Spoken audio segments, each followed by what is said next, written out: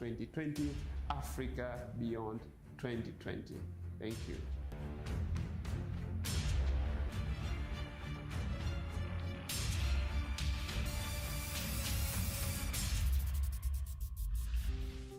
When someone learns to play an instrument, they don't get it on the first try.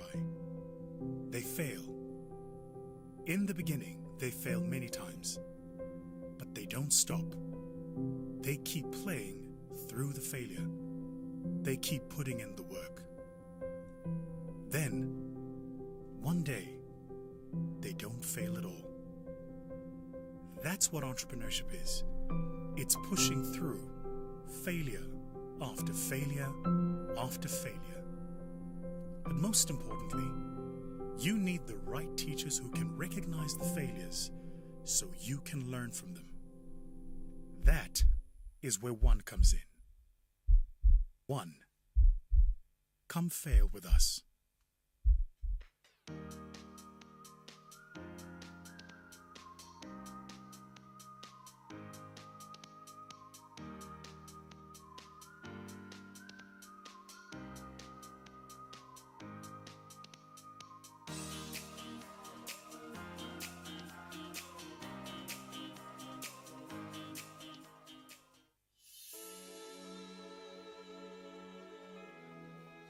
Naki fusi Albert Leputi. Ene mona Leputi mona na ke director. Naki na Maria Leputi ke na me wa mona lapeng. And then role yaka mo company ke more on a safety side. And then the more on the on the financial side. Manually putting a transport like literally putting in 3 daughters holias a transporter the fuel oils and other chemicals for our main customers solo, and then transported the BME and other companies like the energy company, and then more wholesaler. So our main customers is ceramic industries and evergreen and some other customers. Ka history ya ka dilemong tse 20 ya motsetseletseng ke neng ke lelegisa tsona tsena mme ke ila ka bona hore le hanka tswela ka ntle ka ema puane mane moya wa mfoka. And then we just started this 2008 May with the 2 trucks. In 2008 the fuel price was very high. To fill up this truck when it's empty, it was over 7,000. Our main success is we pass stages the first 5 years ho fetsa ho patela di-truck tse ne re startile business ka tsona, and then after ra khona hore re eketse our trucks on top of that. So success ya rona ko re la khona ho thola wholesale e leng ya go thusa hore re khone hore re se ka hlola re tshela diesel ko ntle mo neng re sebedisa pump price. With the wholesale, we our own fuel storages, and our own pumps, and then our trucks fill up here. Got the system here profit. My name is Sana Liputing, and my role here, I'm a senior debtors administrator. By attending master classes, we learned a lot of things, and I learned about the HR, but finance, it was the most difficult one. Attending master classes helped us a lot. So everything that we did at master class, we also did it here at the company. Yes, I would recommend entrepreneurs for the ESD program.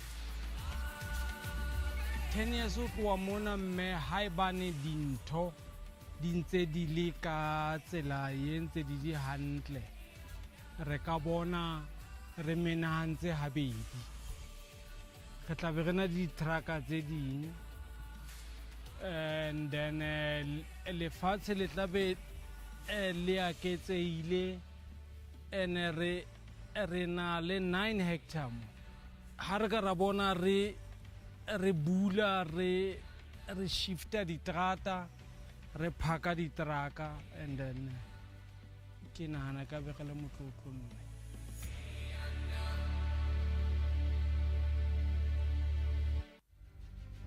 Story of MyGrowthFund. Vusi Tembegwayo founded MyGrowthFund after investing in startup businesses on the African edition of the global hit TV series Dragon's Den. Having noticed a glaring problem, the entrepreneurs that raised funding were predominantly male and white, whilst the country had a challenge of investing in disadvantaged groups. However, black entrepreneurs not having the benefit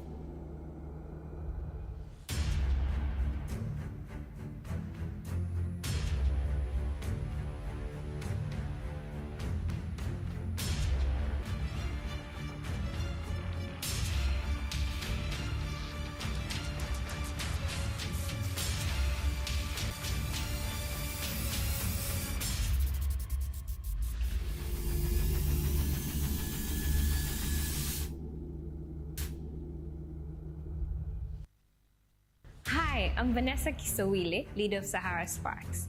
This year's event is looking to explore what is in store for Africa after 2020. This year has been one of a kind. It has brought unprecedented events. But hey, what should we invest more in the continent after this year's experience? What are the areas we need to focus more? What are the lessons that we've had? And what is most important for Africa when it comes to job creation, when it comes to investment, even growing the business and investment landscape of each region in Africa? This year, we're looking to see how can we reimagine the future of the continent. You're welcome. See you there.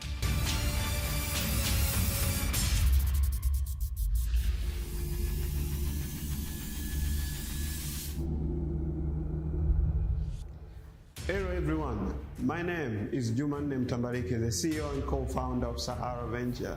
I'm excited to be here.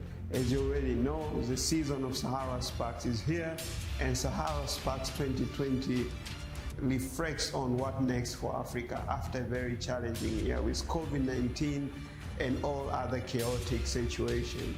The aim of the event this year is to think as optimistic as possible on what should we do next at the continent. What next for the health sector? What next for the education sector? What next for the general economic perspective of the continent after very, very challenging situation?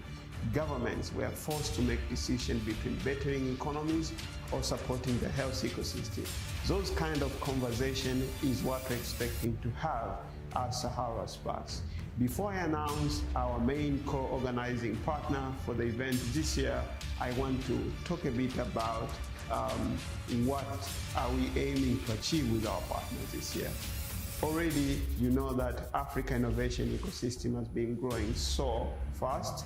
We have more than 600 technology hubs mushrooming across the continent.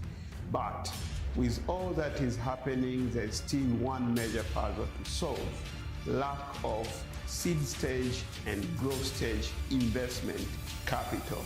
That's one of the challenges that needs to be addressed and needs to be addressed quick. Most of our local investment firms are struggling to raise funds. We don't have as many as possible seed stage investors. Most of the companies are still struggling to get to a stage where they can be investor ready. What needs to be done so that we can be able to build a strong investment landscape in Africa to support early stage businesses and SMEs? That is what made us and MyGrowthFund to come together to have this conversation this year during Sahara Sparks, but also to encourage other people in other ecosystems in Africa to come on board with us. Please don't miss a chance to have this conversation with us this year. We are looking forward to see you at Sahara Sparks 2020, Africa Beyond 2020. Thank you.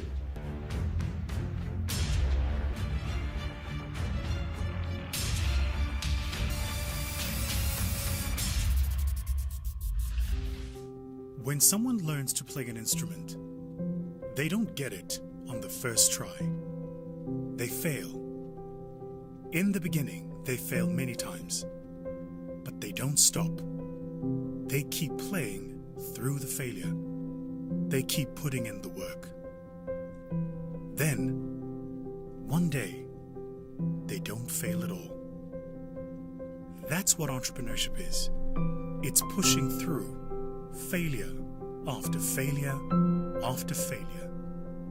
But most importantly, you need the right teachers who can recognize the failures so you can learn from them. That is where One comes in.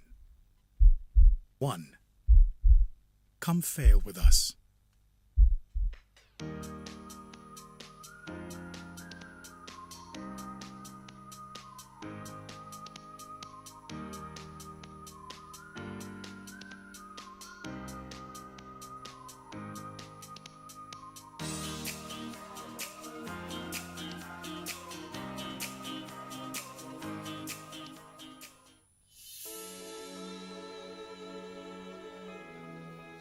nna ke Fusi Albert Leputing ene mona Leputing mona na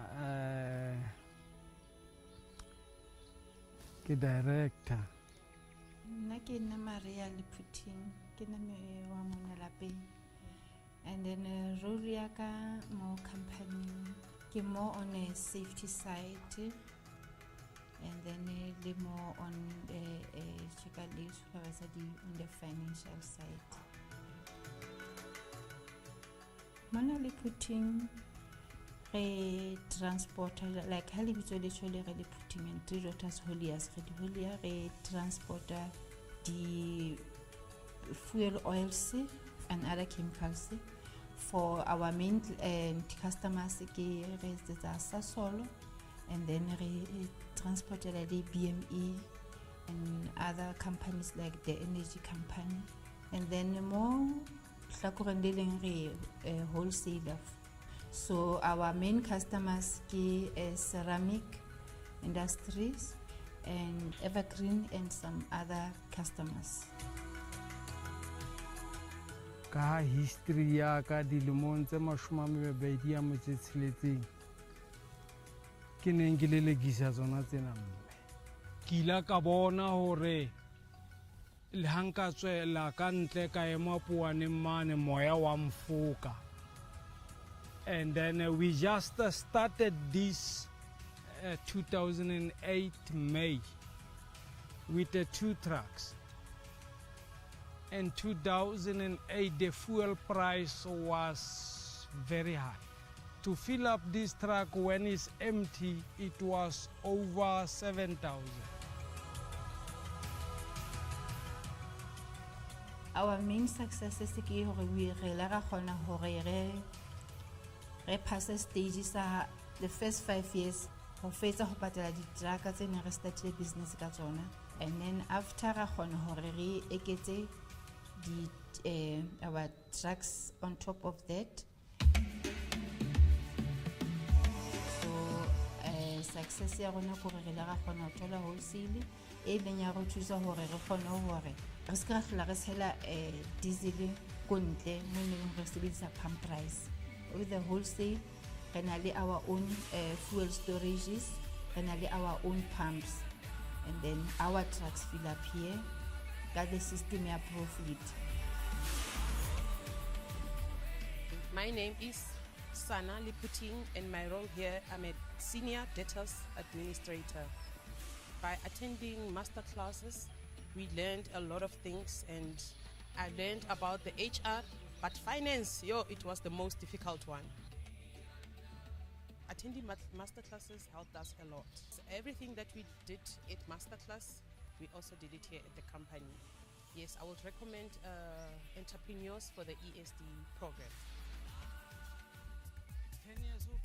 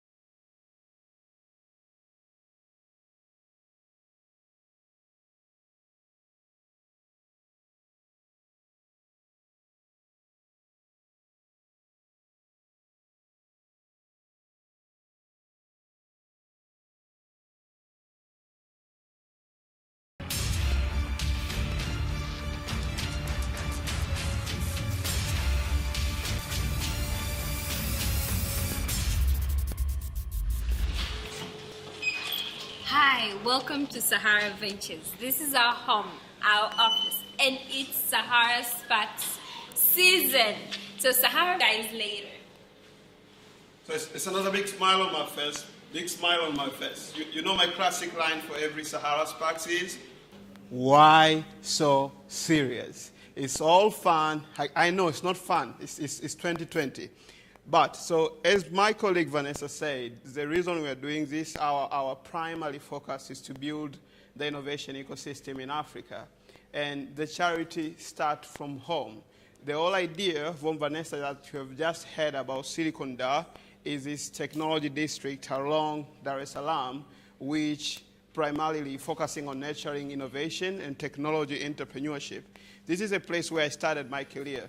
10 years ago, I was working at the Commission for Science and Technology Tanzania as a very young guy, trying to see how innovation and tech can be a tool to foster socioeconomic development in my country. Fast forward 10 years later, this place is becoming a technology district. You have all the telecom operators, you have public offices, you have innovation hubs, and this is a story of Africa. Whether you are in Silicon Accra, Silicon Savannah, Silicon Cape in South Africa, this is a movement, and it's happening. Innovators and entrepreneurs are completely transforming the continent, and we cannot afford to be left behind. So what we decided to do back in 2016, we started this journey of creating a marketplace for innovators and entrepreneurs, and that marketplace is called Sahara Sparks. When we started, it looks like something small, a place for young people to meet and catch up and to reflect about techie and coding and stuff like that. But eventually it becomes a platform for governments, development partners, decision makers to meet and discuss about innovation and technology in the continent. As you can see, this is when we were starting. This is the former Director General for Commission for Science and Technology Tanzania. This is our colleague, Edward Anderson. By then he was working with World Bank. And we even had someone from Uber Africa just to have those conversations. Fast forward a year later, in Dar es Salaam, we are very happy to host our colleagues, Afrilabs, as well as Africa Business Angel Network, to make now the conversation move from just being a Tanzanian conversation, but a Pan-Africa conversation. We are excited also part of this journey. We've been working with different partners, private sector, academic institution, and development partner. One of our strongest partners from the beginning of this journey is the Swiss Embassy, and of course, my friend and my mentor, Ambassador Asa Matri, who has played a crucial role to try to make people understand why these kind of events and conversation are very important in the continent. In 2019, we strategically decided now to focus primarily working with the government. As you can see, this was a meeting with one of the ministers in Tanzania, Honorable Stella Ikupa, as well as representative of what we know in Tanzania as National Economic Empowerment Council, discussing now how these conversations can inform policies, can inform national level strategies, regional level strategies, and this is happening. But what is more exciting, we were challenged in 2018 to think more also on the side of investment and funding.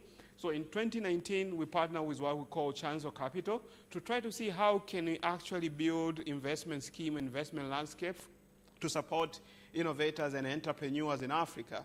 We had an exciting event, and actually to some point of time, that is what informs what is happening this year. I don't want to go there, I'll explain. In everything that you do, there's a stage where you say, this is like kind of a pinnacle of our success, and we've been able to test and approve our business model, whether it's working or not. In 2018, we were able to host His Excellency Dr. Jakaya Mrisho Kikwete, the former president of Tanzania, in among the conversation we hosted, and this was one of the conversations around e-health and how technology can be used to address issues around maternal health. Fast forward this year, the theme is Africa Beyond 2020. Just in case, for those who follow us know that this was not our original theme. Our original theme was Future Reimagined, but we also got disrupted because nobody was prepared with COVID-19. So part of the conversation we were having, we bumped up into Vusi. Vusi was in Dar for his consulting work, but as he always does in different African cities, he has a tendency to offer free master classes. So we hosted his free masterclasses at Sahara Accelerator. Part of the conversation we had was, can we do something Pan-African? Boom, the partnership between MyGrowthFund and Sahara Sparks for Africa Beyond 2020 event. We are very excited and we are looking forward for future conversation about investment in Africa, about future skills, about digital dividends, about technology being used as a tool for socio-economic development, but also about attracting local capital and local investment to support startups and entrepreneurs in the continent. I've been informed my time is over and we're about to go on here. See you guys in the next few minutes where I'll be keeping my keynote. Thank you.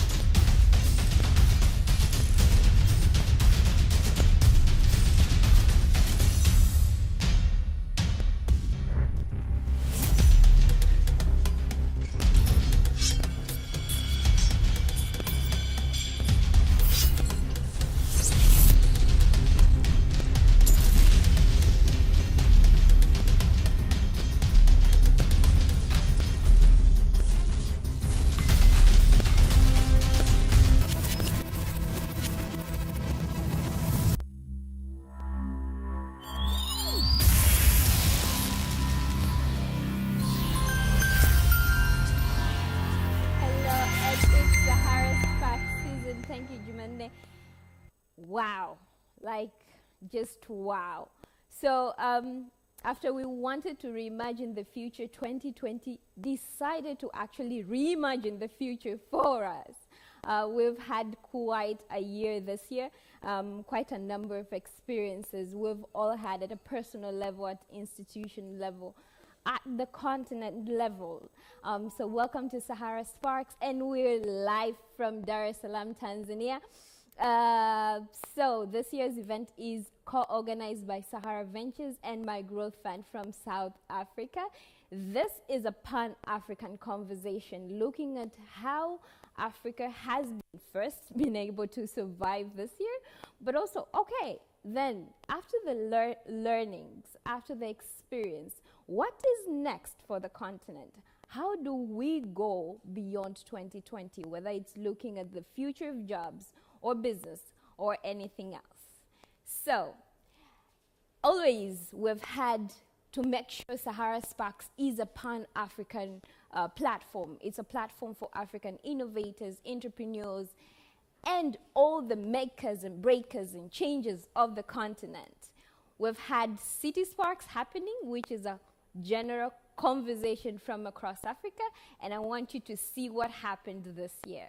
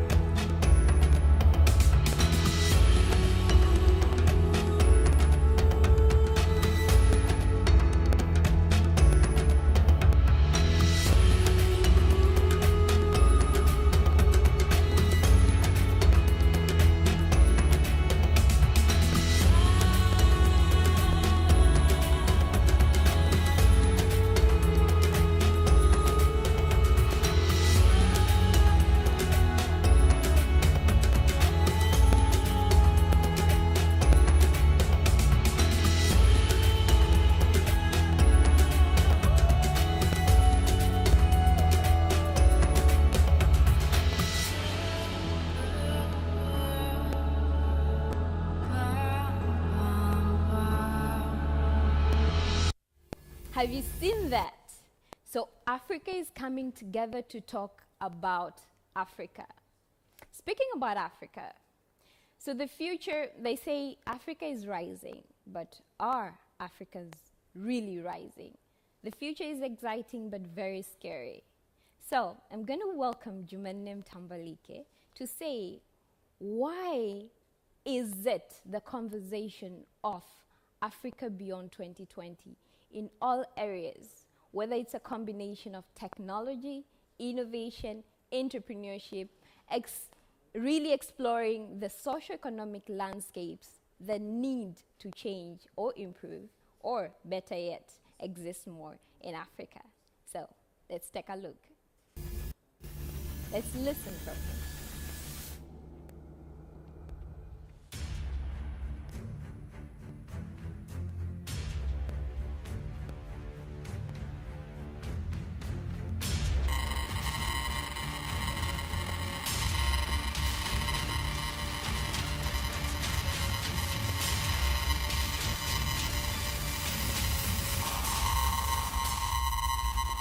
Thank you, Vanessa. Thank you, Vanessa. Hello, everyone. Hello, everyone. It's a very interesting.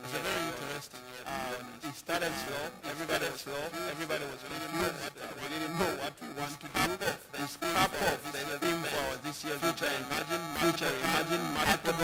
Had to go public and announce we're not doing the event this year. We had to go public again and say we're doing the event. We had to go public again and to say we're doing the event virtually. And finally, here we are. So we are all trying to fit in with this COVID-19 mess and what it has created. But we remain optimistic. Africa will come out strong and brave. If you agree with me, whatever you are, say yes. So here we are, Africa beyond 2020. This was the final theme we decided to use for this event. And the idea was, what does this future look like for Africa beyond this year, from all these lessons that we have learned, from all these important things that have happened, that have shaped how we offer services, that have shaped our education sector. A lot of kids across the continent were not able to attain or access education platforms. We had disruption in the food sector. We had disruption in the health sector. So the key issue was, what next for the continent after this? And this is what pushed us to come with the theme, Africa Beyond 2020.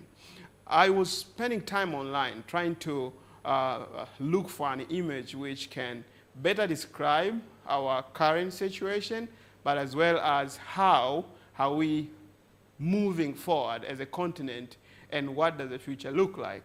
So if you look at this image, you will see a symbol of African youth who is actually kind of digitized, who is working remotely, who decide what time to go to the office, who shows that important aspect of the future of work in the continent. With all that, you came to realize there's also some challenges for them to be able to access this.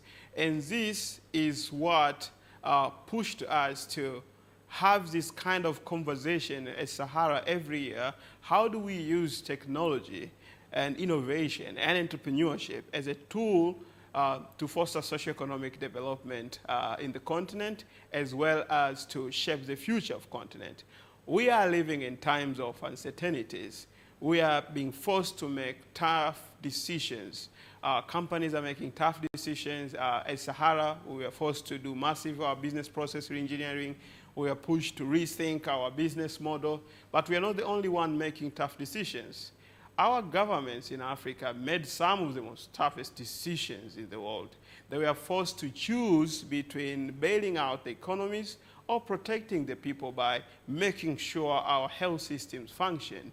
We came out stronger in one side, in everyone's surprise. Like, everyone is struggling to understand how Africa has been able to cope with COVID-19 health-wise, but everybody knows the catastrophe that is coming because of COVID-19 to our economies. And this is not a very good news for SMEs and businesses operating in the continent.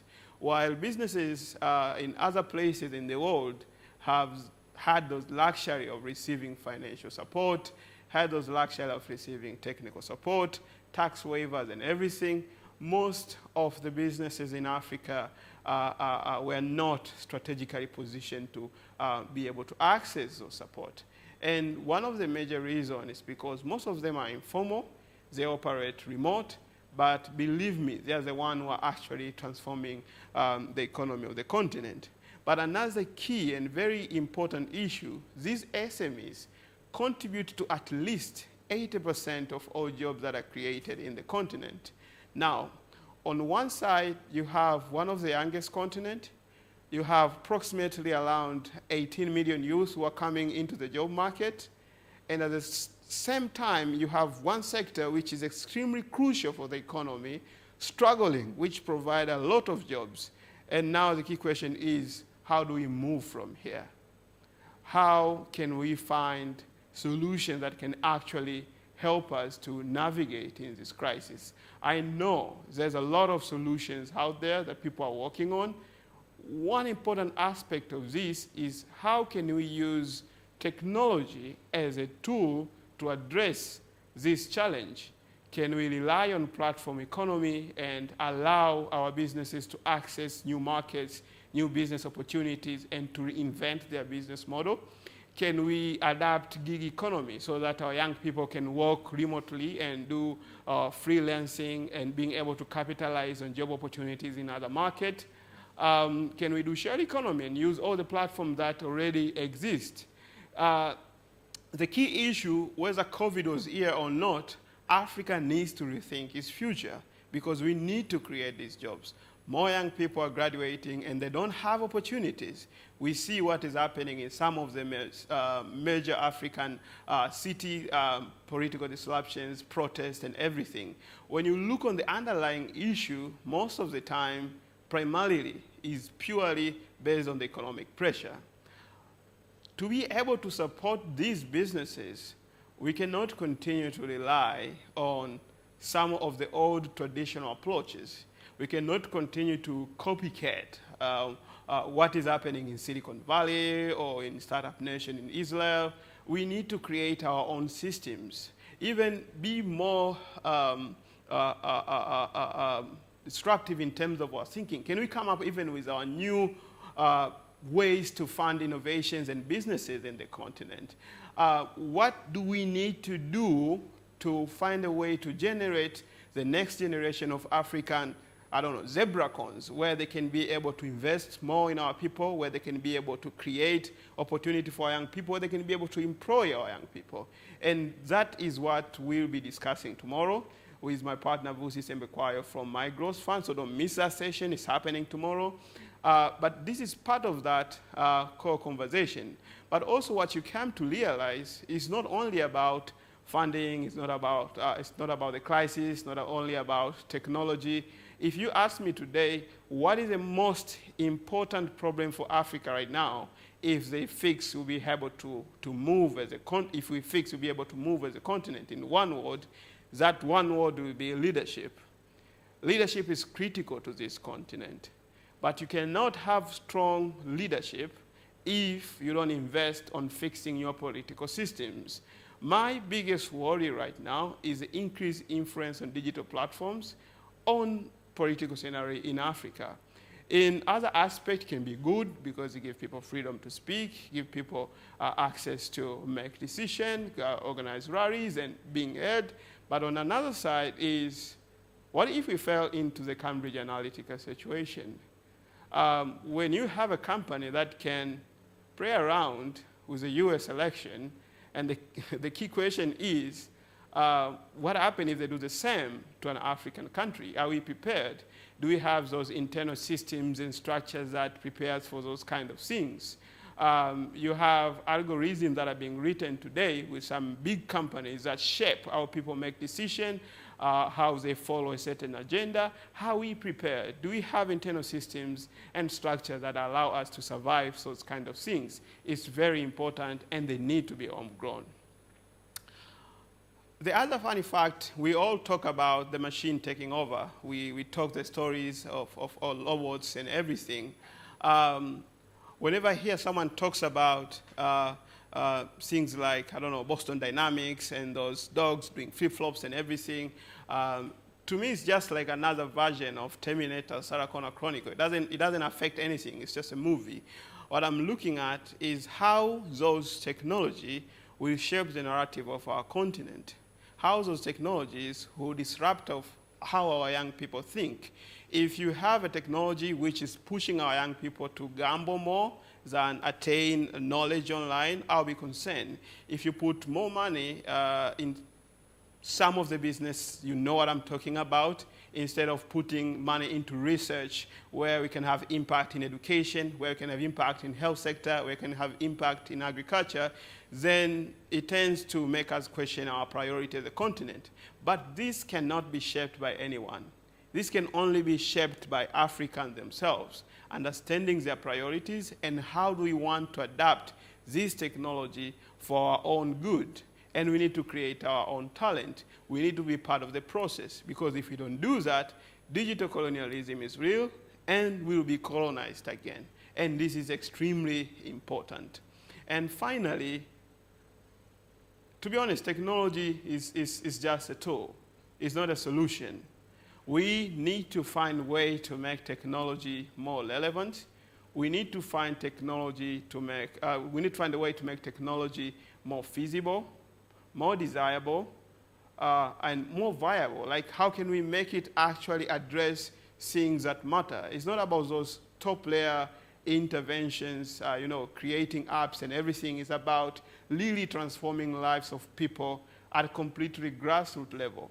4,000 BC, long time ago, the handle was made in Egypt. It became a symbol of civilization in the community. It's still being used up to today. It might not be efficient, but it was a cross-cutting innovation which addressed really problem for people at different social status, and it was able to actually completely transform the society. Can we bring AI, blockchain, big data, additive manufacturing to this level so that these technologies can really transform our economies, can really improve the livelihood of our people, and can really help us to have that prosperous future at the continent we are looking for. Thank you so much. We'll be having these conversations in the next 2 days, starting today. Don't miss. The hashtag is Africa Beyond 2020, and I'm humbled and honored to host this event this year. Thank you so much.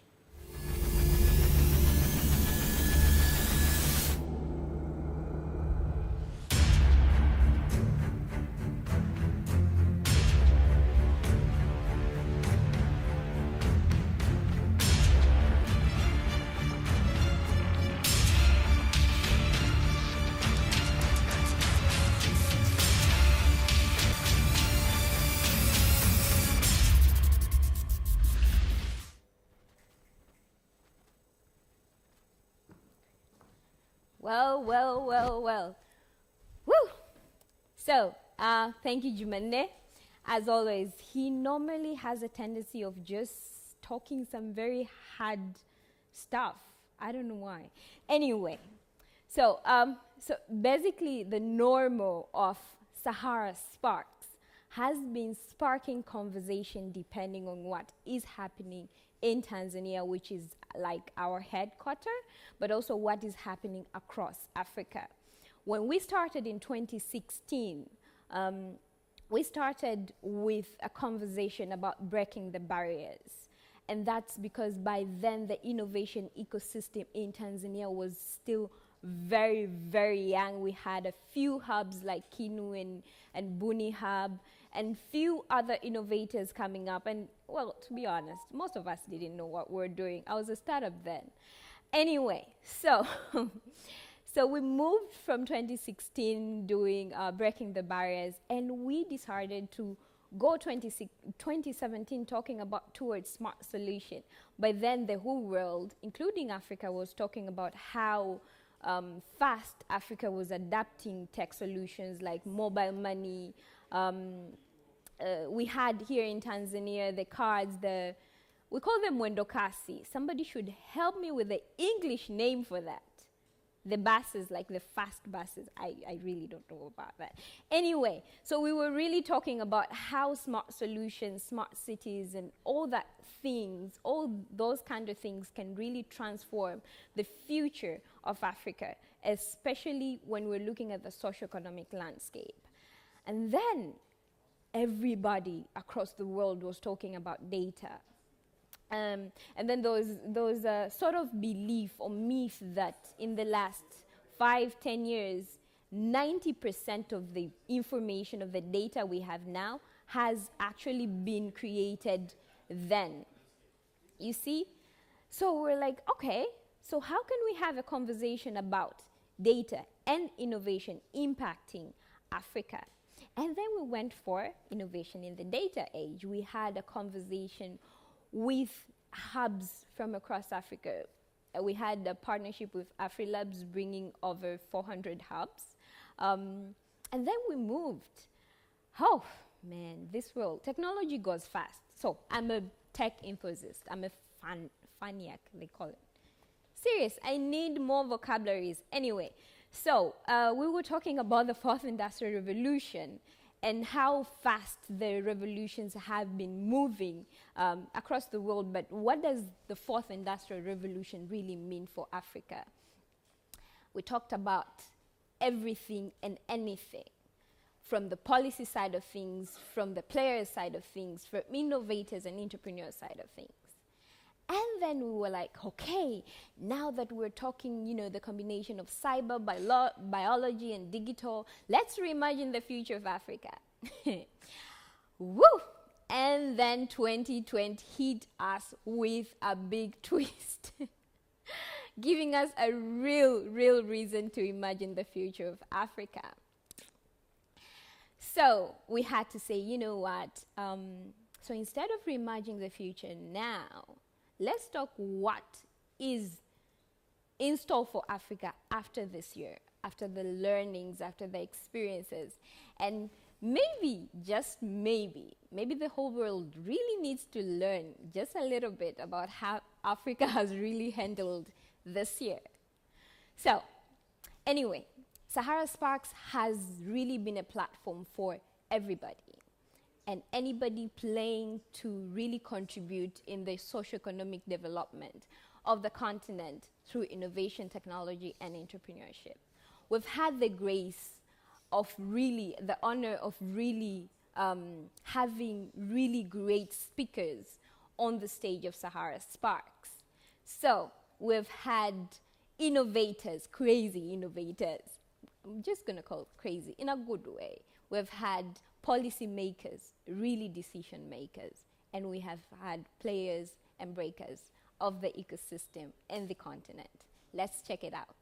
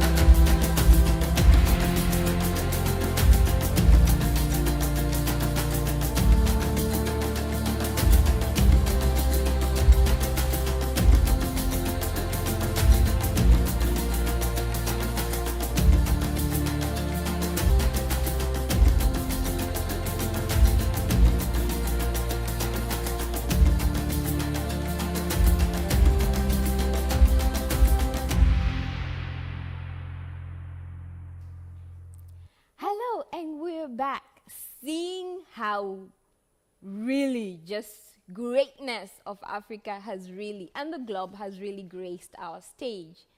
I'm going to bring you something, should I call even greater? But anyway, you will be the judge of that. I'm going to bring our partner, the CEO of MyGrowthFund, Vusi Tembekwayo. He is the global speaker business speaker for that matter. You know, he has unbeatable record. You know that, right? Anyway, he's a serial entrepreneur, an investor, and a real champion of socio-economic development of the continent, bringing together players from across the continent to have this conversation and to actually do something about it. So, welcome, Vusi Tembekwayo.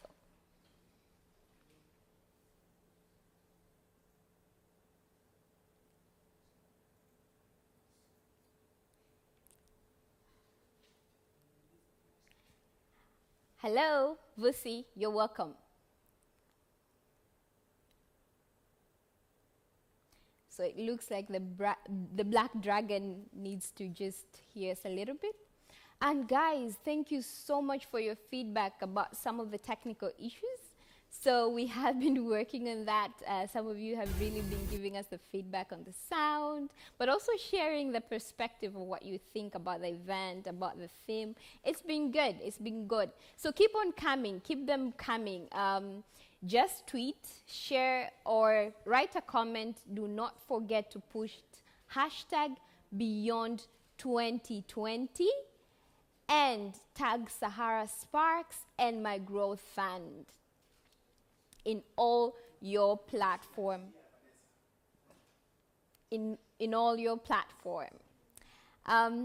Anyway, so I'm trying to have a conversation with myself at the moment. The team has really done a great job, you know, preparing me, and I look all this good. But can Africa really look this good? Maybe a little bit better. Today we're looking to have a conversation around a lot of things, around the future of job, the future of the continent. What does gig economy and different economies mean for the world? Anyway, now we're back. Please allow me to reintroduce the Black Dragon, Vusi Tembekwayo. As I said before, you do know he has an unbeatable track on global business speaking. Anyway, he's a serial entrepreneur, an investor, and a real champion of socio-economic development of Africa, bringing together all kinds of players from across the globe to really do something about Africa's rising. You're welcome, Vusi Tembekwayo.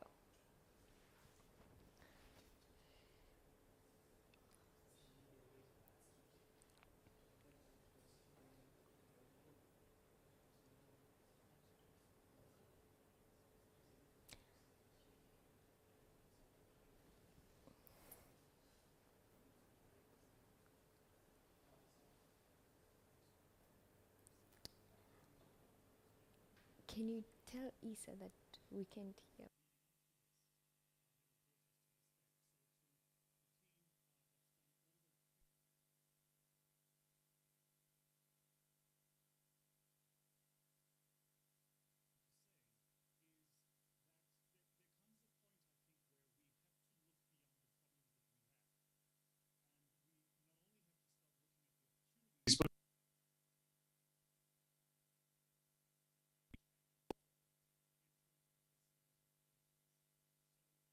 Really important here.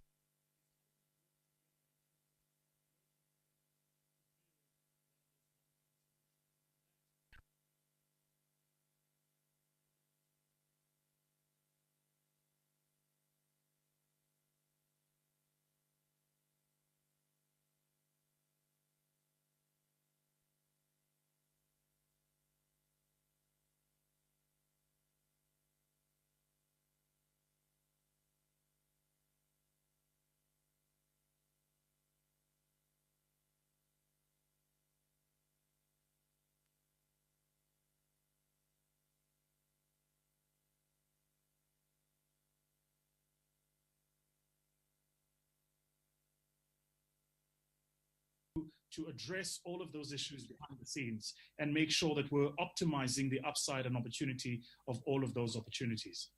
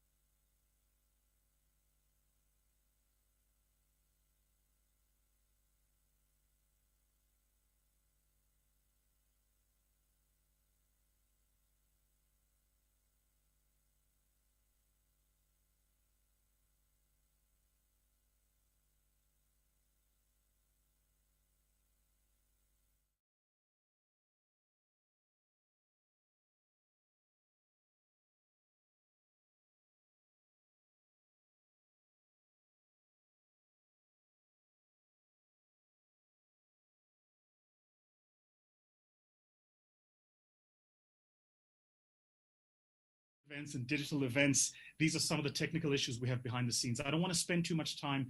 I'm cognizant of the fact that as it is, we're already having issues. Just host, if you can enable me to share screen on your side, because there's a couple of thoughts that I want to share that I want the people who are watching this conversation to really, really get a sense of. I think a couple of facts and ideas, some numbers behind the scenes so that we can understand all of the upside potential and opportunity that we have. And what I wanted to do was to talk a bit about some of the countries in the continent and what we're beginning to see happen in those countries in the continent. Now, just for context, I spend my time building entrepreneurs, and I like using the word building entrepreneurs because I think to talk about investing in entrepreneurs is only one part of the cycle. There's the investing that you have to do, there's the continuous monitoring and evaluation that you have to do, there's the reporting that we have to do, and if you're running, you know, an institutional instrument like an institutional fund, then those things are built into the fund mandate in any event. But beyond that, you and I both know that what actually happens with a lot of entrepreneurs is the journey is tough, it's lonely, it's hard, and that's actually where they need the good time. That's where they need the love time. That's where they need the tough time almost, and sometimes the tough conversations. ABSA, for those of you joining us from the rest of the continent, you would know it as Barclays, which is a bank, a Pan-African bank, has done some work to look at the rise of countries in the continent in terms of ease to do business, the proliferation of financial markets, and in particular, the ability for financial markets to finance and grow particularly medium-sized businesses. And they looked at 4 different economies that I want to share with you here, just to give you a sense of the semblance of improvements we're beginning to see. So in terms of scoring, a country like Mauritius scored 62 points in 2018. By 2019, they jumped up to 75 points. They went from 4th to 2nd in the continent. Now, most of you joining us from South Africa would know, if you don't, it is a fact, that it's now quite common to see VC companies domiciling themselves in Mauritius for several reasons. Favorable tax regimes, for instance. We have a Mauritian relationship, so there's favorable tax relationships. There's issues around. They have the fact that they have an RSL, a regulatory sandbox license. All of those make it easier for all of us in the ecosystem to work and to build businesses. Just north of my own country here in Namibia, and a bit later, Roland, who's a good friend of mine, runs Cirrus Capital based in Namibia. We'll be talking a bit about some of the work we're doing in Namibia, not only to build and finance businesses, but also to grow the ecosystem. Namibia has also done well. 2018, 57 points out of 100, 2019 to 65 points, went from 6th in ranking to 4th. Tanzania, where the good people at Sahara Sparks join us from, has also seen an improvement from 43 points in terms of ease of doing business, competitiveness, access to capital, to 55 points. They went from being ranked 15th to 7th. And so the point I'm making is this, is that even though behind the scenes, we get the sense that things are tough, but there's a lot of work happening, and it's important that we take cognizance of that work. Rwanda, my favorite country in the continent, 49 points to 53 points from 11th to 9th. And I think of all the countries to watch in the continent, in my mind, Mauritius in terms of capital markets, and Rwanda in terms of innovation, as well as ability to foster and drive innovation deliberately, are going to be the countries that enable us to succeed the most. And then Egypt, where we were looking at a transaction earlier on actually in the year and have been working on it for quite some time. It's again another frustration when you have issues around, as we often do in South Africa, foreign exchange controls, right? And so how do you externalize currency once you've reached those limits, et cetera, which, by the way, for a firm of our size is not a hard thing to do, to breach those limits. But Egypt has gone from scoring 42 to 51 points from 16th to 11th. Guys, I got to tell you, you got to watch out for Egypt, and you got to watch out for Morocco too. The point I'm making quite simply is this. A lot of us on the continent, whether you're a startup founder, small business person, you have an idea, you want to be an angel investor because you got some dry powder, you're seeing stuff happen and you want to invest in it, wherever in the ecosystem you are, the major challenge for us is we think too provincially. You're thinking about your own little world and the own little space where you're operating. This is the final graph I want to share with you here today, right? And it's a busy graph, so I just want to take a step back and help you discern what this graph actually says. This is work done by the World Economic Forum together with the IMF, the IFC and the World Bank. And what they did and this is back in 2016 already, was they looked at access to electricity in the continent, access to power and electricity in the continent, and the percent of people in each country that had access to reliable power and electricity. Now, I just started by showing you the amazing developments we're seeing in terms of business competitiveness, access to capital, etc. I'm going to end here because I think this shows you the potential for the upside. So I want you to focus on the biggest dot in this whole graph, which is Nigeria. Nigeria is now the largest economy in the continent. About that, there is no doubt. But if you consider that 55% of Nigerians, certainly at the last count, 55% of citizens in Nigeria did not have access to reliable electricity and power. Now, you might wonder, why is access to reliable electricity and power an important determinant? Well, think about it. Reliable access to electricity and power, if you get cheap electricity and power, you can industrialize your manufacturing sector, you can automate your production sector, you can create spaces for entrepreneurs and innovators to build businesses. All of the work we're doing here today relies on electricity and power. Even the very functioning of the World Wide Web is packed off the back of our power constructs. So Nigeria, 55%. Go further west. Look at Sierra Leone, Liberia. Sierra Leone, 94%. Liberia, 98%. Come further into the center again. Look at Chad. Look at Central African Republic. Chad at 94% and the Central African Republic at 95%. By the way, to say it again, that's 95% of citizens without reliable access to electricity and power every single day. You notice if you look at Central Africa, that number, by the way, is easily above 50%. In fact, it hovers around the average when I last looked at this data of around 64%. So the point quite simply is this, that for most of our brethren actually all throughout the continent, reliable access to electricity and power continues to be an inhibitor in terms of our ability to build an ecosystem. Then I want you to look at North Africa. You'll notice Morocco, Tunisia, Egypt, they've got their act together. And so when people often talk about North Africa, they talk about the Africa strategy, I often make the point, particularly when I'm talking to global investors raising capital, is that there is no one Africa. There are different Africas based on different financial systems, based on different regulatory environments, based on different maturities in terms of their capital markets. There's just a different complexion depending on where you look. So the upside, the economic potential, and this is the point I want to make, is huge. So if you look at the latest transaction, which was now all over the news, when Stripe bought Paystack, and you look at the valuation of Paystack, let's assume that Nigeria has done a 10% reduction of this, and it's gone from 55 to 50% of Nigerians now having reliable access to electricity and power. That means that the Nigerians who are in the financial sector are only part of that 50%, which means that an underlying company that enables mobile payments, the likes of which is a Paystack, taps into a fraction of the fraction of the fraction that is the total populace. So the upside potential for us in this continent is huge.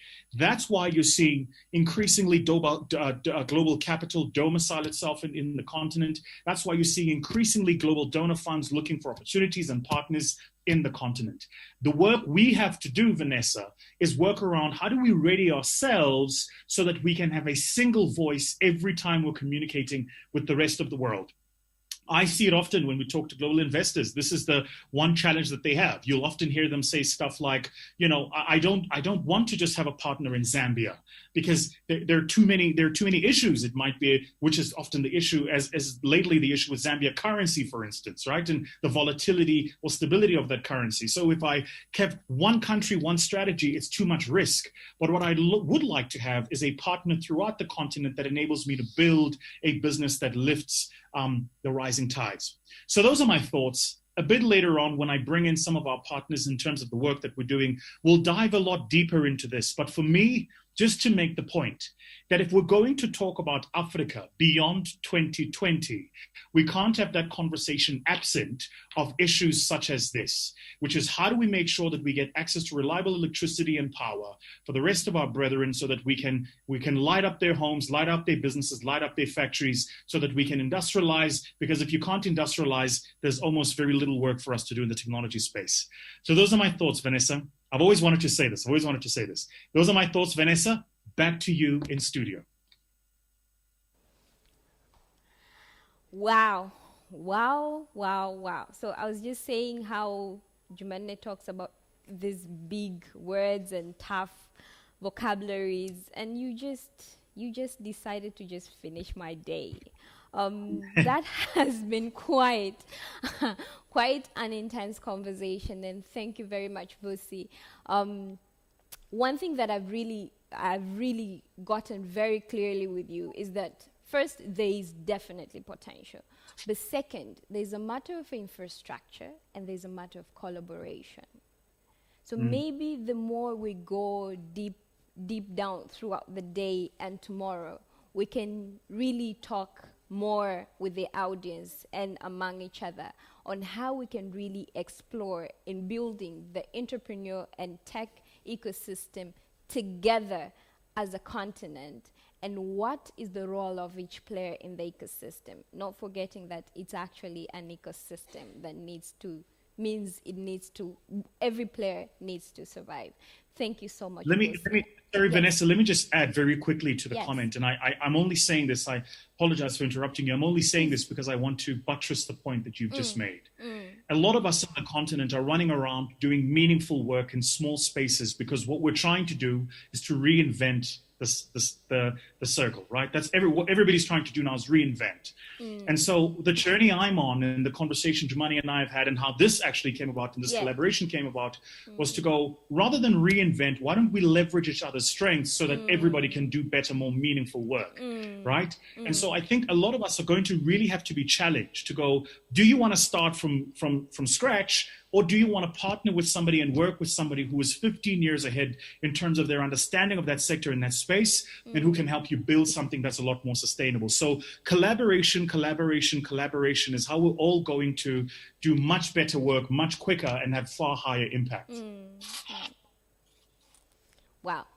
Thank you so much, Vusi. I believe we'll have more conversation as the day goes on. So I'm looking forward to catching up with you again. Excellent. So, how are you guys doing? Don't mind, they don't want me here, so don't mind them. Anyway, so I want you guys to just continue, get a highlight just a little bit, and then we're going to get back with an even bigger conversation, an even tougher conversation, and an even more meaningful conversation about the future of Africa, the future of job and gig economy. Absolutely.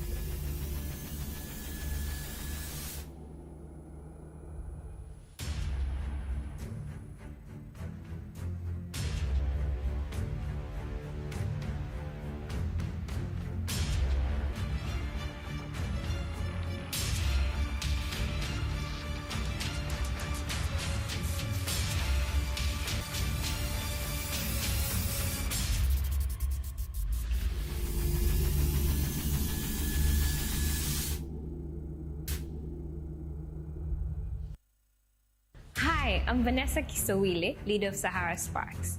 This year's event is looking to explore what is in store for Africa after 2020. This year has been one of a kind. It has brought unprecedented events. But hey, what should we invest more in the continent after this year's experience? What are the areas we need to focus more? What are the lessons that we've had? And what is most important for Africa when it comes to job creation, when it comes to investment, even growing the business and investment landscape of each region in Africa? This year, we're looking to see how can we reimagine the future of the continent. You're welcome. See you there.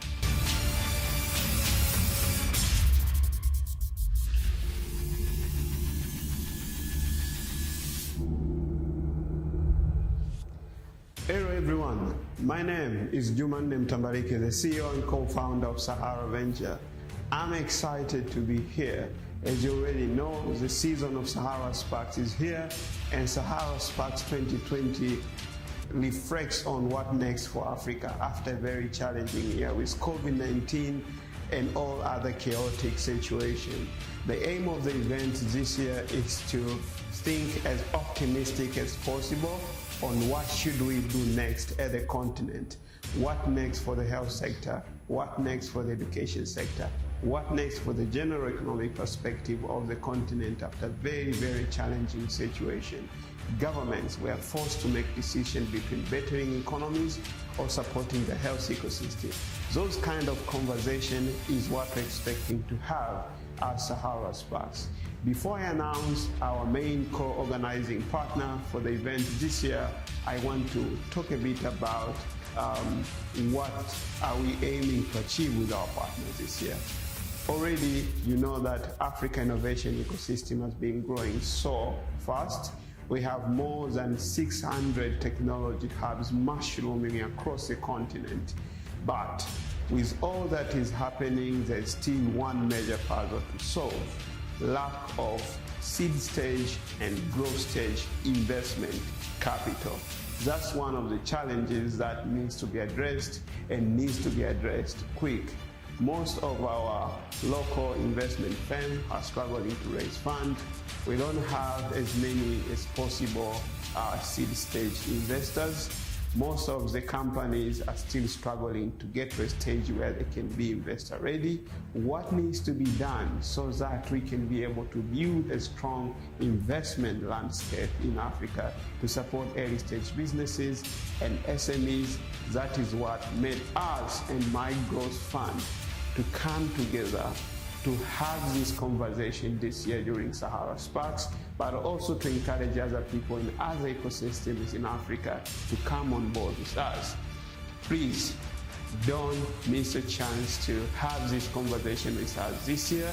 We are looking forward to see you at Sahara Sparks 2020, Africa Beyond 2020. Thank you.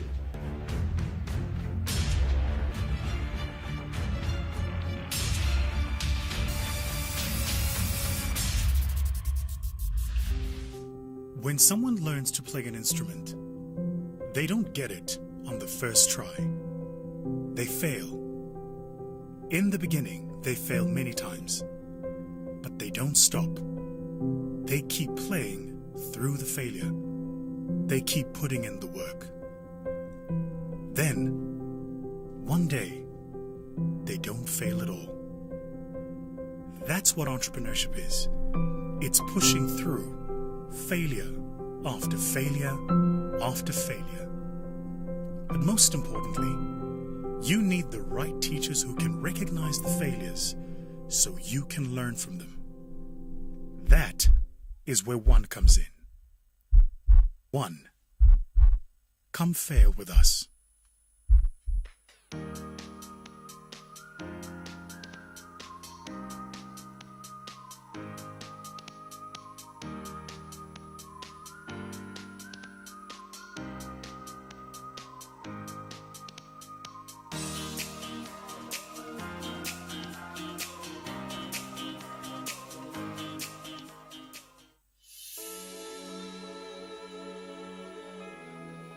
Nna ke Fusi Albert Leputi ene mona Leputi mona na ke director.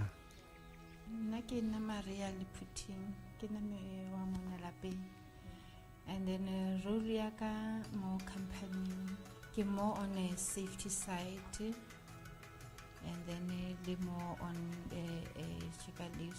on the financial side.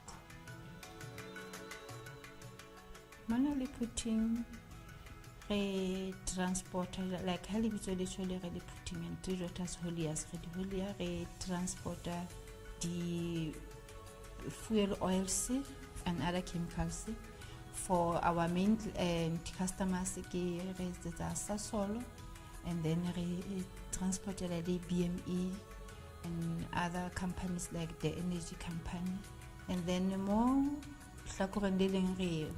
wholesaler.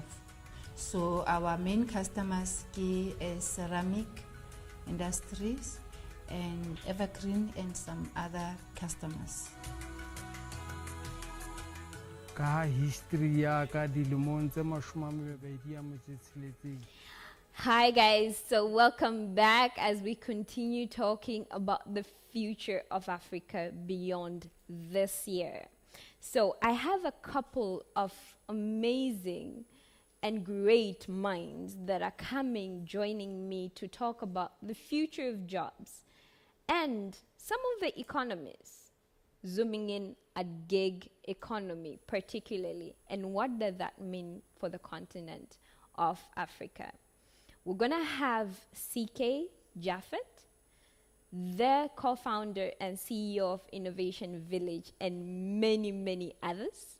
But we're gonna have also Edward Anderson, who is a senior technology and resilience specialist from World Bank.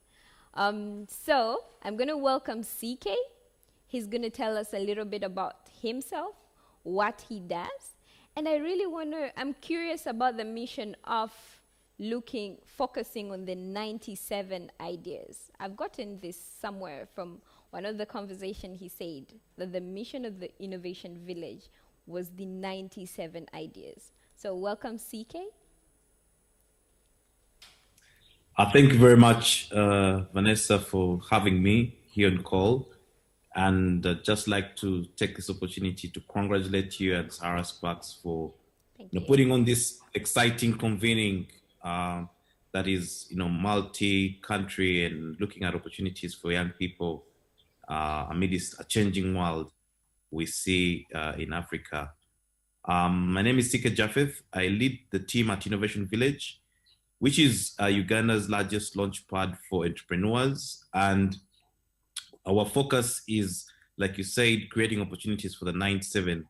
And it's quite interesting how we came up with the idea of the 97. And I'll tell you that if you look across Uganda and across other African countries, how we normally support entrepreneurs is through typical competitions that bring together 100+ submissions for ideas from entrepreneurs. And the nature of the competition is that we'll pick up idea 1, idea 2, idea 3, give them $5,000, $3,000, $2,000. Of course, it's not enough for any of these guys to do anything. So they go on to buy an iPhone X, a laptop, wait for the next competition. So we're literally building, competition entrepreneurs over the period.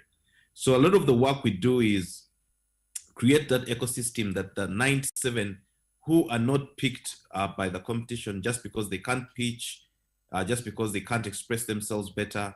So we've created a path for the 97 who are normally left out of these competitions and given them an ecosystem they need to also start to grow, to expand their ventures. And as I speak, I'm really humbled by how we've managed to scale that work because, for example, in Uganda, we've built 5 innovation hubs across the country.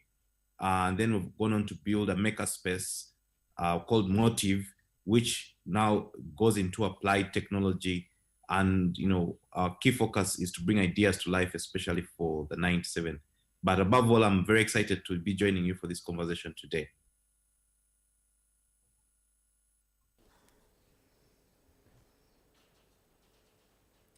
Thank you so much, CK.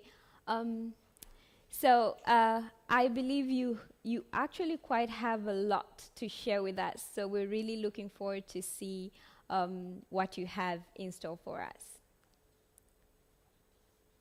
All right. So basically, I think when we're reflecting on the conversation about the gig economy and young people and what we can do for them, for me, it's something that's really close to my heart because if you look at my country in particular, with unemployment rates of upwards of 60%, 400,000 young people coming to the labor force every year. We're not able to create enough jobs for all of them. You struggle with how can we, tap into the potential that they have. And I think this is true for other African countries. For example, I know Tanzania is just coming out of a hectic election period, and Uganda is right now in a similar one. a period. And I remember just about a week ago, we had riots on the streets where 50 people lost their lives. Wow. So these things that are real for young people, and I'm looking forward to being part of this conversation and also sharing what we're already doing as far as the gig economy, tapping into the potential of young people and entrepreneurs to make sure we're making them a visible contributor to the growth of their country.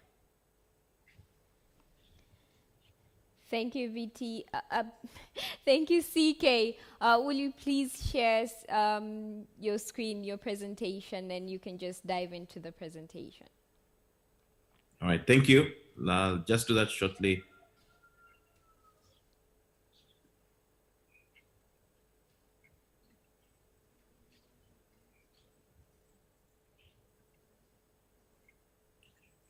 All right, so I already discussed and mentioned about how we need to enable the gig economy and create opportunities for young people, and everything we do at the Innovation Village across all the locations is focused on enabling and unlocking our potential. And it's quite a passionate vision that we've set out, because it's hard to understand how this can be achieved in the context of our ecosystem.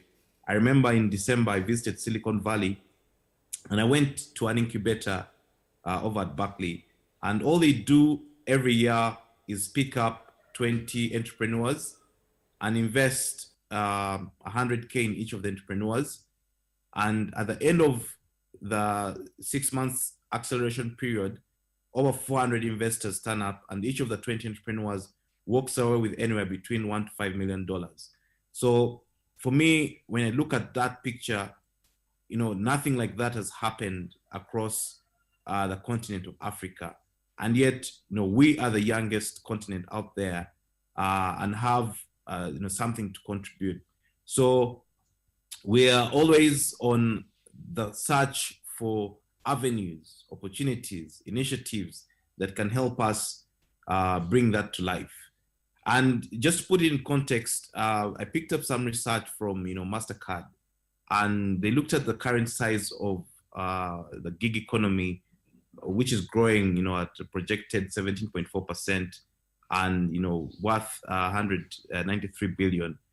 And this presents an opportunity for our young workforce that can be structured into meaningful engagements to put their creativity to work. But as an ecosystem builder, I'm keenly aware that the infrastructure that we need for this economy to come to life is not really in place. So for example, I do a lot of research, and you'll pick up things around the freelance union in the US and how it's organized to make sure that freelancers are an active part of the workforce. And yet, if you look at our context, it's almost as if, the freelance, everybody is on their own. And yet we know, with all the problems that we face, that the gig economy is going to facilitate, participation of young people, especially in economic opportunities. And so you have to take a look back and try to understand what is informing the trends that we're looking at, up to 2020. And I intentionally picked this up because it's research that was done in 2018. And on the left, you can see the trends that are impacting business growth up to 2020. Things like adoption of new technology, big data, mobile internet, AI, cloud technology, expansion of middle classes, and congratulations to Tanzania for having achieved middle class status according to the World Bank. And then, trends that set to negatively impact business growth up to 2020, whether it's changes in government policies, cyber threats, protectionism. Now, I intentionally put this up here because research done in 2018, but you can see how one occurrence like COVID-19 has made all of this irrelevant and has become the one trend that is now driving opportunities for everyone. So for me, just to bring to the attention that, how fast things are changing, and someone once told me that we're in trouble because the speed of change is also changing. So all of this, according to the World Economic Forum, is what's driving, business growth. But no, then COVID-19 happens and it really changes everything in there. And, they went ahead to go and look at what roles will be changing, what roles will be new roles, what roles will be redundant roles. And if we know what's driving business growth, and we know the roles that will be changing based off research, then it provides a healthy opportunity for young people to begin to reflect on which skills they should be building in terms if they want to participate in the gig economy. And of course, even during COVID, we picked up research where they were talking about the new jobs that COVID has brought about.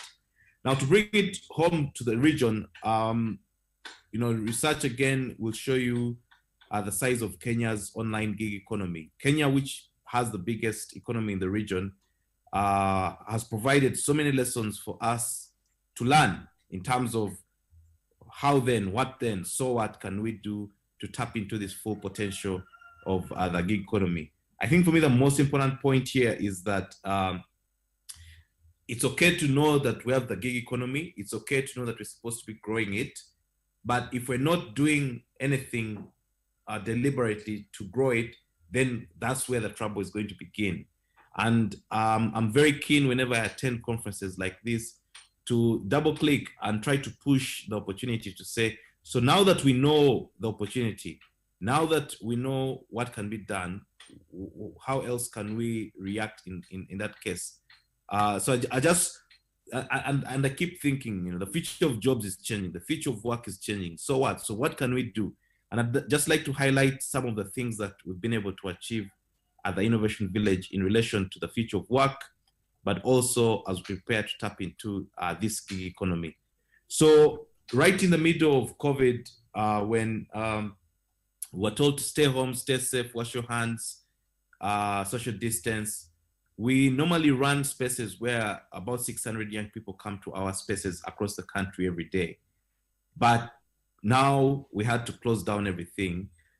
We came up with an idea of, the Freelancers Lounge to kind of unlock the future of work and create opportunities for gigsters, like we call them. So this has led into the development of a platform where freelancers, gigsters are able to access, skills development workshops, masterclasses, tools, and resources for them to, build their own entity, build their own individuality, even as a business, and understand, advice on legal, on regulatory, on what do you need to have in place as you look to tap into opportunities in the future of work. So the Freelancers Launch, took up. We created spaces across, of course, virtually, but also online. And the benefits that we're looking to have for young people and gigsters, around enhancing the skill set of gig workers. How can you connect with a larger community within your space such that you can begin, growing further, but then more importantly, how do you find the gigs? And we realize that we have a big platform, so it's easy for them to find us, or it's easy for people who need their services to find us. So how do we enable them to find gigs, things they can begin working on? Of course, then we have discounted rates in our co-working spaces across the country, but also our partners now across the country. And we're enabling this future of work by ensuring that any gigster across the country can walk into any of our spaces and receive and act as if they were walking into their own office space and their own work community.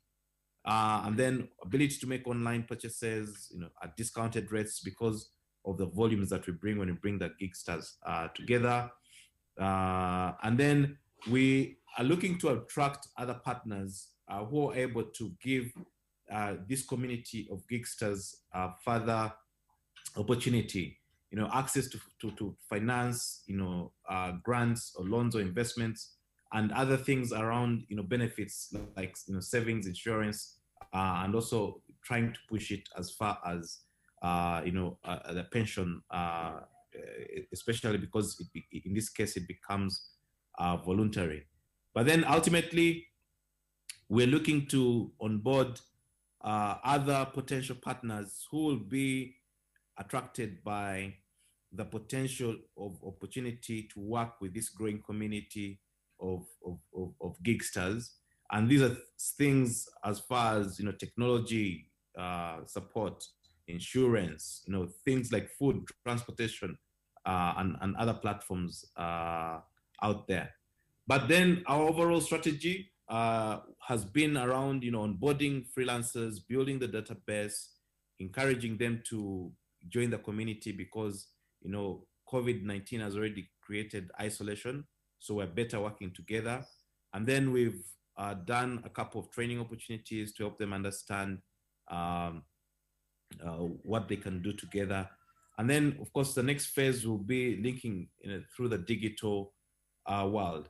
And perhaps part of the reason I am also bringing this up here is that I know we've had conversations with Jermaine in Tanzania, with Morris in Kenya, with Vusi and in South Africa.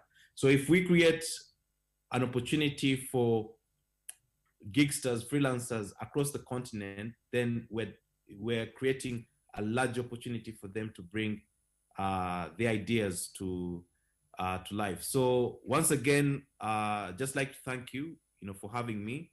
A lot of the work we do, and we have seen that evolve, has involved creating, pathways for entrepreneurs. So whether it's the 97 Fund, whether it's around building the makerspace now for young people. But I think the opportunity right now, and I'm very excited about the topic that we're looking at around, freelancers and Gigsters, it presents an immediate opportunity for us to create employment, to create confidence, build confidence, and to also allow young people to unleash the talent they have into industry. And by doing that, I believe we'll be involving them in being active participants for growth of the country. So I'd like to pause here, see if there are any questions, but thank you again for giving me this opportunity to be part of this conversation.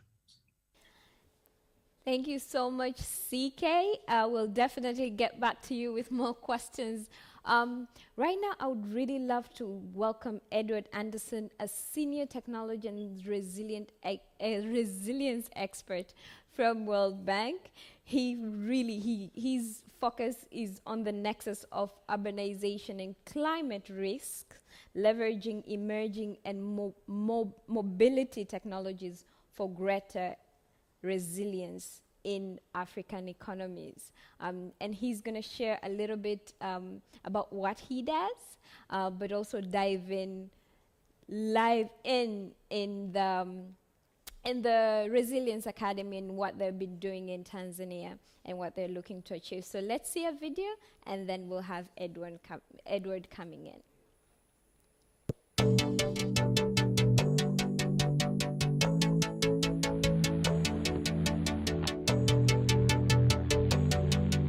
We digitized the whole Zanzibar island, and we have a building footprint of around 500,000 buildings.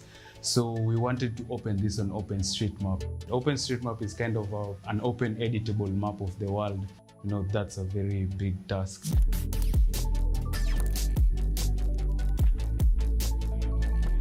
The way we used to do it, go out, collect data, it was kind of impossible. So for us, trying a new method or new tools, seemed feasible. So microtasking is basically breaking down a big task into smaller tasks that can be done by more people faster. It's very digital. Everything is digital, so we just train you, and then using like WhatsApp, give out tasks to people, and then payment, we can do payment via mobile money.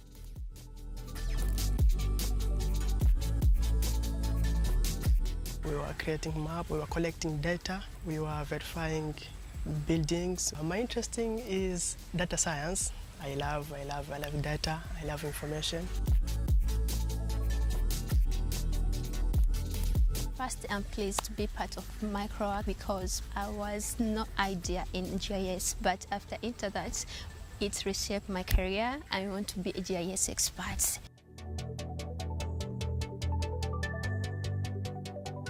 It's just a work that enables people or students to work remotely. Actually, just sitting to your home and then you do a work. You gain different skills and benefit actually. The area is South Sudan. So this is a task that is posted in Tasking Manager where you can volunteer and go out there and try to map in order to help those people who are facing with the flood in Sudan.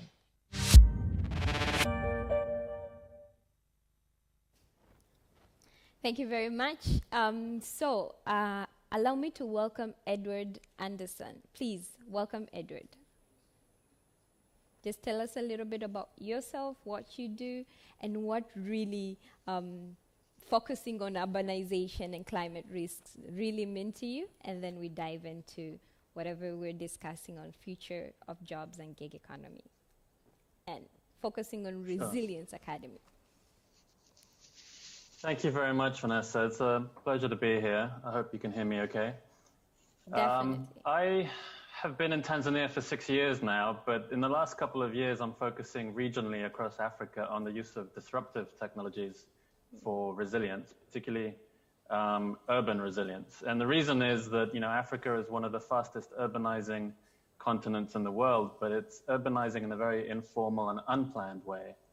And so if we're going to prevent these cities growing into mega slums, but rather being productive mega cities, we need to urgently sort of accelerate the transition to digital and local. We need local human capital to be part of that digital production model of surveys and services and analytics, working with AI and machine learning tools that are out there.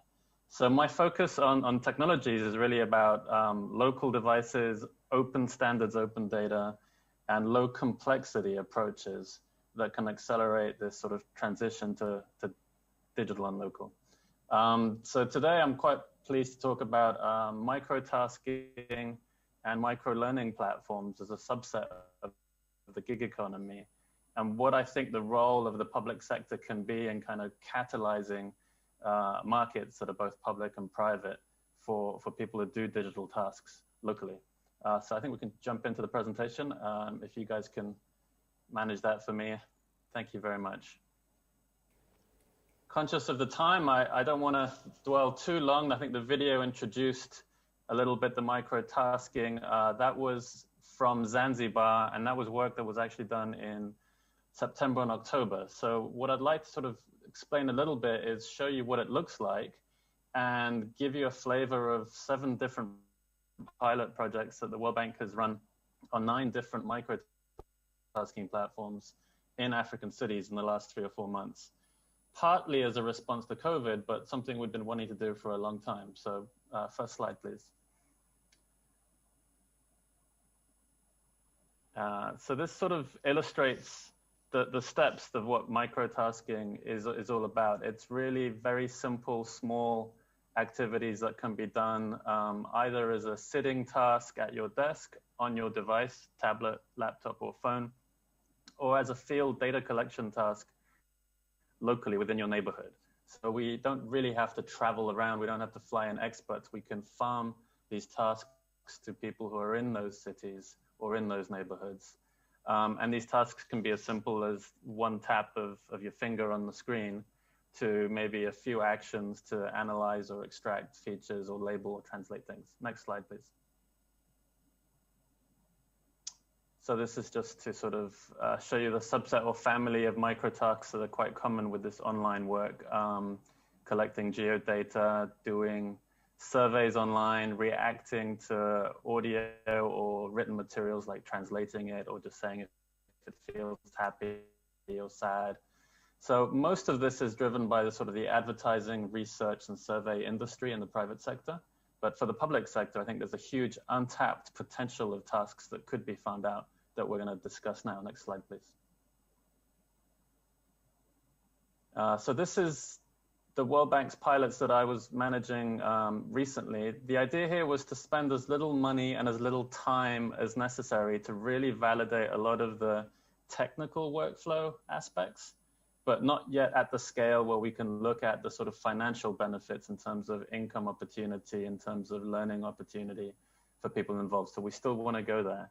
But what we're really doing is farming out public sector tasks that governments would have paid for anyway through a micro-tasking workflow.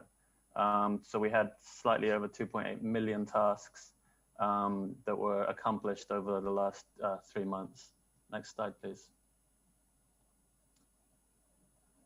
So the first pilot was an activity in Kenya, almost 800 people involved in 161,000 tasks. And this was really quite simple, tapping pictures on your phone to help validate a global data set called the World Settlement Footprint. So World Settlement Footprint is really important for urban planning and for African policymakers because it's using satellite data and AI to automatically detect change of the built environment. How many new buildings, how dense are those buildings? Are they sitting sprawling or are they densifying? Is construction happening in hazardous land like floodplains or slopes, and so on. But it needs to be ground truth, right? It needs to have some human intervention to validate the data set. And usually what the companies that do to develop this is they hire Google to essentially do this task. And that might be farmed out anywhere in the world. Or they might actually, even worse, hire a specific firm to go and validate a subsample. So German Aerospace Corporation, DLR, wanted 1 million data points of validation. And we said, well, let's try to source those validation activities from local Africans in the cities of note.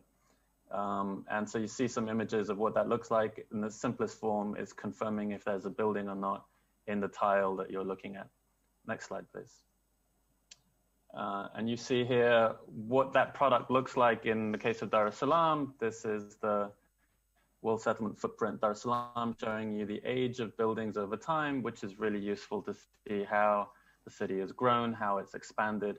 Historically, this product has been done once every 5 years, but parts of Dar es Salaam are growing at 20%. So they're doubling in 4 years in the outskirts. So what we really wanted to do is, can we automate this and have it update every 3 months, right? And to do that, we need a lot of human validation of the AI. So it's a human-machine co-production, if you like. Next slide, please. Also in Kenya, this was an example of actually field tasks, going out into your neighborhood and collecting data for COVID hotspot modeling.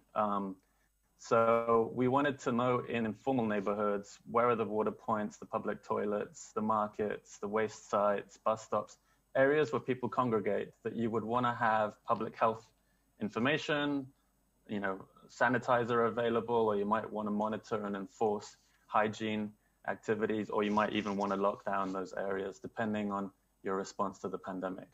So obviously in informal settlements, authorities really struggle. They don't have this data, but local communities, they know where their water point is, where their toilets are. So this is just a way to very quickly digitize that without having to send anybody into those communities from abroad. It was quite a limited task, 161 people. Takes a bit more time to collect each water point. Next slide, please. And it's part of this sort of mobile open data kit mapping that we've been doing for a while, but breaking it down and farming it out through microtasking allows you to collect this kind of information quite efficiently, quite cheaply. And you also find some of the really talented microtaskers who can be quite productive. Next slide, please. So then we have, back to Zanzibar, that was featured in the video, but not particularly well explained, is using Street View imagery and a platform called Mapillary. I think you can't quite see it on the screen. And here we're extracting different urban features for urban upgrading or cultural heritage preservation. So in the example, you see a street lamp that is being tagged from the street view picture rather than from the aerial picture. And you can label that and put that also in the data set. Next slide, please. And you see here the information going on to OpenStreetMap. So really enriching the hyper-local data in these fast-changing informal communities in a very cost-effective way. Next slide, please. The other pilot from Tanzania, we had a few, and this was embedded into the Resilience Academy Vanessa mentioned. So mostly university students or ex-students that recently graduated but were unemployed participated in also validating the world settlement footprint, but in this case using street view imagery as well to get building heights. So we also need not only to validate the sort of flat product of are there buildings or not derived by satellite, but in major urban centers, we want to know how high these buildings are to collect floor space index, which is the ratio of the number of floors to the open ground. Next slide, please. And you can see here that it's also quite a simple task but tapping on each individual floor and validating what's the correct answer is based on taking I think in this case, it was 8 taskers' answers to the problem and inferring what was correct from the distribution of those 8 taskers and what they were saying. Next task. So this was a little bit more sophisticated than just, is there a building or not? But it was actually counting buildings, still pretty simple, still pretty quick.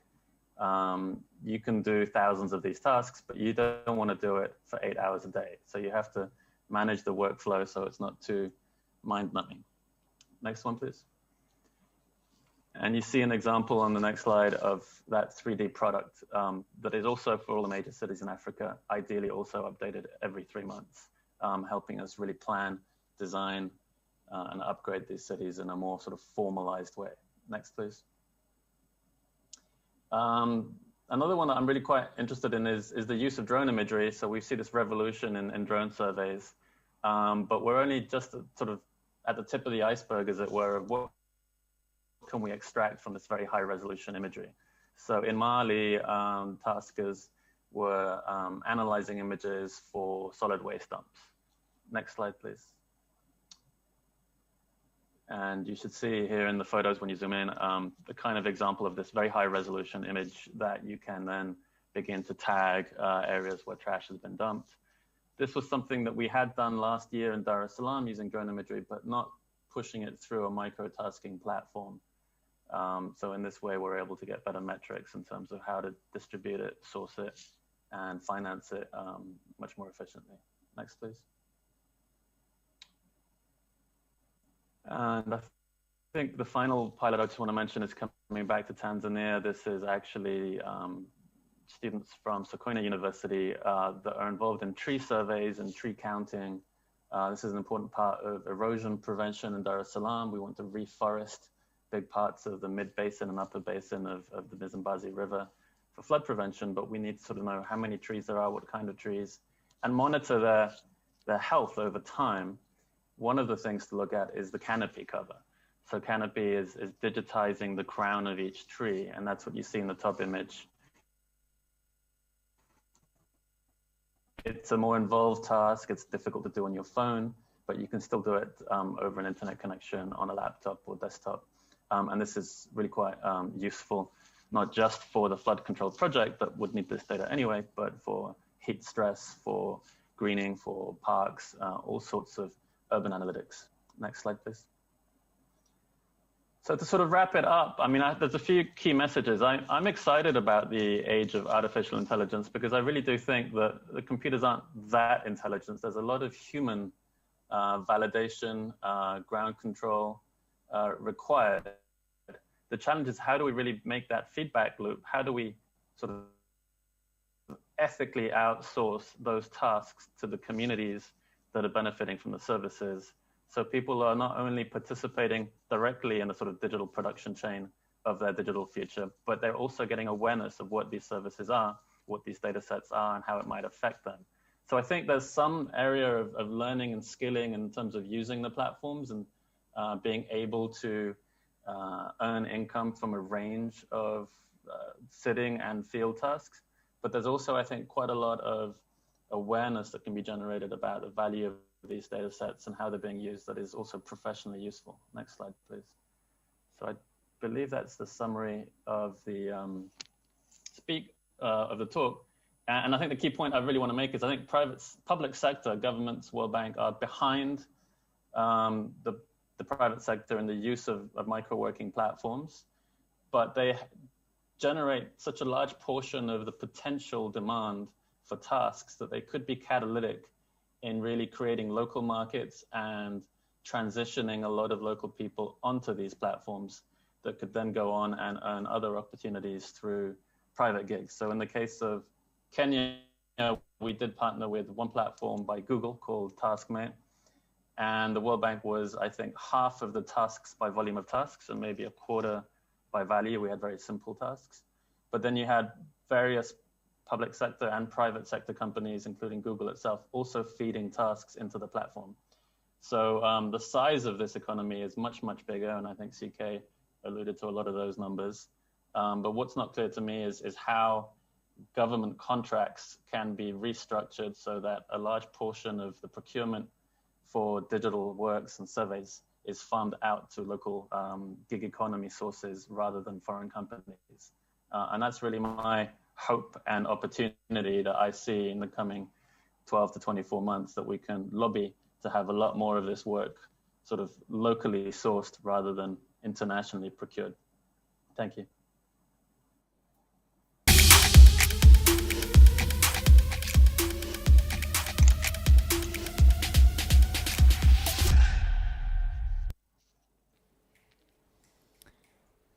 Wow, thank you so much, Edward. This has been fascinating. So I've heard a couple of things, including public-private collaboration and the picture that you have of the future of work, especially zooming in gig economy, in different micro-tasking, and involvement of technology and all. So we're gonna get right back with a few questions. Let's catch up just in a short time.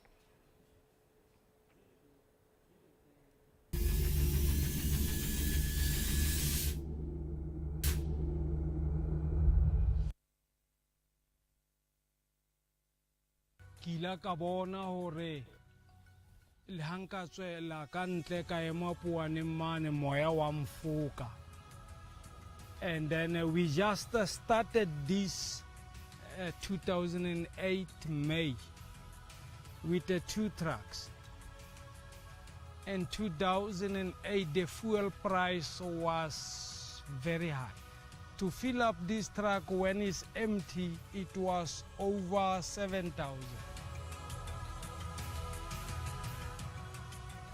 Our main success is que we relara khona hore re pass stages the first 5 years ho fetsa ho patala di truck tse ne re startile business ka tsona, and then after ra khona hore re eketse di our trucks on top of that. So success ya rona ko re la ra khona ho thola wholesale e benya go thusa hore re khone hore re ska hlola re tshela diesel ko ntle mo neng re sebedisa pump price. With the wholesale, re na le our own fuel storages, re na le our own pumps, and then our trucks fill up here. That the system ya profit. My name is Sana Liputing, and my role here, I'm a senior debtors administrator. By attending master classes, we learned a lot of things, and I learned about the HR, but finance, it was the most difficult one. Attending master classes helped us a lot. So everything that we did at master class, we also did it here at the company. Yes, I would recommend entrepreneurs for the ESD program.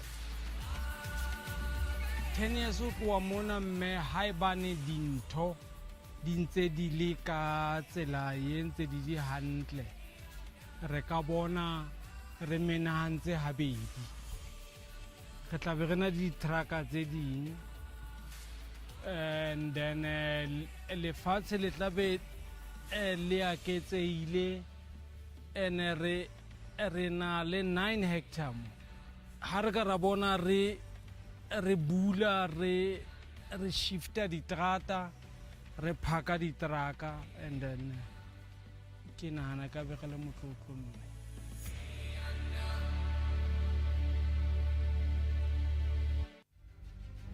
Story of MyGrowthFund.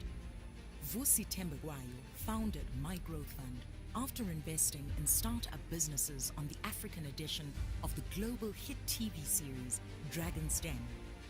Having noticed a glaring problem, the entrepreneurs that raised funding were predominantly male and white, whilst the country had a challenge of investing in disadvantaged groups. However, black entrepreneurs, not having the benefit of exposure to commercial tenants, would battle to participate meaningfully in venture capital systems.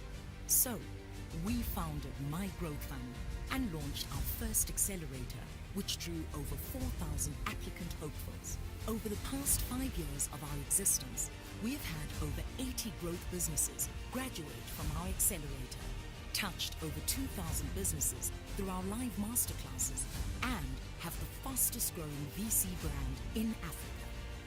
To sponsor our masterclass series, speak to our origination team. This is our story.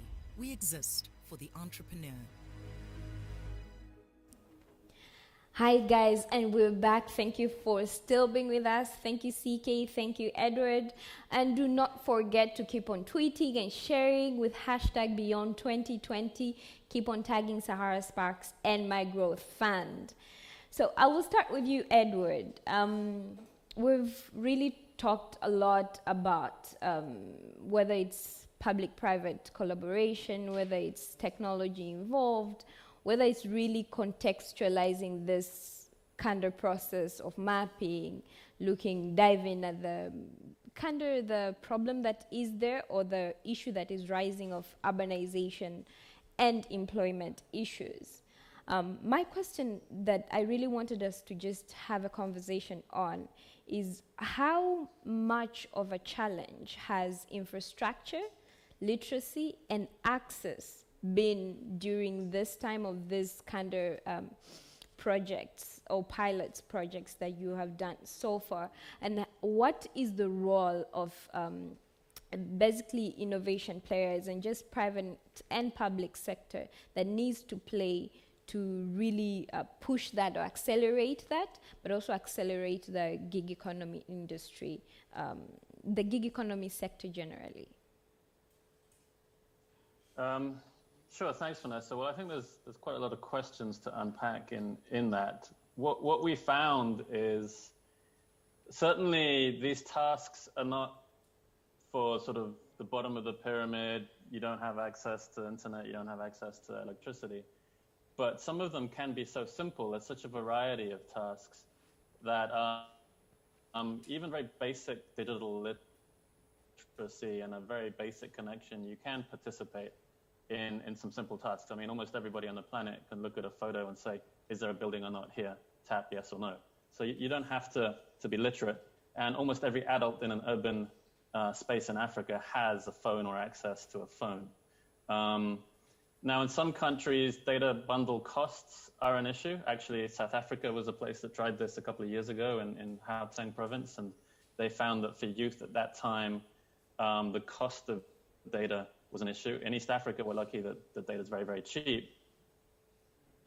But then we have other challenges, such as ensuring reliable connectivity sometimes for the more complex tasks. So there's a spectrum of tasks that can be matched to the skill level of the tasker. What taskers tend to complain about is sustainability or predictability of that work. The gig economy does not substitute for a 9-to-5 job with health insurance and pension. It's a very precarious lifestyle, and it works best if you're supplementing some sort of core activity by working 2 hours a day at night or on weekends for marginal income. But the volume and supply of these tasks is quite unpredictable itself. And that's where the partnerships come in. And that's where I think the public sector can come in, because public sector is potentially motivated to maximize the sort of the co-benefits. You know, we need to procure land surveys, and in Tanzania we have $900 billion through the local municipal councils to do with titling, cadastre, addressing.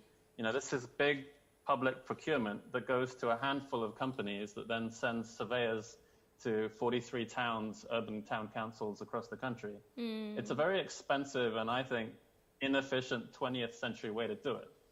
If we could farm that out to get the same data cheaper, but then source it from local people, you have the co-benefit of local financial inclusion, of transitioning people to mobile money accounts, of helping them discover the gig economy, getting online, getting an account, and then maybe going on to do more sophisticated private tasks, so that the public contract can be a catalyst to getting people into this digital economy. And that public contract could also be spread out to be a bit more predictable, let's say, in a way that helps taskers. So, but the public sector can't be the whole economy. I think, you know, the really high value tasks will continue to come from the private sector.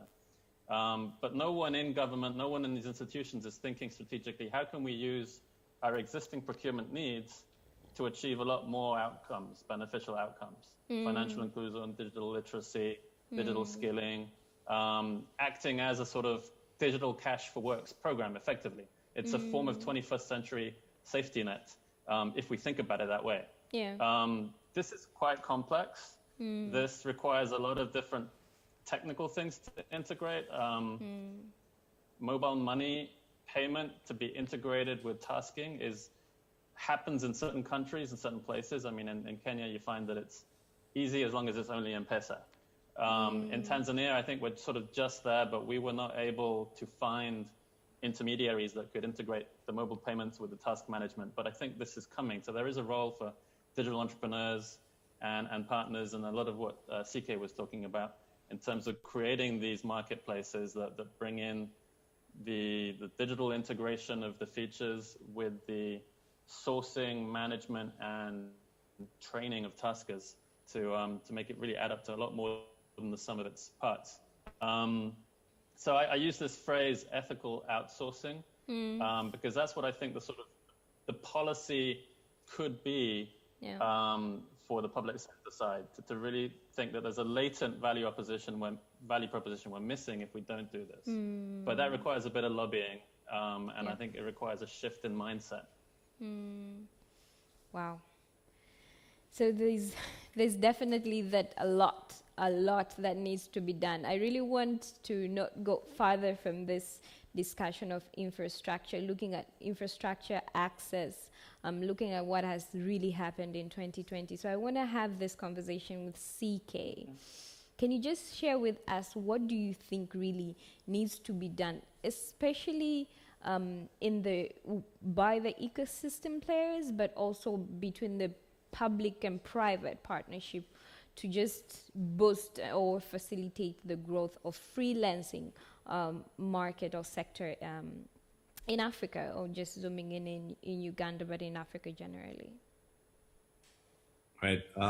Thank you for that question, Vanessa. It's, I must say, it's at the heart of everything we do, because we realize that entrepreneurs struggle because of the infrastructure or the ecosystem not being in place and not working for the entrepreneur, or in this case, the freelancer. So, for example, the entrepreneur would need, in our context, would need capital to be able to build out their ventures. But then, if you look at the capital ecosystem in our countries, it's we don't have angel investors in this case, or venture capitalists, and we don't have entrepreneurs who have build out their ventures enough to exit them to become angel investors. So all of this is just beginning to emerge. I've only recently begun to see a certain number of African countries put in place, startup acts where they will create a policy environment for that encourages entrepreneurs to start, grow, expand. Corporate venturing is a thing that hasn't yet become a main part of the ecosystem. So you find that how corporates look at the ecosystem is through corporate social responsibility instead of shared value, or participating in a way that can support entrepreneurs or even freelancers. And then, of course, the government is keen to play, but they don't have a long history of playing within that ecosystem to create opportunities. So sometimes, unfortunately, even the initiatives they might roll out go on to inhibit instead of supporting the ecosystem. However, that said, I don't want to come at this conversation from a complaining perspective. I want to come at it from a way of what can be done and what we as ecosystem builders need to do to be able to support entrepreneurs, gigsters, freelancers to live up to that potential. So, and that reflection normally takes me to what Obama says when he speaks, and he says we're the ones who have been waiting for if we're going to build our ecosystems. So, for example, in our case, we had to build a sustainable approach to support entrepreneurs, freelancers, and the entire ecosystem. Whether that meant building out the 97 fund and going on to attract strategic partners who can become, first investors in there, which has seen us go on to become first investors in entrepreneurs for the very first time in our ecosystem. And then we had to build out an academic structure to help an entrepreneur understand, or even a freelancer, the difference between a good idea and a good business idea. And then we built out our key vehicle that connects and engages with industry, which is what we call Future Lab, where we leverage open innovation to bring entrepreneurs solving big challenges to industry. And that's a key part of what we do and a very sustainable part of what we do. But you see, all of these begin creating a new normal for in terms of infrastructure that we need to be able to support entrepreneurs better. And I realize this is something that's uniform, at least across many sub-Saharan Africa. So I'm very keen to connect with other ecosystem players out there who are interested. Yes, we see the problem, but are interested in spending time solving for the problem, which is what we've been doing a lot of work down here in Uganda. Wow. Thank you so much, CK. Before you leave, I just have a quick question for you. If we really look at the situation on ground, let's just be honest with each other. Do you think gig economy is really the future? Is it a realistic thing that Africa should really pursue, or is it just going to be a failure? And give me a why with your answer. Well, I think that's a very interesting question, and it puts a lot of things into perspective. So, if a common ground with over 400,000 young people joining the workforce annually, and us not being able to create more than 10,000 jobs as an ecosystem, and we come from a history where you're told study hard, get a job, get married, grow old. Yeah. But now the reality is you cannot really create jobs enough for all of the young people that are joining the workforce. And yet, the workforce is growing with, is catching up with new, most in-demand skills. They are digital. and they understand, how to use, like Edward was talking about, the tasks that they can do, and each of them has an access to, to a phone, and they can be put to good use.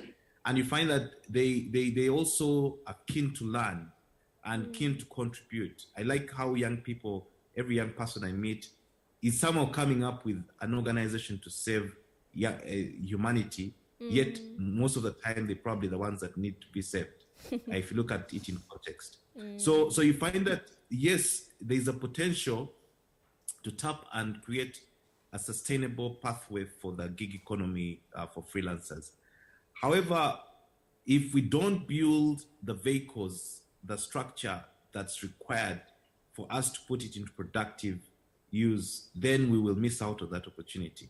I just gave an example of, the Freelancers Union that's doing a lot of work around creating, acceptance and knowledge and protection for people in freelancers. So I'd say I wouldn't worry a lot about whether we can tap into it. I worry more about what initiatives are we putting in place to strengthen, direct, and guide the reality that will come as a result of tapping into the gig economy. Wow. Thank you so much, CK. I'm going to throw that same question back to you, Edward, but zooming in at, the technology side of things with infrastructure and access, but also the urbanization side of things. If we're looking at the ratio for unemployment in Africa, generally they say there has to be created about 18 million jobs every year. Do you really see gig economy being the future or the answer for that matter when it comes to unemployment and individual socioeconomic development in Africa, especially if we're going to incorporate technology and just consider every other key point playing within that particular environment? Thanks, Vanessa. Yeah, it's a big question. The way I see it, I don't know a sort of substitute for that formal sector jobs that governments try to create or want to have. But what's clear is that there simply isn't going to be enough supply of the sort of 20th century model of get a degree, get a qualification, get a job 9 to 5, work there for life, get a pension. The sort of the new economy and the future of work is very much more fragmented. People very much more entrepreneurial skill sets, reinventing themselves continuously. And I think the sort of online work gig economy is perhaps a sort of future of safety nets to some extent. It's supplemental income. It could be that you make a full-time career out of it, but then we need these structures around it where people can accumulate, insurances, health insurance, other sort of social insurances, whether you formalizing some of these activities at the macro level, especially when you're unable to type or to access. So it's not necessarily incumbent on the tech firms to create that whole environment. I think we do need government to enable it. I wouldn't say regulate it, but enable it in a smart way. And to sort of aggregate opportunities for young people coming in to, develop different tax-free pension products, to different insurance products where portions of their gig income can be contributed to a sort of social safety net. What we find right now is things like labor laws are really not updated to support this. We also find that even in Tanzania, if you hire someone for more than 3 months, you're then forced to hire them full time. It's very unfriendly to that kind of gig type breakdown. I do see, though, that, when coming back to this urbanization challenge, Africa's urbanizing very fast. By 2035, it'll be majority urban. 2/3, I think, of urban areas today are slums, effectively, or at least unplanned. 80% of the growth is in those areas. So if we don't find ways to sort of radically transform how they grow, what you'll find is that 50% of the population is under 15 years old in places like Tanzania. You've got this huge wave of youth in unplanned urban communities, underemployed or unemployed, but they're all digitally literate. They've all got a phone. They all live in a 3G or 4G signal coverage. We have to find ways to get them productively engaged with the tools in their pocket and in their environment. And so it's really a low-hanging fruit to repurpose a lot of the old-style public procurement that goes out through sort of a handful of large engineering companies into a digital workflow and into local sourcing. It will not be 400 million jobs, but it may be that marginal kind of security that 400 million people can earn 5, 10, 20% of their income when they can't get other formal jobs. If those platforms are accessible, right? If we don't accelerate inequality. Thank you so much. I'll stop there. Yeah.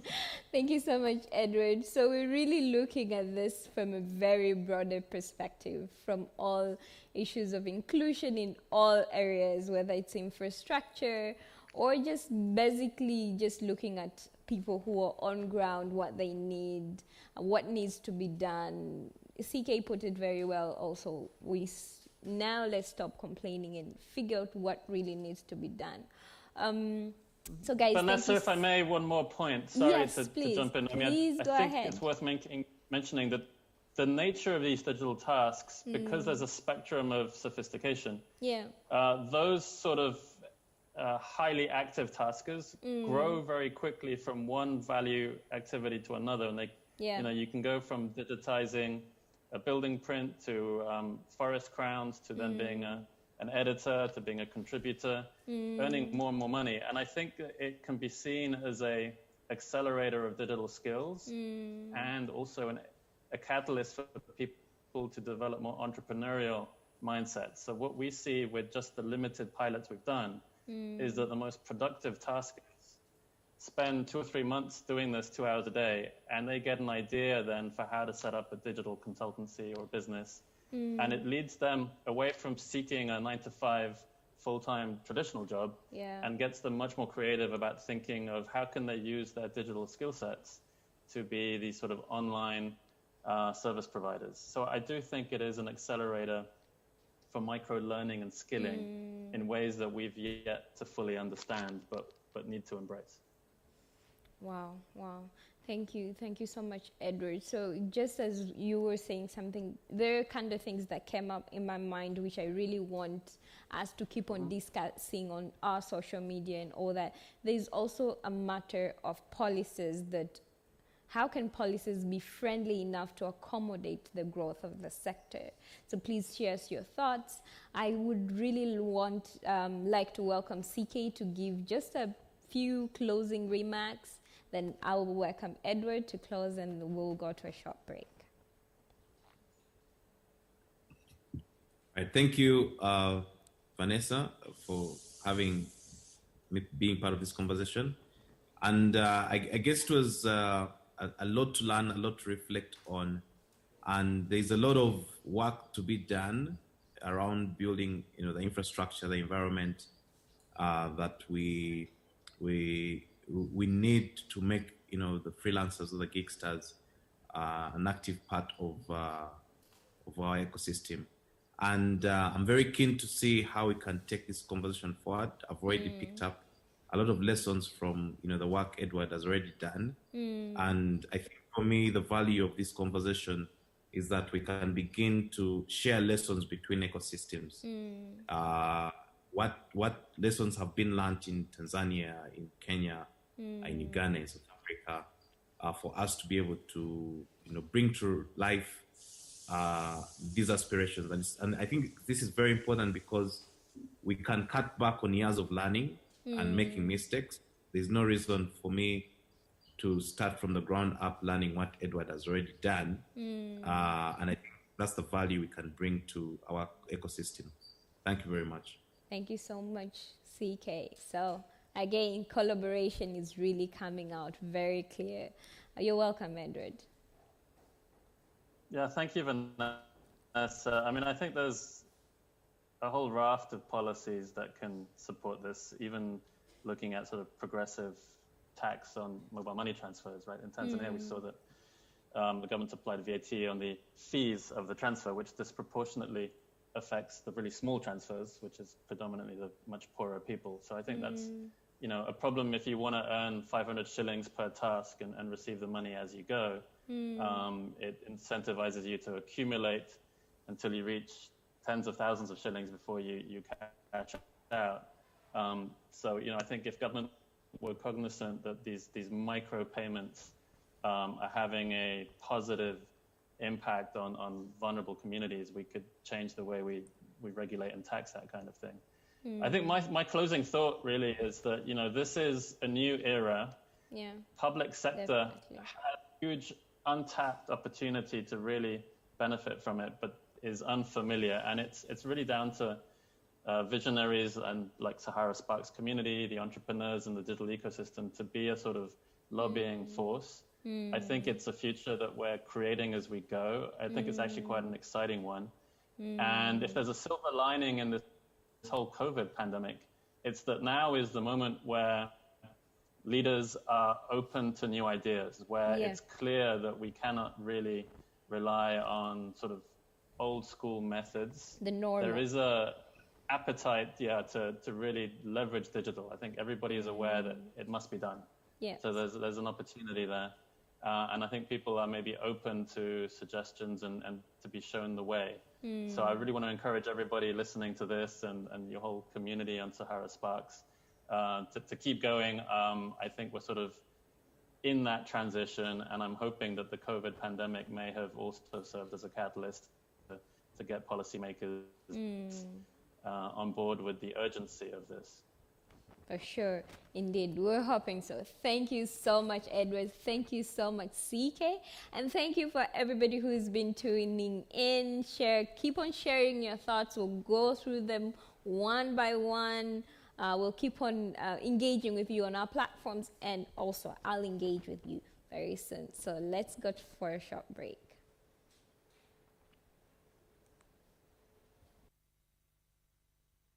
They don't get it on the first try. They fail. In the beginning, they fail many times, but they don't stop. They keep playing through the failure. They keep putting in the work. Then, one day, they don't fail at all. That's what entrepreneurship is. It's pushing through failure after failure after failure. But most importantly, you need the right teachers who can recognize the failures so you can learn from them. That is where One comes in. One. Come fail with us.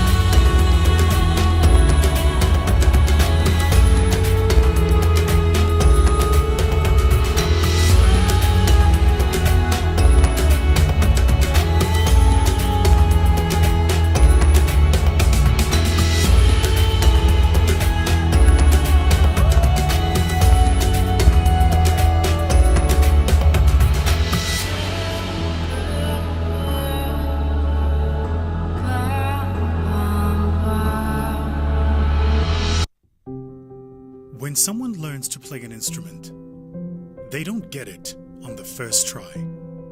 They fail. In the beginning, they fail many times, but they don't stop.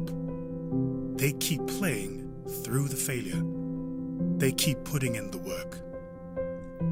Then, one day, they don't fail at all. That's what entrepreneurship is. It's pushing through failure after failure after failure. But most importantly, you need the right teachers who can recognize the failures so you can learn from them. That is where One comes in. One. Come fail with us.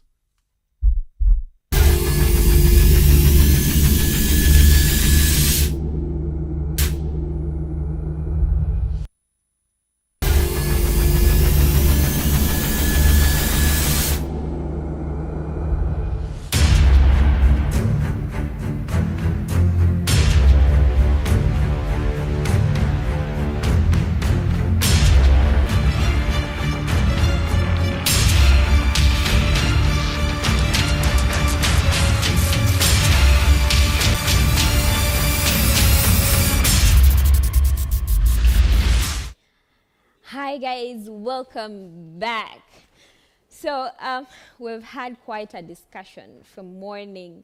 You might have been hearing a lot of, big terms, but even more important, there's a clear hope for the future of Africa beyond 2020. There's a clear discussion around collaboration. There's a clear discussion about involvement of government and policy makers in facilitating whether it's growth of gig economy, whether it's just everything else when it comes to socioeconomic development of the continent.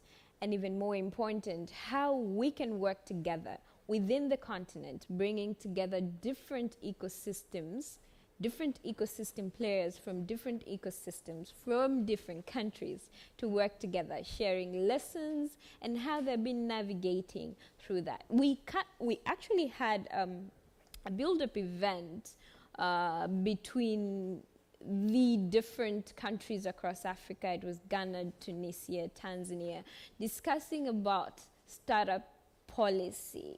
So those are kind of discussion and initiatives we need to keep on pushing, learning from what others have done, what were the biggest challenges, what are the lessons, and what we need to be done relevant in our countries. So coming back, anyway, 2020, as we said, brought in a lot of good and bad things. The bad we know, but there are also a lot of good, including the acceleration of adoption of technology, especially with businesses. Now in Africa, we know basically, for instance, I can say in Tanzania, the basic use of platforms, digital platforms like social medias and all, for e-commerce businesses, it has been phenomenal. But what was really lacking was the seriousness of really taking these tools as facilitators, as the only platform, the only way to sell, to acquire market share and all. So I'm going to welcome Vusi Tembekwayo, who is going to welcome other amazing speakers from across Africa, discussing how Africa is capitalizing on platform economy. Welcome, Vusi.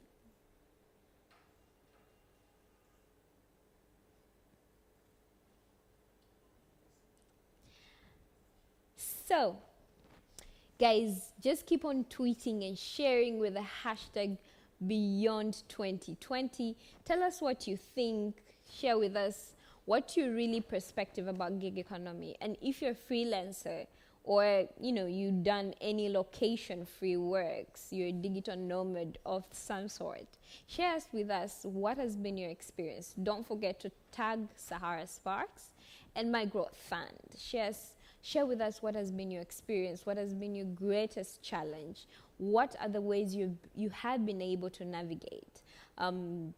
What is your advice to the government, to the private sectors, and generally to ecosystem players from across Africa to facilitate a more conducive environment for location-free entrepreneurs and individuals who are working, whether it's virtual assistants or any kind of location-free work, please do not forget to hashtag Beyond 2020. Let's go for a short break, and then we'll come in with Vusi Tembekwayo.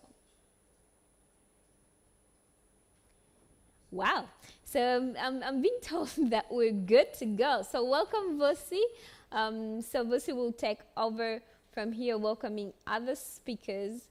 As I said before, let's see how we can capitalize on different economies, and then right after the break, we'll come back with Vusi and the other speakers.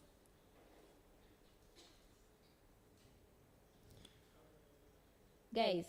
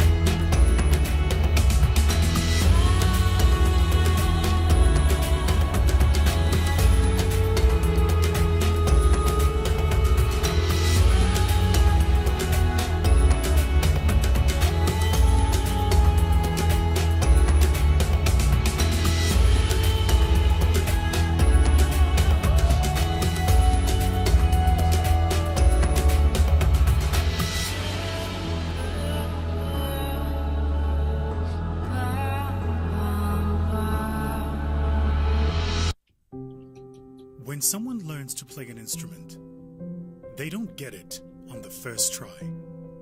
They fail. In the beginning, they fail many times, but they don't stop.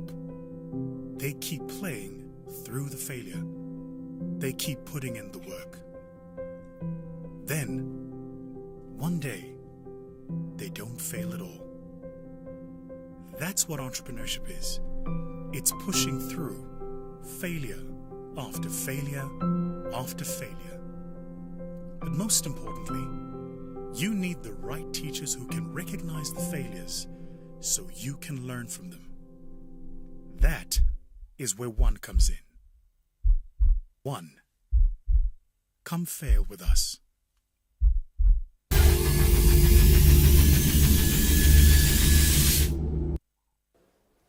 And welcome back. So anyway, as I said before, this year has been fascinating. In many ways, businesses have been able to navigate, be more innovative, and really finding ways to adapt or capitalize on different tools that are available for them. Now I'm going to invite a serial entrepreneur, Vusi Tembekwayo, and our main organizing partner for this year's event to welcome other speakers from across Africa, discussing how African businesses have capitalized on platform economy and what needs to be done. Welcome, Vusi. Thank you so much. Thank you so much, Vanessa, for the intro. Really appreciate it. I thoroughly enjoyed the presentation we had before this. I'm cognizant of the fact that we're chasing time, so I'm not going to take a lot of time with the upfront stuff. I'm just going to get into it. So when we were designing the program, one of the questions we asked ourselves was, if you go to a lot of these kind of conversations, typically what happens is that the founders and entrepreneurs talk about what's missing in the system. The policymakers talk about what they're doing in the system. And the financiers talk about how they are providing capital. But there's clearly a disconnect, because if capital was available, then entrepreneurs wouldn't be saying there's a lack of equity capital or long-term capital. If policy was strong, then entrepreneurs wouldn't be saying we need better policy to help us push through some of the things that we're trying to do, particularly in the startup space, particularly if you're running an idea or an innovation-driven enterprise, right? There's a lot of work that still needs to be done. So what I thought I would do when we were putting together this program was to flip the script a bit and to say to the entrepreneurs, let's give you the power and let's see what you would do if you had the power. So the first fellow joining us is my good friend Thomas Pace. Thomas runs Ozo. By the way, if you haven't gone and checked them out, go and check out Ozo on all of the social media platforms. They're a fantastic fintech platform that's fundamentally transforming the payment space and the financial technology and the financial services space using technology across the continent. So I encourage you to go and check them out. And the mandate we gave to Thomas was this, and I'll read it for you. It says, imagine you are a minister in the cabinet of your country of choice in Africa. Design for us the perfect SME Act. And so what I'm looking forward to is hearing from some of our speakers today, their own lessons around building businesses and what's out there. But most importantly, if they had the power, the instrument of power, what would they do? Thomas, my brother, good to see you. I'm going to hand over to you. Good to see you, Vusi, and thanks for the opportunity to engage with you as usual. Let me maybe share my presentation around this. Let me know when you can see my screen.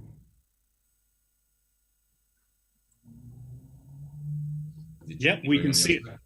Absolutely. Excellent. So the Perfect SME Act. Let's start with 2021 with a clear vision that would drive wealth creation and employment in South Africa. While much has been said about an African renaissance by both business and political leaders, turning this idea into execution has been lagging. COVID has provided a unique opportunity to accelerate this due to the rapid adoption driven by need of digital platform by all sectors of society. This adoption now allows for more scale on digital platform, which in turn, that cost will decrease as sales increase.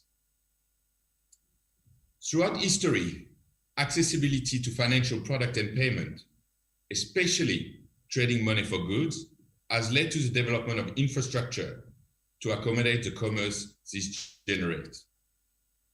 The one drives the others, and by enabling these digital services, we make investment into infrastructure a more attractive and lucrative proposition. The key is making these digital services accessible to everyone to reach a mass tipping point. To create one contagious movement, you often have to create many small movements first, as Malcolm Gladwell well said. During lockdown, South African and African internship did not have access to multitude of delivery services available in more affluent area. This led to the rise of hyperlocal solutions such as YeboFresh, a tech-driven food delivery company operating in Cape Town Township. Households can order goods online via WhatsApp or over the phone with a callback feature and have them delivered to their door. YeboFresh started in a hot-bake garage, but now occupies a massive warehouse and is delivering thousands of groceries items and hampers into 9 Western Cape Township. Of course, the challenge is that not everyone has access to the digital transfer value, and many are still dependent on the cash economy. This is due to data costs, a lack of interoperability, a poor customer experience, and a lack of information. All of us do not have equal talent, but all of us should have an equal opportunity to develop our talent, as John Kennedy said. Those are the challenges. So what is the solution? An act of accessibility. If you consider removing obstacles, begin with accessibility, access to data. The Act will therefore establish digital platforms that create open access to creating a company.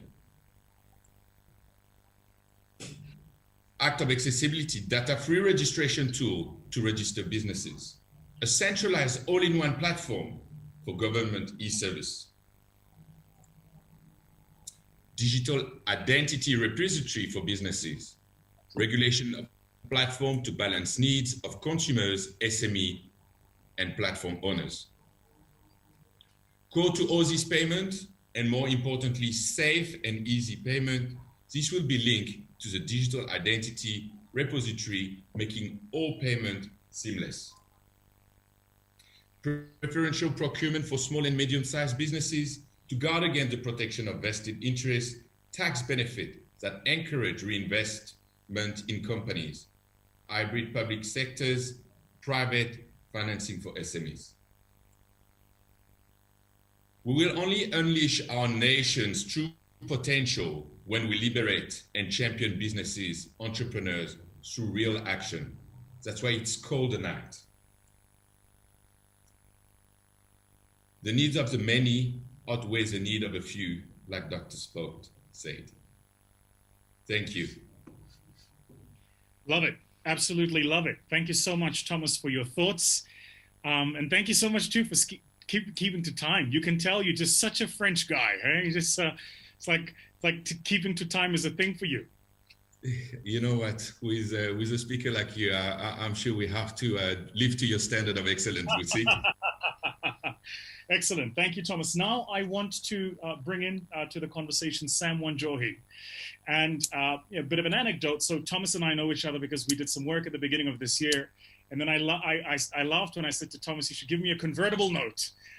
Because I think at the time you were busy raising, I think it was your Series B funding. And by the way, congratulations on all the success that you've had in your business. But Sam, who joins us next, Sam and I actually met in Nairobi for the first time 5 years ago. And I was staying at this beautiful Fairmont Hotel right in the middle of the Masai Mara. We had an entrepreneurs boot camp that was happening there. And Sam came to pitch me and tell me, at the time it was a very early stage concept, his business called Popote Pay. So imagine my pride when 5 years later, Sam is having the kind of successes that he's having. And I think it's, again, a testament to the amount of work that everyday entrepreneurs and founders are doing. So, Sam, you have the same task. You are a cabinet minister in your government of choice, in your country of choice, and you have the power to enact an act that you believe would build SMEs. What would you do? Ladies and gentlemen, Sam Wanjohi. All right, thank you very much for the introduction, Vusi. And yeah, it's fantastic that you remember that meeting. It's been a while. So good to see you. And thanks to all the organizers of the event. So let me just open my slide here.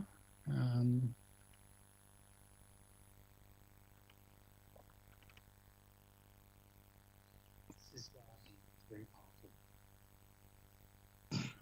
Notice.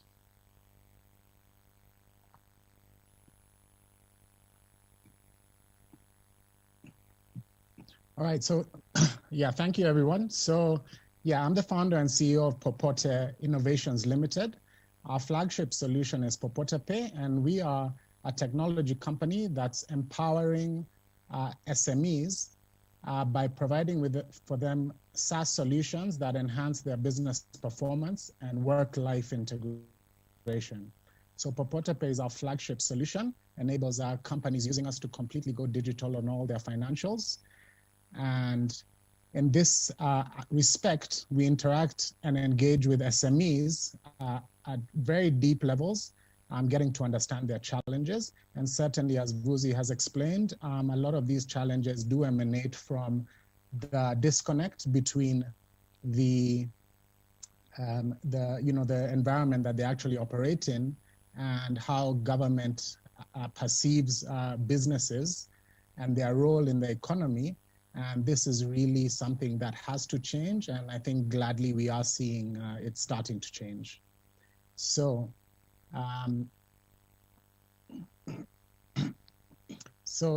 just to really get a perspective of why our SME is important, businesses in general. Other countries have succeeded in birthing and growing companies that are now larger than countries' GDPs. It's a phenomenal thing to think that companies, most of them created only in the last decade or now have market capitalizations that exceed even some first world countries. So, the combined market cap of Amazon and Microsoft and Apple is actually larger than the whole of the UK. Facebook, Amazon, Netflix, Alphabet, larger than France, and so on. And this is not just the case amongst technology companies. A company like Walmart on an annual revenue basis exceeds the GDP of a very large country like Belgium. Disney out-earns Bulgaria, Tesla now out-earns Albania, and Tesla, of course, a very new company, and Nike out-earns Cameroon.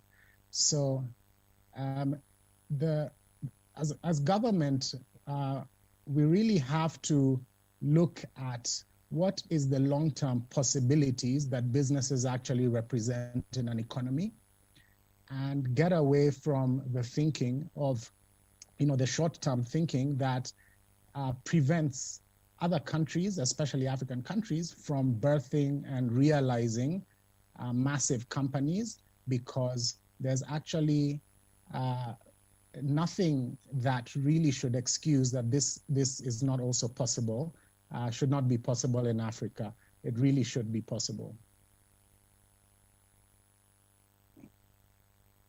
So an act to really facilitate SMEs to succeed, I think, has to recognize that businesses are partners. Certainly they are not prey. Every country is different, but in countries such as Kenya, which is my home country, and I am patriotic, I love the country very much. But if you ask a business owner, they will say that they are nothing but prey to the government, and really SMEs have turned into cash cows to facilitate government misspending of finances. So I think we need to really take a step back and say that businesses are actually partners, and there's a shared desire of success. Businesses succeed, the country succeeds. So number one, make it easy to start a business. Number two, take a long-term view and let these businesses grow unimpeded. Three, as these businesses flourish, then look to generate taxes and revenues from these businesses that are now stable companies. And four, incentivize successful companies to give back, both the companies themselves and the directors in various ways. And I think having a cycle of this that births, grows, flourishes, and gives back will create the kind of, good feeling and wanting to give back that eventually propagates cycles like this. Even in life, you have a child, you bring the child up, the child then starts contributing in the home, goes on and becomes a better parent because of the kind of parenting they had. So I think a simple four-step cycle should be the basis of a really great SME Act. What we believe we can achieve. Government must take care of the now. We understand that, but we cannot sacrifice the future and the potential that exists by working with SMEs because we want to take as much as we can from them before they are even able to provide for themselves. So we must support the brave in their journey and recognize that starting a business is not easy, let alone taking it to success. So all the way from easing of the starting of the business, the registration process. However, there's also a process I believe that is lacking in preparation. And we heard about it earlier from the first speaker of the gig economy and how they are empowering startup entrepreneurs to gain some lessons. So not everybody should be encouraged to get into business straight away. And I think the government can also enable through policy that there are some preparatory steps, because if you are not ready to start a business, then even the resources that are provided may largely go wasted. And that can be by supporting those organizations that are actually providing the incubation, the acceleration, or just some support services that allow young entrepreneurs to learn. In running of the businesses, we are going to reduce the administrative nightmares, the compliance difficulties, understanding that you are learning and these complications can come later. Employment law is terrible when it comes to startups. So we are going to promote the casual and gig economy because it allows SMEs to actually obtain the assistance and the people they need to work and grow without the sort of difficult capital outlays and very onerous legal position that sometimes puts them in. And we are going to help with VAT and income tax exemption and access to capital. We will then put responsibilities, more responsibilities as you become established, and also enable you with training to be able to better take on these responsibilities. And finally, we will encourage the knowledge transfer, even by giving credits of different sorts to those that become mentors and sit on boards of other companies so as to give back. So thank you. And these are the considerations rather than the actual writing of the act that I believe would go a long way to enabling SMEs succeed. Thank you.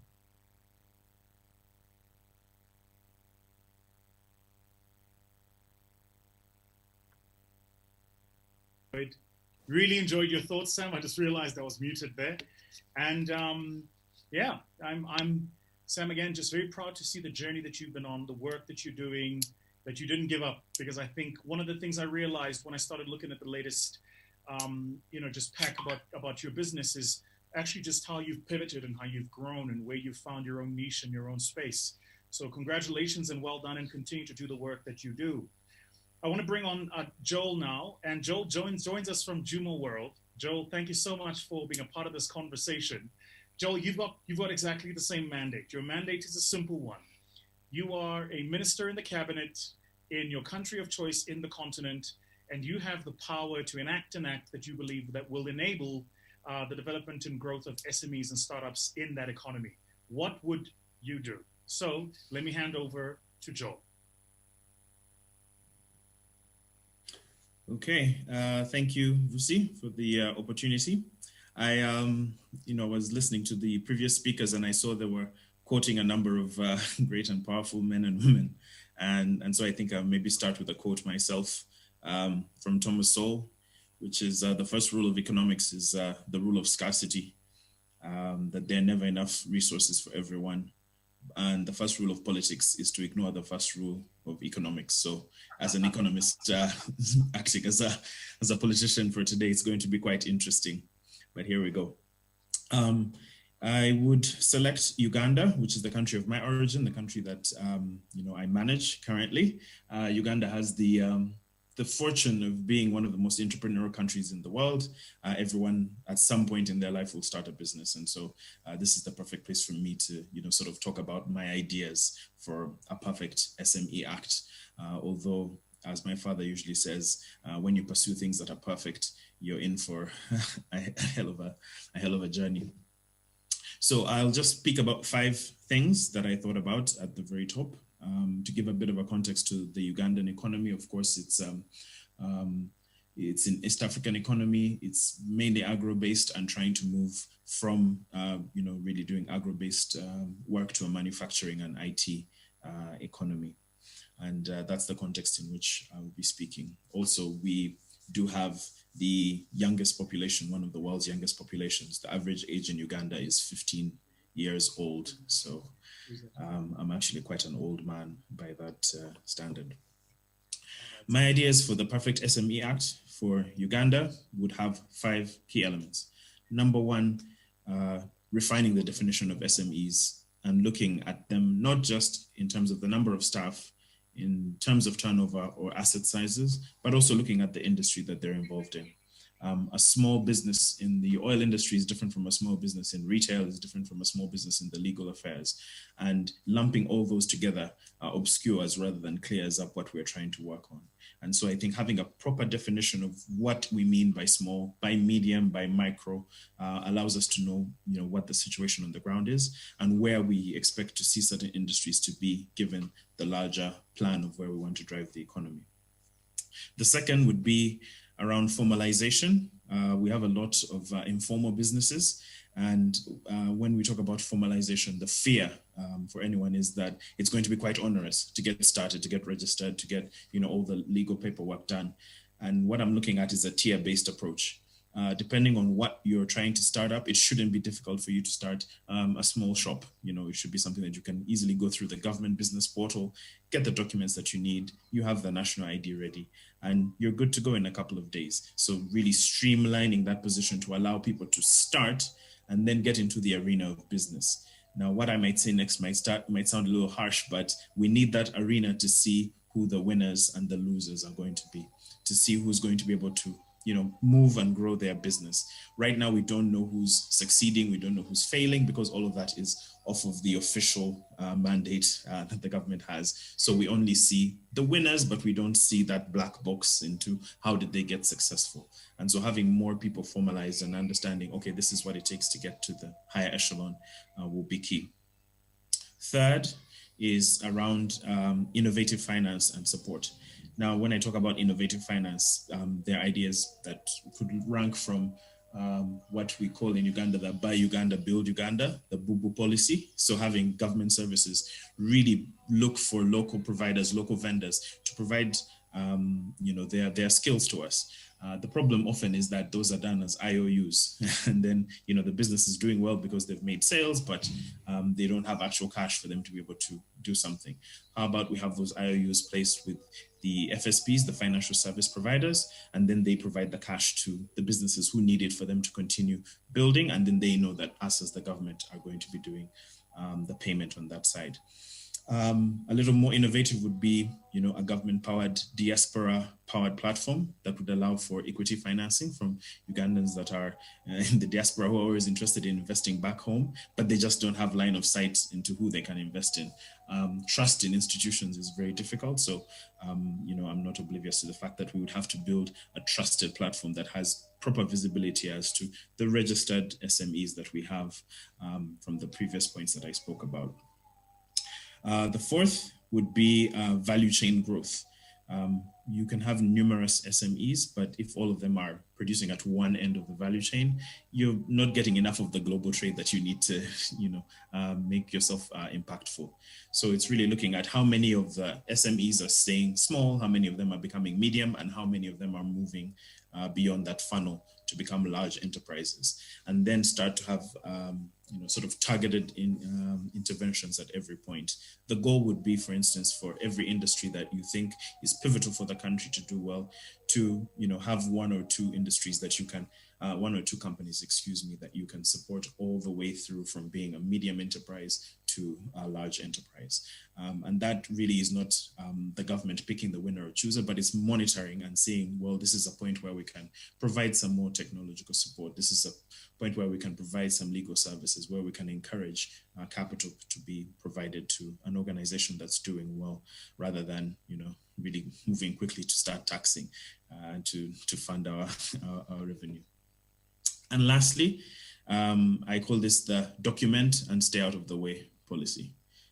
Often as the government, we have very great policies. I will never shame anyone in East Africa for having great policies. I think the policies are really great. The problem is, by trying to fix everything, by trying to explicitly address every problem and every risk, you end up having unintended consequences. So how about we step back, we observe, we know we've registered these companies, we see their motion, and then, you know, wait and see and let the market do what it does best, with us only being there to prevent any catastrophic losses.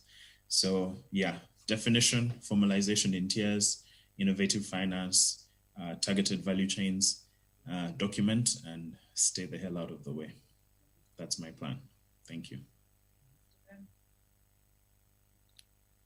Great. Thank you, Joel. Thank you for your thoughts. I like that, document and stay out of the way. It's quite direct, right? It just gets right to the heart of it. Like, guys, pass the policies, make sure that the playing field is fair. And then once you've done that, stop, leave it now, and let the ecosystem players function in the ecosystem, right? So, lads, what I'd like to do is to, you know, just facilitate a bit of a Q&A and a discussion really around some of the insights that you've shared, some of the thoughts that you've shared.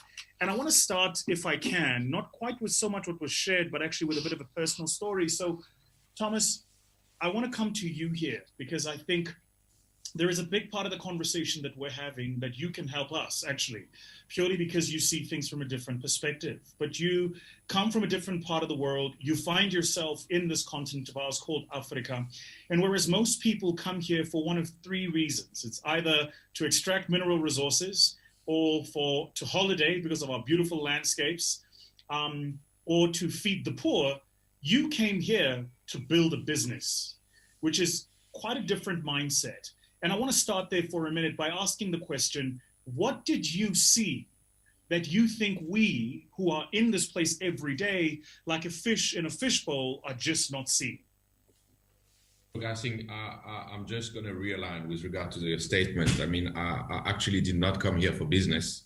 I came here because of the beautiful people that we have on this continent, and ended up marrying one. So that is a good reason for coming here. But you're right about one point. It's from the first years I've arrived there, basically. It's been a great opportunity to start that entrepreneurship journey.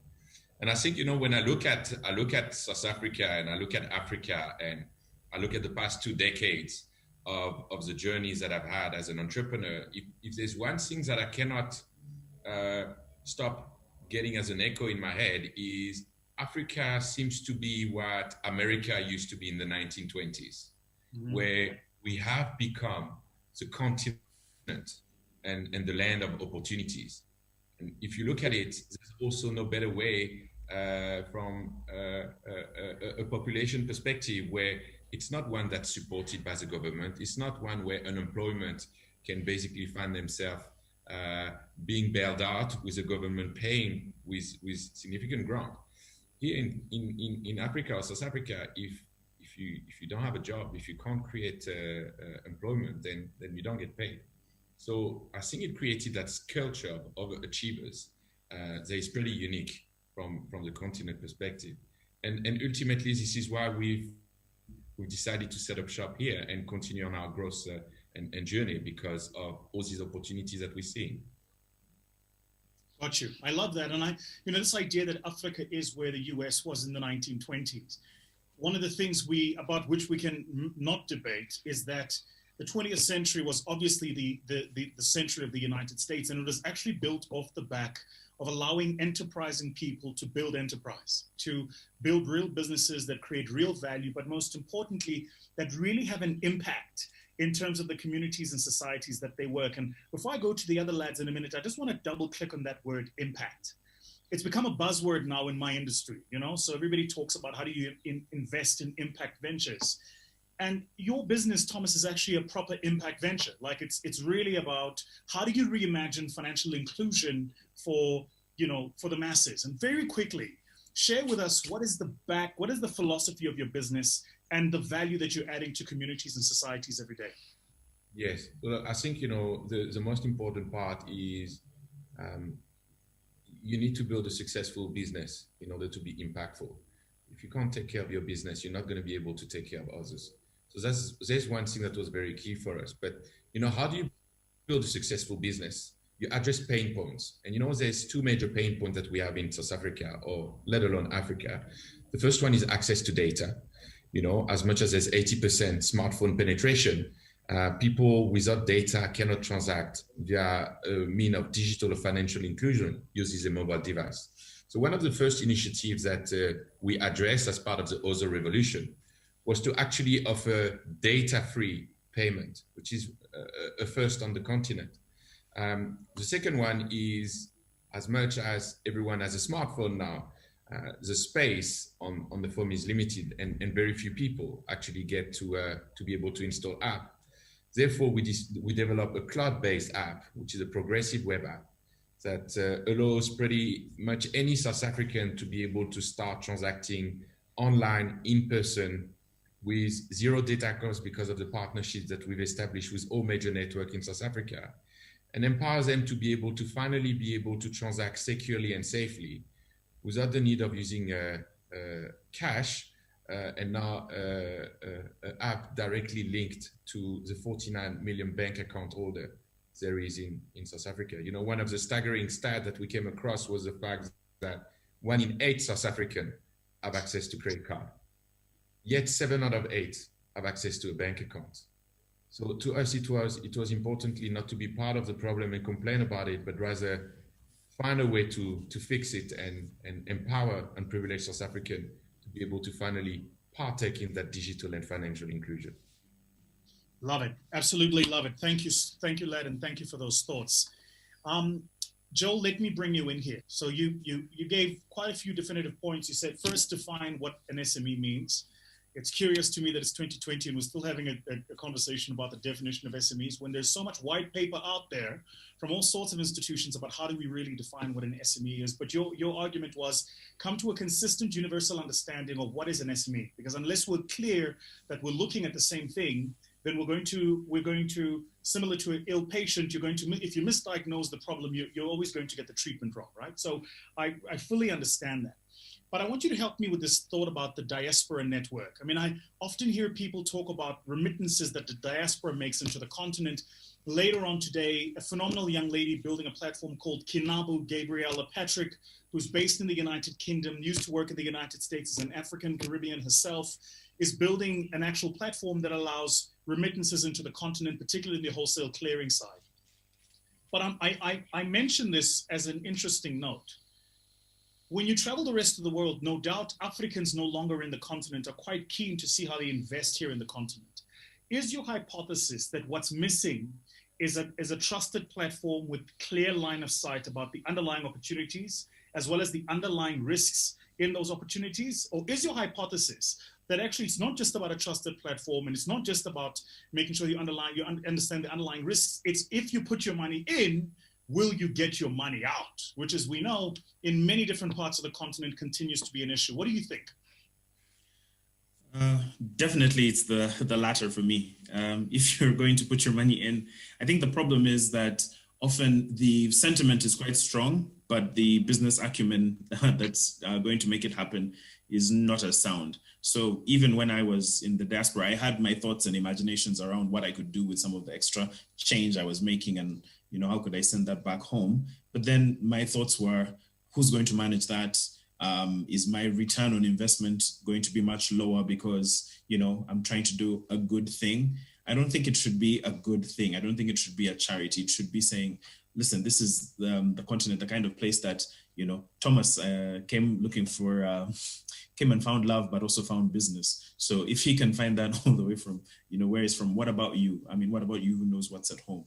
So I think having the kind of platforms that can, you know, competitively say that we provide you line of sight, but we also give you this kind of return. And it's not something that can be built overnight. I think you start to trust only when you start to see, you know, a track record start to get built. So the very first platforms, I know there are a few platforms that exist and they've had, you know, a lot of growing pains, but the one lesson that I've seen from all the platforms that have been put up is that there hasn't been a lack of interest. There's always been interest from different players to be able to invest back in Africa. But the second salient point I think I would bring from that is it might start with the diaspora, it might start with Africans in the diaspora, but I think that unlocks you know, further long-term financing by saying, look, this is someone who's from the country, someone from Uganda, they're putting their money back in when they have the option, of putting their money in Apple, they have the option of putting their money, you know, in America, but they're putting their money back home.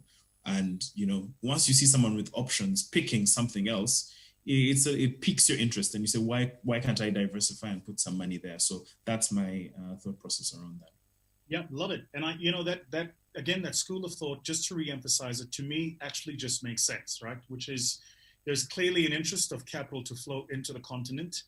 And what I think people are seeing, and just to make again the point that Thomas made, I can't emphasize how important this is. If you have to see Africa for what it is, not for what we hope it is, right? So if you recognize that we are, as Thomas's hypothesis is, you know, United States 1920s, well, go have a look at pictures of what New York looked like in the 1920s. You know, New York in the 1920s had a horse and carriage problem. You know, they had more horses in New York City at some point than they had people living in New York City. But today, if you go to New York City, it's a completely different place. And so I think what we do as Africans is we don't do a like-for-like comparison. We look at where we are today and we compare ourselves to other countries in the world, but we've not gone through that same growth and journey. And we the economic upside and potential, I made this point in my opening presentation this morning, which was if you see it for what it is, then actually the upside is really exciting. I think the reason a lot of us get negative and we complain is because we see it for what we want it to be, right? And we get frustrated by that gap. But if you see it for what it is, then you go, holy smokes. You know, Thomas, you were sharing with me some stats when you and I did some work together about how many people have access to a bank account. I mean, just for the people in the conversation, share those stats with us again about how many people have access to a bank account and how many people have access to a credit card. And so if you're running a business that does online platforms or online payments and you need people with a credit card, then the universe is actually that small. Absolutely. You know, like, I mean, we keep talking about the one in 8 that have access to a credit card and exclude the 7 in 8 that have a bank account. But the problem is much bigger than that. Think about the pandemic. Think about people that were in township or rural area with only cash. How do you order online when you only have cash? How do you empower anyone that's stuck in quarantine to be able to transact? And, you know, this is what, you know, we took upon as part of the initiative with the Brian Abana Foundation to go into the township, understand what is the problem, but also come as a measure of emergency where it was critical to come and deliver parcel of food because people were starving. There was no alternative and not much that could be done across the entire country to support this crisis. And I think the biggest challenge here is we got global players from a payment perspective. They have the opportunity to change the African landscape. But when you come to digital and financial inclusion, there's not much that has been done to date.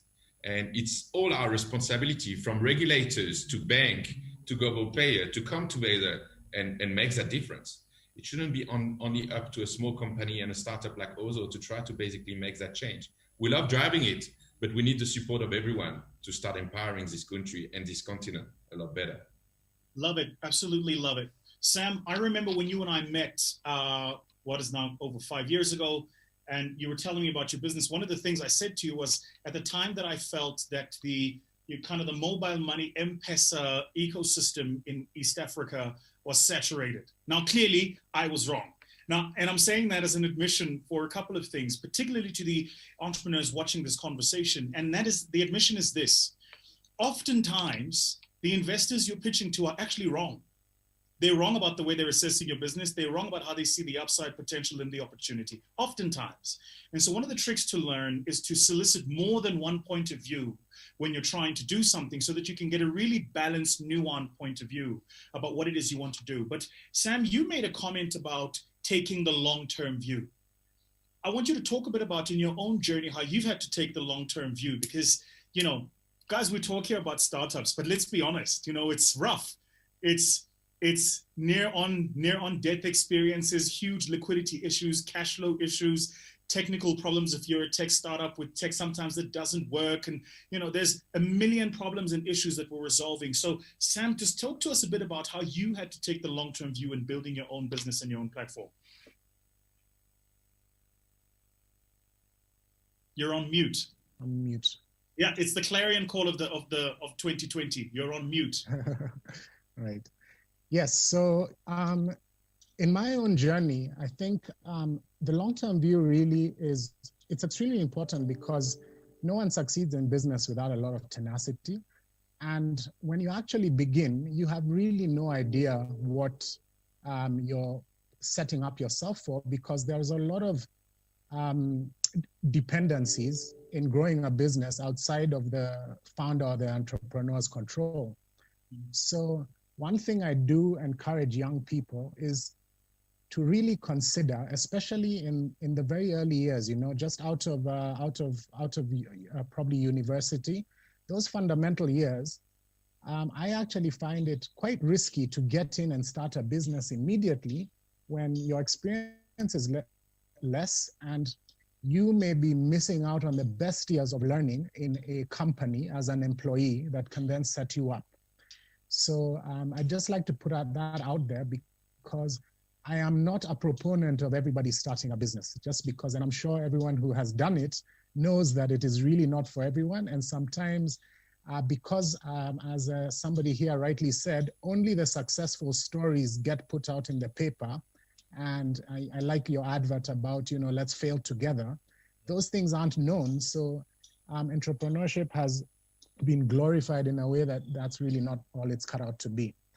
But saying that, my own journey was one of extreme patience and tolerance, because what we were building is, we started building a solution that was before its time. So here I am with the idea that we have to empower businesses to completely control all their finances digitally. And that has to be by building on top of other infrastructure. And you rightly pointed out that we started off with Safaricom M-Pesa, but those infrastructures weren't ready for the kind of integrations. So you were right not to jump in at that time, because you'd have had to be a bit more patient than you'd have liked. It took a while for those integrations to come. But I think that the lesson I've learned is that once you get going, things will catch up. If you're on the right track, the partners you're looking for will start seeing that what you're doing is viable. They will put the resources into developing what you need them to develop, because they can see. So for instance, in our case, Safaricom was only generating 7% of its revenues from businesses paying out. Huge opportunity to increase that, right? At the same time, over the years, we've now partnered with Visa. We've gone ahead and started integrating with all different kind of payment infrastructure providers to push payments anywhere in Kenya, but also anywhere in the world, because what we are really building is the UX that allows businesses to want to do that and get the benefits out of doing that. We're not building those payment infrastructures.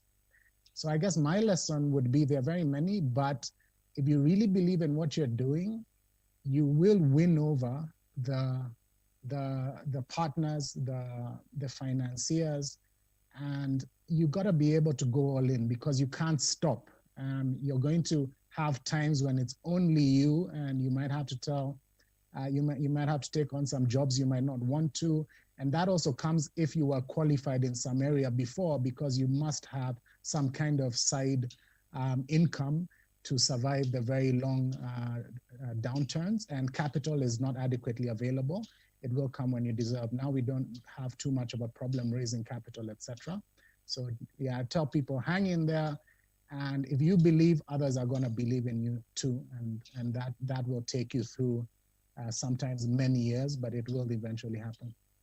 Love it. Absolutely love it. Thank you. Gents, I want to end by just asking each of you for kind of a closing thought, a closing comment. And I'm not going to peg it on the discussion we've had. I want to go for something a bit more inspirational. So for the founders who are joining us in this conversation, and at a point I'm told that we had over a couple of thousand people in the conversation across the different platforms where we're streaming. But for those people who are building businesses who've had 2020 be a terrible year for them, some have closed, some are thinking of closing, some are, they've just let the year happen, and they've kind of let the wave carry them wherever it carries them, and they're waiting for January to come so that whichever shore they land on, they can beach at that shore and take it from there, right? Everybody's looking for terra firma, for a bit of land, so that they can build their next business again. To those people and to those entrepreneurs who are joining us in this conversation, what is the one piece of wisdom that you would give them just to help them with some of the challenges they're having at the moment? Thomas, I'm going to start with you. During this entire pandemic crisis this year, there's one really sentence that echoed, which was that it's in times of crisis like that it's time to be ambitious, and I think that sums it up perfectly. You look at some of the success happening overnight, and this came out of a crisis. So no one should despair. I think we know that after every single down, there's always an up. That's definitely one of the trends that we see as an entrepreneur, no matter your status, from the starting of your journey to all the way to Bezos level when you're a multi-billion-dollar entrepreneur. So that would be my share as a conclusion. Love it. Absolutely love it. Joel, your thoughts? Yeah, I think to echo what Thomas is saying, I like something that Nassim Taleb said one time about how we need to honor the businesses that have unfortunately gone under, the same way we honor soldiers that have gone down in a battle. It's not an easy thing, but importantly, if you learn to fail forward, I think that's the most important thing. And I'll just say one word: write. If you take the time to write your idea and labor over it and look and say, what is it that you're trying to achieve? Have other people panel beat it, have people scrutinize it, all the while helping you refine the goal that you're heading towards. As soon as you have clarity around that, and whatever you've written down can go before you and represent the true value of what you want to give, success is just around the corner. Love it. Great. And Sam, we'll end with you. Right. I'd say that to entrepreneurs that, life is a journey, and the best thing you have is, your health, and that we are alive. And I think Corona has all allowed us to reset how we actually think about living and how long we all have. So our business is important, and if it's what you've chosen to do, you have to give it your all. At the end of the day, go to bed and sleep well, regardless of what happened that day. It matters, but it really doesn't matter that much. So I know people who, you get so frustrated and you start affecting your family life, your home life, your relationships, and that eventually also affects how successful you can be. So life is a game. Sometimes, as companies grow, those numbers are just numbers to keep score of how good people are doing. Successful people are only going to eat 3 meals a day at the end of the day. So let's just keep our eyes on the prize and enjoy living wholesome lives. Friends, family are key, and businesses that we build, let's ensure that they actually impact society and that we're building them for the right reasons. Gentlemen, thank you so much for your time. Thank you for giving us your time, your wisdom, and all of your thoughts and ideas. We thoroughly appreciate it. I'm going to hand back over to the studio now. Thomas, I know that I'm seeing you later, so I'm going to hand back over to the studio now. Vanessa, back to you. Wow. Thank you so much, Vusi. Thank you so much, Thomas. And, okay, these guys, leave me alone. Let me have a conversation, okay?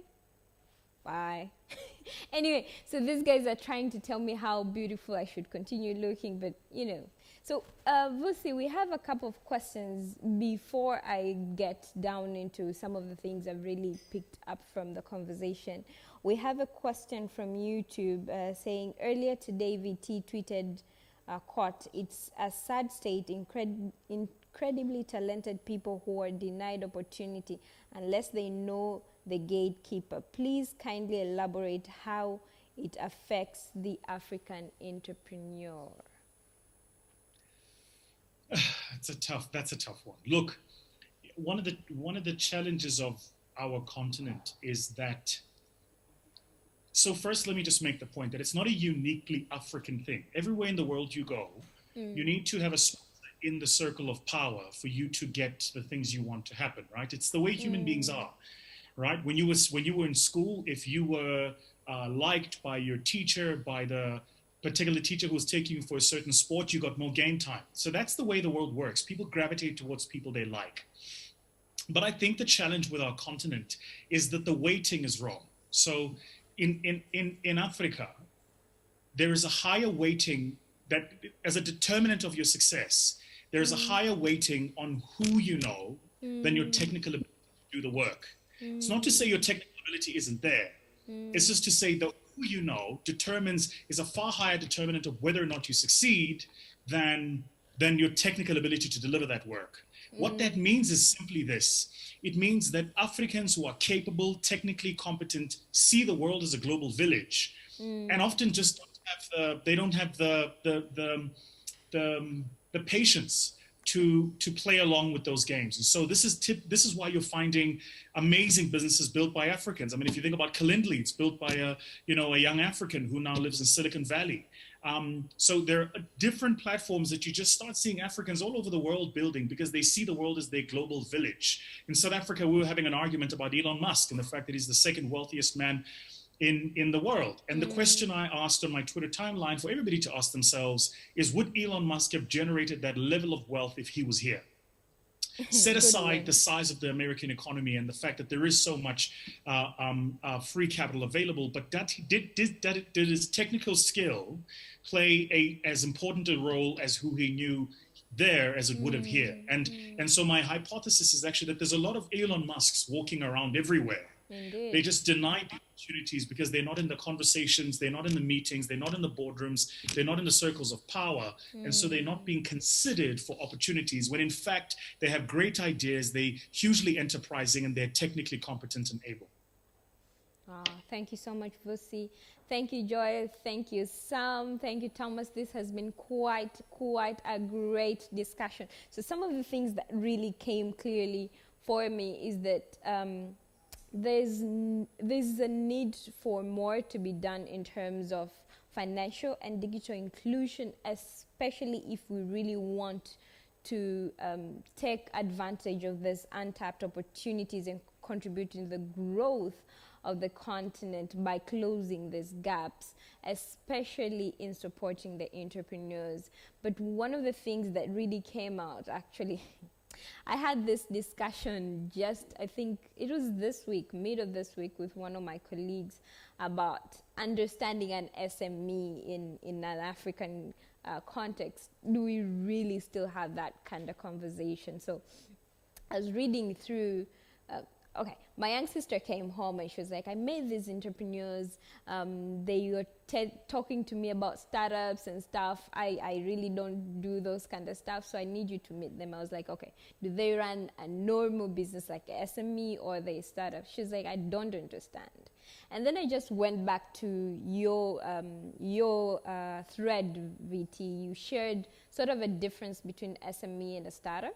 And then there was an article in that thread, I read it, and then I was really going through, like, it's just something clicked in my head. I was really going through how in Tanzania, just basically, we've been really defining startups. So there are things like patience. Joel said something about patience and learning to fail forward. But one of the things that I think, learning from the Tanzania environment, it's understanding the difference between SME and a startup, because if we understand that difference and understand that their journeys are different and that a startup is really concentrating on increasing market share and not necessarily profit, maybe our systems can be more encouraging and more, not sympathetic, but more supportive to the startups. And maybe we also need to rethink if we really need to invest in startups, these businesses that require 13 years to function with no profit, in loss. Are we capable, or should we just invest massively in building SMEs, which currently are driving the economy of the continent? I don't know, what do you guys have in mind, VT, or anybody else in the panel can just chip in that? Let me make this comment for you very quickly. Yes. So first, while startups and SMEs are different, it's not to say one's better than the other. They're just different, right? Yeah. And startups and SMEs answer different problems, right? And so they play a different role in society and in communities. Yeah. The role of a startup typically is to do high impact work. And so one of the challenges we have is the way we do reporting and compliance is driven more around the financial sustainability of a business rather than the social impact of the business. Quite simply, here to say, when you run an SME, the way you evaluate the value of an SME is you look at its value. So you look at enterprise value, whether you'll make that a function of NAV, if it was a fire sale, or EBITDA multiple, if it's an exit, or any of those. There are different valuation techniques. You would look at an SME and go, if I'm buying into this business, the value of it is based on the embedded value in the business. And that's about the amount of profits it's generating, right? But if I'm getting into a startup, then actually the value of the startup is not its profitability, or at least not only profitability, but its ability to grow market share, to acquire customers. And so what you would look at is something like making sure that your customer acquisition cost is lower than your customer lifetime value, right? And then you also look at what is the total addressable market and where could this business go? Now notice, none of that is actually driven by the current state of the business. It's future looking. So the reason it's important is because even in South Africa, what is the case for us is the government and the Companies Act has limitations for how long you can run your business as a loss-making business, right? The presumption is beyond a particular number of years as a loss-making business, that business is either being used to siphon off wealth, which the government reads to mean you don't want to pay taxes, or that business is actually trading recklessly. And so there's then a series of acts and laws that trigger for in terms of the person running that business. What we know for sure is 13 years running Amazon. Amazon didn't make profits for the first 13 years. Our history didn't even have a revenue model. They didn't even know how they were going to make money. So what I'm saying is, if we want to build these highly innovative, high growth, global impact businesses, then we need to rethink differently about how we're building different businesses to answer different issues in our society. Thank you. Really, I still believe that's a discussion we really need to have tomorrow. I'm really looking forward to that. And adding into that, as we're just winding up, picking up from this kind of conversation around what really support do we need to give between an SME and a startup functioning in Tanzania or in Africa generally. So what I've really picked up is that we clearly need not to focus so much of where we want to be, but where we are at the moment, and really understand our landscape and what we really need to invest in more, what we really need to sort of accelerate and facilitate and put in much more advantage into it, so that we can actually have what we're looking to have or where we want to go. Thank you guys very, very much. Keep on engaging with the conversation with #Beyond2020. Tweet, share your thoughts on LinkedIn, Facebook, and YouTube. We're all live on Twitter, Facebook, and YouTube. Keep on following the conversation. Tag Sahara Sparks, tag MyGrowthFund. And now, this day has been one of a kind. We're still going to have massive conversation around technology for social good and economic development, what needs to be done, looking at the health sector, the education sector, and just civil society's role in all of this. We're going to look at maximizing digital dividends for all, and we're going to have a much more detailed and deeper conversation moving forward. But as of now, I thank you guys. Keep on tuning, keep on following up. We'll be back at 2. See you later.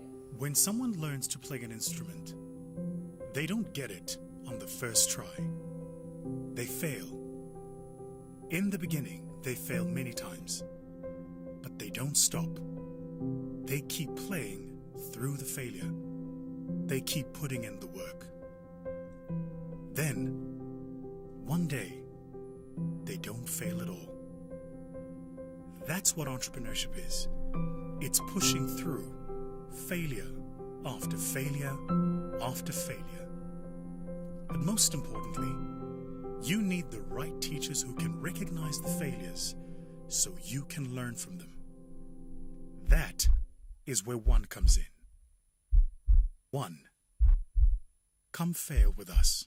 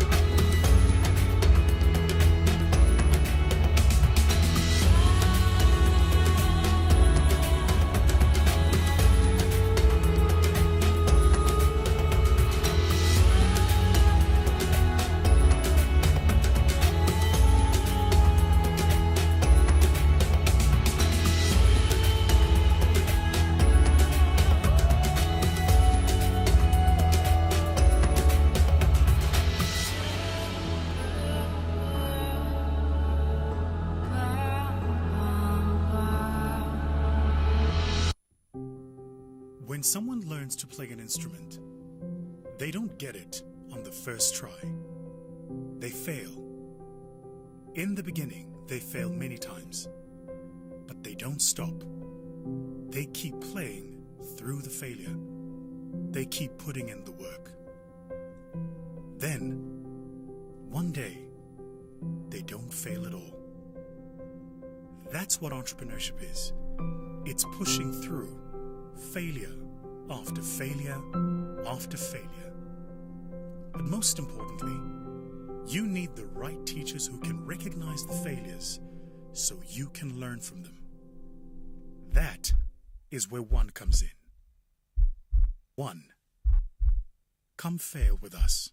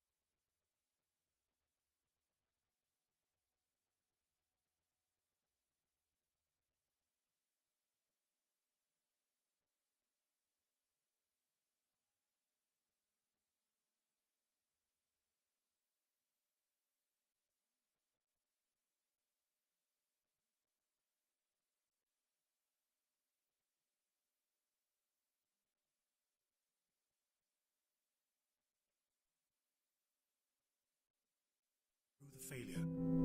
They keep putting in the work. Then, one day, they don't fail at all.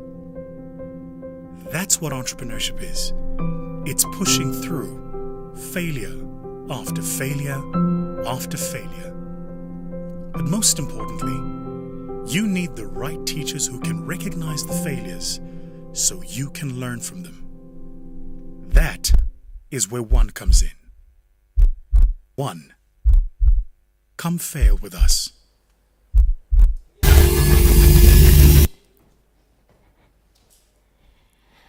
Hi guys, how are you doing? I hope you had a good time revisiting the massive insights that have been shared in the past couple of hours. I've had amazing speakers gracing our virtual stage. You know, literally, I didn't think we would pull this off. But to tell you for a fact, so what we were looking to do is something very fancy but small and all. But well, as it always is, there's never anything small when you're really talking about the future and what it will be after 2020. So welcome to Sahara Sparks. Again, we're back live. Do not forget to share your insights, tweet, share on platforms, different platforms, LinkedIn, Twitter, comment on our YouTube channel, put the hashtag Beyond 2020 and tag Sahara Sparks and MyGrowthFund. This year's event has been co-organized by Sahara Ventures and MyGrowthFund, from Tanzania and South Africa, respectfully. So it's good to see you guys again, and I'm your host, Vanessa Kisawile, leader of Sahara Sparks. And other than that, I love talking about the future. I can't call myself futuristic. I'm still really trying to decide about that word, but anyway. But I really love talking about the future. So in the past couple of hours, we've had discussion about the future of jobs. We've had discussion about the opportunities that are within the gig economy sector generally. What needs to be done, what contribution needs to be done from different players, from the private sector to the public sector. We have spoken about the massive economic opportunities that are available within the continent. We've looked at different countries, Mauritius and many other countries. We've had representatives from Uganda, South Africa, and every other places across the continent, including Tanzania, of course, sharing what they think about the gig economy and the future of jobs. But we've even gotten further on seeing how business landscape in Africa can be more facilitated. We've had discussions around, do we really understand what it means to be an SME in Africa? Do we still need to have a conversation of the difference between SME and a startup? What kind of environment needs to be there to actually support startups' growth in Africa generally? What are the policies, landscapes? What needs to be done? One of the things that have really come out from from all presentations and both conversations is the need for collaboration from different ecosystem players from different countries in Africa if we really want to move forward. Now, 2020 has been one of a kind, and I know you have heard me saying this over and over again, but it's true. It has been one of a kind. It has been both a blessing in a disguise to some of us, and to some of us has been quite a challenging year. But I really want us to look at it as a way, a new opportunity, a place, I can say a place for reset for Africa, but I think in many ways, looking at the outcomes, the numbers, different numbers, whether you look at the impact of the events that came with the year that it has had on the economy, of different countries in Africa, or we look at the approach in which different countries in Africa have chosen to really face this year, but also looking at different challenges that different countries in Africa are still facing. We've had discussion around employment.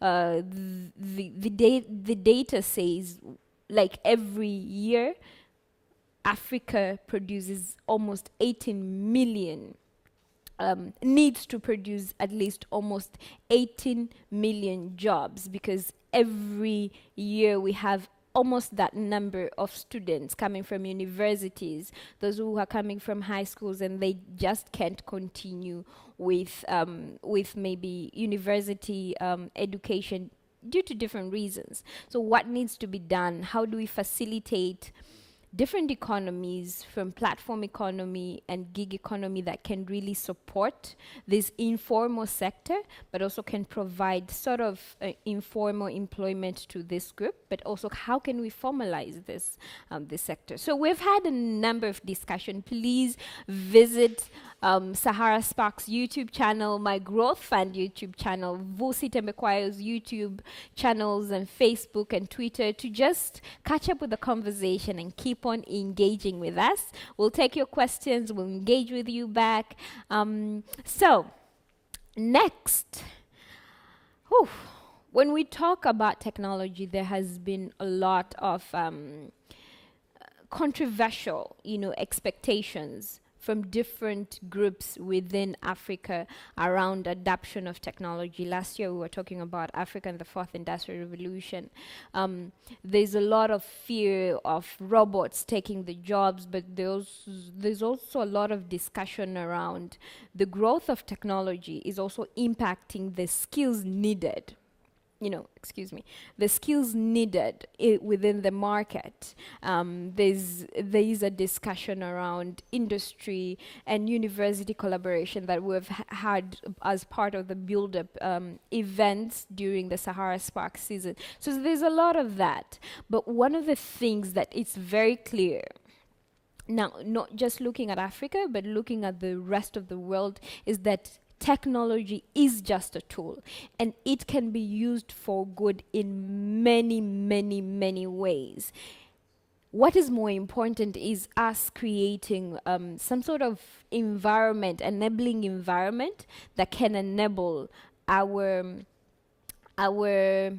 can enable Africans actually rise with the rise of technology and digital adoption. So my next discussion, I'm going to have a diverse group of great speakers from different backgrounds sharing what they think, their perspective and experiences on adoption of digital of technology for social and economic development, but specifically dwelling down for social good. We've had discussion about startups being for social good and more impact. Let's really talk now, dive in on what that means for adoption of technology in Africa. So I'm going to leave you for a minute, but I'll definitely be back. I'm going to introduce to you who is going to be your moderator, and we'll call in all these speakers that will be coming to join this session. Adam Bialu, who is a chief strategist of Sahara Ventures. So we'll go on a very short break, and when we come back, Adam will be on the stage. I'll see you guys later.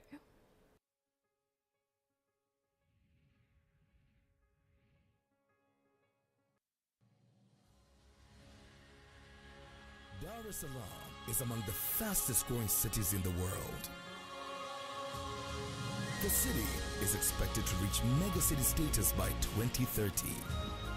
This means we will have more than 10 million inhabitants living in the city. Something interesting is happening in the Tanzania's financial capital. A part of the road heading to the historical city of Bagamoyo is becoming the technological district of the city. The district is the home of all major public tech offices, telecom operators, innovation hubs,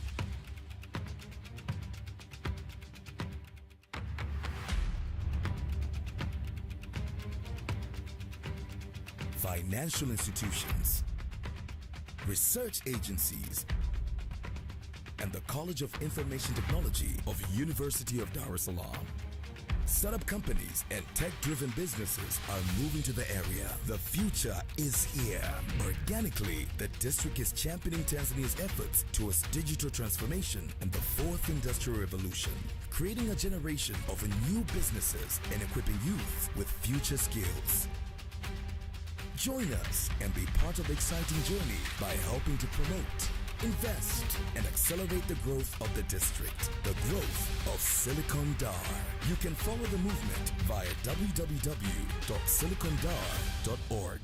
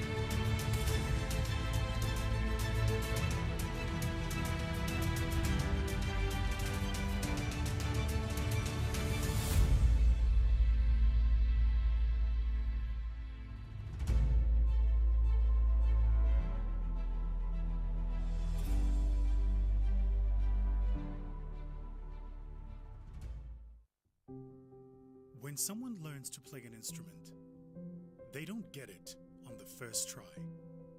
They fail. In the beginning, they fail many times, but they don't stop. They keep playing through the failure. They keep putting in the work. Then, one day, they don't fail at all. That's what entrepreneurship is. It's pushing through failure after failure after failure. But most importantly, you need the right teachers who can recognize the failures so you can learn from them. That is where one comes in. Hello and welcome back. Thank you for being with us today and on this very marvelous discussion with my panel. A cross-section of people coming across a different background, and I'm happy to join them from across Africa, and my very dear sister coming in the Finland, joining with me, discussing adoption of technology for social good.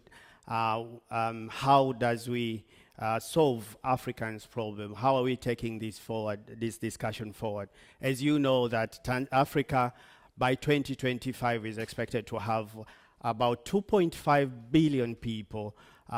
These people will come with more challenges. We understand how are these people going to use issues like health, the medical sector. How are we going to match the need of these people on other different fields? In medical sector, I've said in energy, in environment, and also how does the development sector championing the adoption of tech for social good to make sure that it's spread across different people and to make sure that no one is left behind. With me today to discuss this, I'm joined with panelists from across the globe, as I said before. My very dear sister, Emma Nkonoki, an innovation and development expert representing Finnish International NGO organization.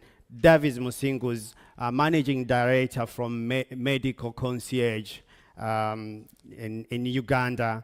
Anurag, an associate from Seed Space India. Thank you very much, brother, for joining us to share this informative insights with us today.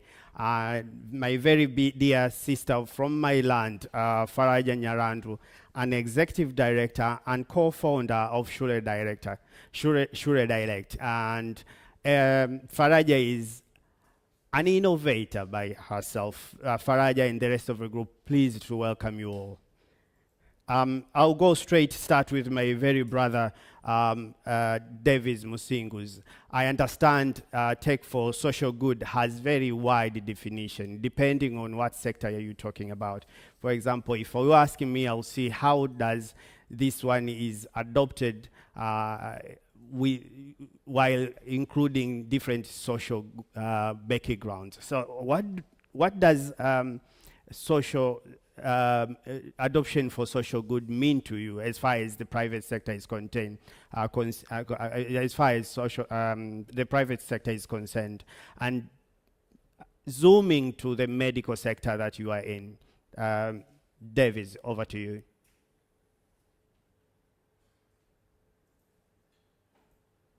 You can hear me loud and clear? Do you hear me, Davis? Yes, I can. Just confirm that you can hear me loud and clear. Okay, before I welcome Davis, being told that we need to get presentation from my brother, who haven't introduced myself. I'll leave him to introduce himself. If that presentation is ready, please go ahead with it.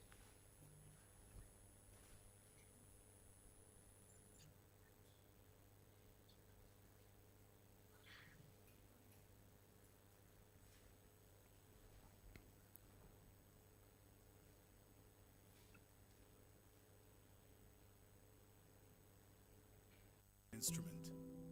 They don't get it on the first try. They fail. In the beginning, they fail many times, but they don't stop. They keep playing through the failure. They keep putting in the work. Then, one day, they don't fail at all. That's what entrepreneurship is. It's pushing through failure after failure after failure.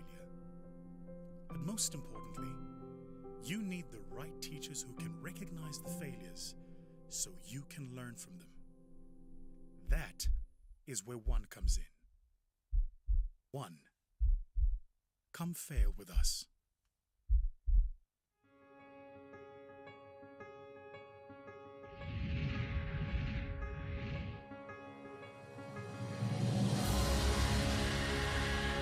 Dar es Salaam is among the fastest growing cities in the world. The city is expected to reach megacity status by 2030. This means we will have more than 10 million inhabitants living in the city. Something interesting is happening in the Tanzania's financial capital. A part of the road heading to the historical city of Bagamoyo is becoming the technological district of the city. The district is the home of all major public tech offices, telecom operators, innovation hubs,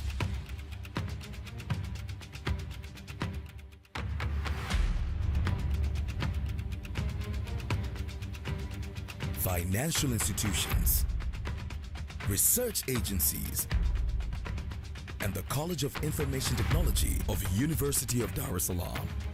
Startup companies and tech-driven businesses are moving to the area. The future is here. Organically, the district is championing Tanzania's efforts towards digital transformation and the fourth industrial revolution, creating a generation of new businesses and equipping youth with future skills. Join us and be part of the exciting journey by helping to promote, invest, and accelerate the growth of the district, the growth of Silicon Dar. You can follow the movement via www.silicondar.org.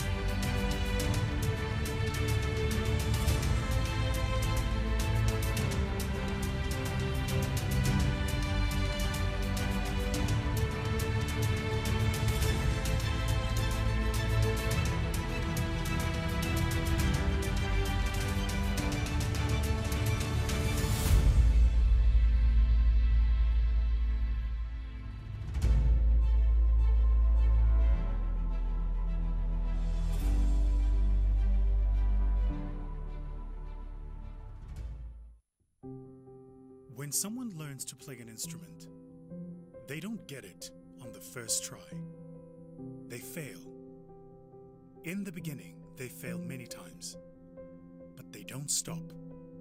They keep playing through the failure. They keep putting in the work. Then, one day, they don't fail at all. That's what entrepreneurship is.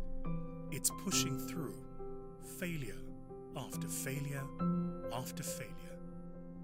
But most importantly, you need the right teachers who can recognize the failures so you can learn from them. That is where One comes in. One, come fail with us. Welcome back, and apology for technical glitch. I was to introduce my very brother Davis Musingus from Uganda. Davis is as a managing director for Medical Concierge. Brother Davis will do a presentation. I'm hoping he's ready now. Please welcome. As we are waiting for the presentation, I was just to share a bit of, we ready? That's fine, let's go. Brother Davis, please welcome. Confirm. Yes, confirm that you can hear me loud and clear. I'm loud and clear. All right, good, great. Nice to be here, everyone. It's a real pleasure to be invited to Sahara and to share what my experience has been around using technology for social good. I'll introduce myself. I'm the managing director of the Medical Concierge Group, based out of Uganda since 2012. And what we do is we connect people to healthcare services and providers using technology. So right now, anybody can have a remote consultation over chat, video, or voice to be able to interact with the doctor remotely and get a prescription which gets delivered to you. Or if you need a confirmatory lab test, somebody can come to your location, pick that up, run that test and send the results back to you. And what we're also doing is, providing clinic visits on appointment basis and also an online e-shop where people can use e-commerce technologies to be able to access healthcare services. I think for us, it has always been very clear that the mission has always been to use technology to improve the healthcare value chain, making it more accessible, more affordable, and providing desirable outcomes to the people that are involved in that healthcare value chain. As you probably already do know, healthcare is comprised of very many actors in that healthcare value chain, right? If you look at within the pharmaceutical side of things, you already have manufacturers, then distributors move that product to wholesalers in country, and then wholesalers to retailers, and that's how most people can be able to buy from their local drug shop, chemist, or pharmacy. But also what goes into a doctor-patient interaction is much more complicated than people imagine, because behind the scenes, then you have these institutions like hospitals. Behind hospitals, you have their respective payers who could be medical insurance companies, which could be government programs or development-funded programs. So it's a really long, winding value chain that is deeply fragmented. And of course, what that does is really just also creates a very undesirable experience for the patient. One, from the time that you have to travel and get to the clinic, have to fill in all these different registration forms, wait to eventually be seen.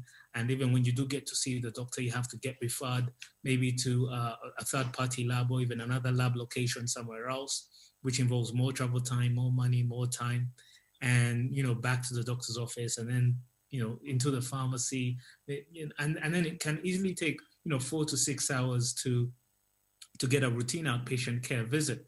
And also keep in mind that your documents, your data is fragmented across this value chain, where some of your information is kept within the pharmacy, some is in the doctor's notes, some is within, let's say, wherever it is you do your imaging, some of it is, with the lab. And, there isn't a lot of integration or even interoperability across many of the systems that are being used to provide healthcare services. Now, of course, healthcare being a social good, and by social good is, meaning that you actually want to make sure that as many people as possible get the benefit of healthcare services when they need it. And I think, COVID-19 pandemic has been a great, case study for what a social good really means and what public good really means when it comes to healthcare, that the health of your neighbor is extremely vital to your own. And therefore, we must create a scenario where everybody receives adequate and sufficient healthcare in a timely manner. So us being able to optimize that experience using technology becomes an imperative for all players within that value chain. And the benefits are very clear that we will be able to see cost savings, we'll be able to see time savings, we'll have better outcomes across public health and individual health. We can also get to see complete and quality data facilitated by these new technologies across the value chain to be able to deliver more social goods across healthcare. And I think there are unique opportunities that exist, whether you're talking, across all these different kinds of models, like, business to consumer, integrating new technologies across diagnostics. These days, you have a lot of handheld diagnostics that we can bring into that value chain. And also, we can also improve the patient experience processes so that a lot of things can happen remotely where possible. And only do we prioritize physical visits where they're absolutely necessary to reduce congestion within these facilities. But then there's also innovation that is also very necessary around the B2B aspects of healthcare. So whether you're looking at insurance and making that more affordable and more accessible through microinsurance plans, more innovating financing models around that, or whether it's just improving processes around claims, reimbursement to really keep many of these providers liquid, but also to protect the benefits of people that are insured. And even, across B2G, if you look at the public healthcare system, the COVID-19 vaccine is going to be coming out very soon, and there's going to be a very critical role technology is going to have to play to make sure that nobody's left behind and these vaccines reach all the hard-to-reach areas and also vulnerable populations. And this can only be possible through, clear innovations with governments and businesses participating to be able to achieve these kind of results. And I think one other area that, people seem to forget around social good is just making sure that we get patients talking to patients. There's normally a term used called expert patients. And I think there's a lot of social good that gets distributed by expert patients talking about their own experiences, talking about what has worked for them to other patients, helping them, empathize and reassure them about the possibilities further down the road, and being able to use technology in a social way to be able to drive that social good can be, very impactful to healthcare as we know it. And, as a social good, I think that is something that we should always champion, whether it's government, private sector, or development agencies. And I think, maybe that's all I can say for now, and I can, take on any questions you may have. Thank you very much, Davis. We'll come back to you. One of the things that I've captured from your end is you have explicitly said, why do we need tech for social good? And you have explicitly said the time is now, as we are recovering, or we are passing through this very unprecedented time of COVID-19. We can't afford not to innovate for tech for social good. Thank you very much, my very brother Davis from Medical Concierge. Welcome Emma from Finnish NGO. Emma is a development expert. I want to hear your view about tech for social good, but before that, please go ahead with your presentation. We'll come to discuss that later as we're discussing during the panel. Thank you so much. Welcome, Emma from Finland. Thank you. Hello. I hope you can hear me. I'm hearing you loud and clear. Yes, thank you very much. My name is Emma Nkonoki. I'm Tanzanian. I live in Finland permanently for 22 years now. And my background is in business administration and project management and development. So I've been working a lot with civil societies before, and then later to universities, and now back into civil societies again. As Adam already mentioned, I'm working with the Finnish development NGOs. It's a platform, like an umbrella organization for Finnish development NGOs. And at the same time, I'm doing a research, a PhD on building inclusive technology innovation ecosystems. So this is very close to what we're talking about here. So I'll go straight to my presentation. with 7 minutes. Yes, so if you look at the slide, my slide there, what I have, you see that there's this old landline, the telephones. Then you see WhatsApp.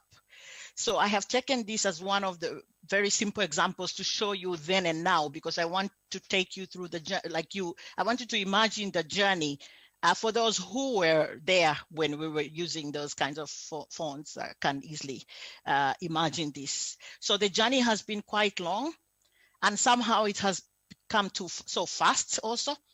And these are all the changes brought by the fourth industrial revolution. And just think about now us using WhatsApp. I have chosen WhatsApp as an example and left all this Skype and stuff because I know that as this Sahara Sparks starts from Tanzania, so then WhatsApp is used a lot in countries like Tanzania and many others around the world. So think about all the data involved in this, the WhatsApp, what we are doing and using every day. So you find that this technology has come with three things. Like there's three things involved. There's demand, there are opportunities, and there are challenges. So the challenges that are emerging from these technologies, they impact they touch our daily lives. And this is exactly where the civil society comes in. So as my topic says, like civil society is working to improve our technological future. So what civil society is trying to do is to try to work on solving or improving the situations with these challenges that are coming from emerging technologies and are impacting our daily lives. Because as you know, civil society's main goal is to promote social good. So through collaboration and cooperation with other actors, civil societies work on improving the social good. And civil societies, of course, look at the opportunities and challenges, as I mentioned, and they look at businesses and government and the universities and cooperate with them in making sure that these the opportunities are reach the majority of the people, especially in developing countries and especially the poor, and also in tackling the challenges. They also cooperate with others, because as civil societies they cannot do it, or we can't do it alone. As I'm representing the civil societies here, so that's why I'm talking about us as we. So there is also adapting and evolving. The issue of adapting is almost clear. Most of us, like as NGOs or other, community-based organizations, we are adapting, even if we have not yet adapted 100% to technology the same way as the corporate world has, but we are adapting. So that is not an issue much, but the issue is evolving, because adapting is one thing and evolving is another thing. And this is a big problem, especially in developing countries, because if you adapt only and you don't evolve, then there is a huge challenge. Because one simple example is the startups we see in developing countries like Tanzania or Kenya or other countries, that there's a lot of people that have gotten these access to internet and all these smartphones, and also then they come up with good ideas and innovate, and we have these startups, but then they all grow a bit and reach a point where they are stuck. So that's where the problem is. Like we see that, yes, we are adapting and then we are trying hard, but then evolving and getting these products to the markets and services is still an issue. So civil societies also are working hard to see that the people, especially the ones living under the poverty line, or the grassroots people, are also not only adapting, but also evolving. And another thing that I wanted just to point out here is how civil society has this important role in shaping the fourth industrial revolution. This industrial revolution comes with all these, as I said, challenges, opportunities, and everything. But then when you talk of the challenges, they affect us differently, depending on the human development level that we are in. So the ones that, for example, we can say in general, in rural areas, they are affected much more, because they are the ones maybe who don't have access to internet much, or the speed of the internet is not that good, or then access to technological devices and education is not the same as in big cities and towns, or like in the Silicon Dar area. So this is where now you see that the civil society has to come in, because without the civil society, then it will be very difficult to bring these to translate the technological successes, because all these big names like big fancy names like artificial intelligence, blockchains, augmented intelligence, they are easy and simple for us who live in the big towns and who are doing these things every day, like in Dar es Salaam or Nairobi or somewhere. But to someone who comes from a very poor background, who hasn't had a chance who is not that educated, it doesn't mean a thing. Those names are nothing unless we translate or we turn these technological successes into tangible outcomes, like jobs and other services. That's when the meaning comes to the people, actually. So that's one thing that also civil society is working hard on assuring that everybody, in the end, no one is left behind, and everybody enjoys these technological successes and revolution, if you like.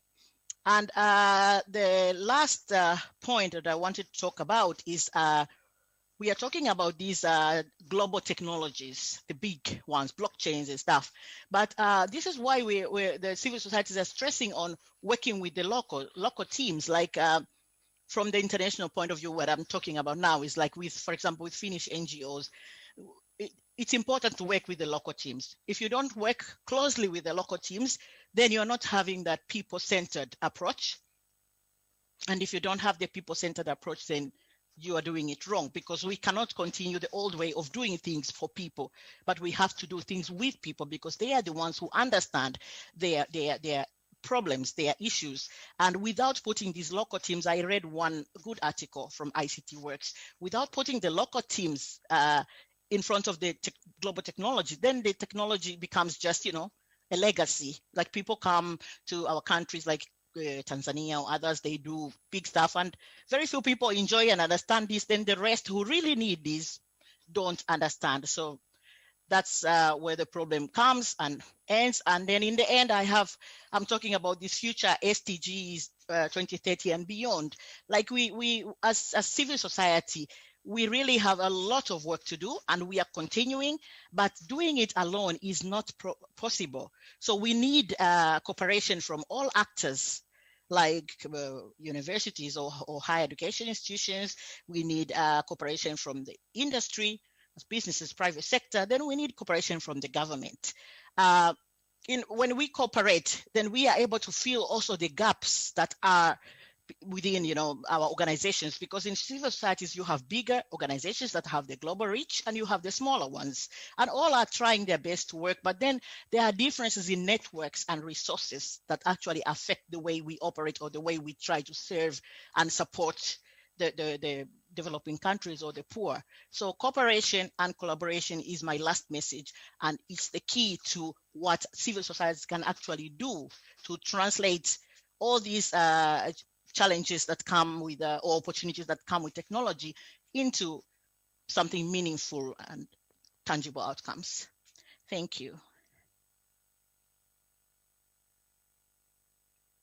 About adopting and evolving, and we'll come to discuss that more as we are going for a panel discussion. But just to remind our viewers today, we have got an example, a representative from the private sector here.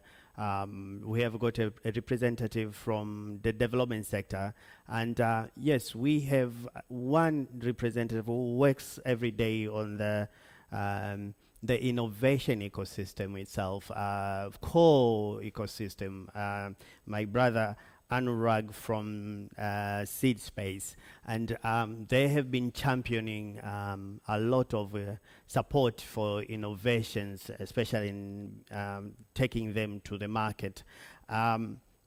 Emma, when you was presenting, you have stressed about making sure we continue to collaborate, but as well you have mentioned about we need to make sure that we take this innovation to the grassroots level, but understanding that part of what we can do to make sure that definitely is about making sure that our people are involved, as you said, but one of the core issues that I know on the ground from our development set, especially local development organizations and our people, the need to have a proper education or knowledge to support adoptions of this technology, or coming up with solutions that really impact their lives or solve their own challenges is imperatively. And what can we do to make sure that we enforce the knowledge to our people, especially the local community? And what is the role of the development sector to make sure the knowledge is passed through, especially to the local communities, and we capacitate these local NGOs to make sure they reach this the local, those people at the grassroots level, to make sure that we adopt the technology.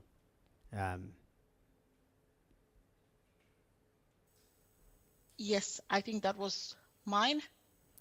Yes, Emma, please go ahead.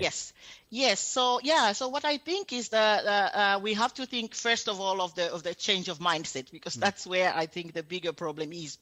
Before going anywhere, before doing any other thing, is change of mindset. And then another thing is what I have seen, that okay, there's already a lot, even not enough, but a lot that is already happening. For example, in Tanzania, that there's a lot of work with higher education institutions. They are getting a lot of support or capacity building from other countries, for example, from Finland. But then I think there's a need to put more effort also on vocational education, supporting the vocational education. And actually, that's where the majority people have access to, are able to go to those to that level. So actually having this entrepreneurial education in the curricula is one important thing that I think we are still missing. Like if you look at our curricula, like most educational levels are using very, very old curriculum, and that is a very, very big problem, because we are not walking the talk. Because you meet a lot of people in events, and a lot of people who are actually decision makers, and they are talking of all these technological changes and everything, all the big stuff, but then they're not walking the talk. Because if you are not taking this entrepreneurial education into the curricula, then it's not going to happen anytime soon. Then it means that 10 years from now, by 2030, which is our deadline for SDGs at the moment, it means by then we will still be sitting here in this kind of event and discussing the same things. And this is something that we don't want. But if the cooperation from the government and other people who are, like higher education, the people who are responsible for these curricula, if they don't cooperate on changing those, then we have a big problem. And that's why I was stressing more the collaboration is still needed. We need to find a common ground where we can all work on. So someone brings in all these global technologies, and others in locals do a lot of innovations, but also then how do we empower our people? The majority of our people is through education, and more emphasis on vocational education and entrepreneurial education in curricula.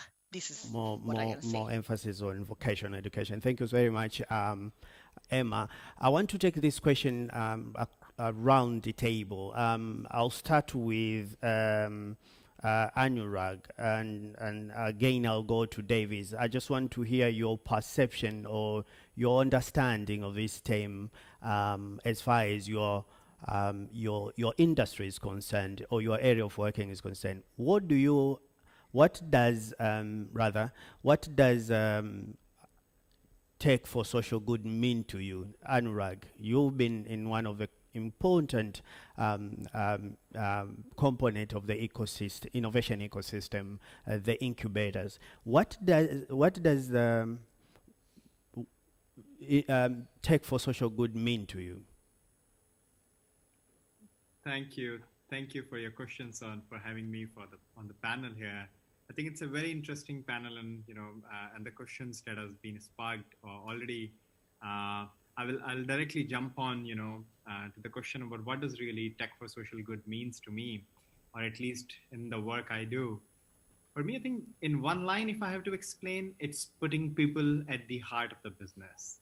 It's not just about that.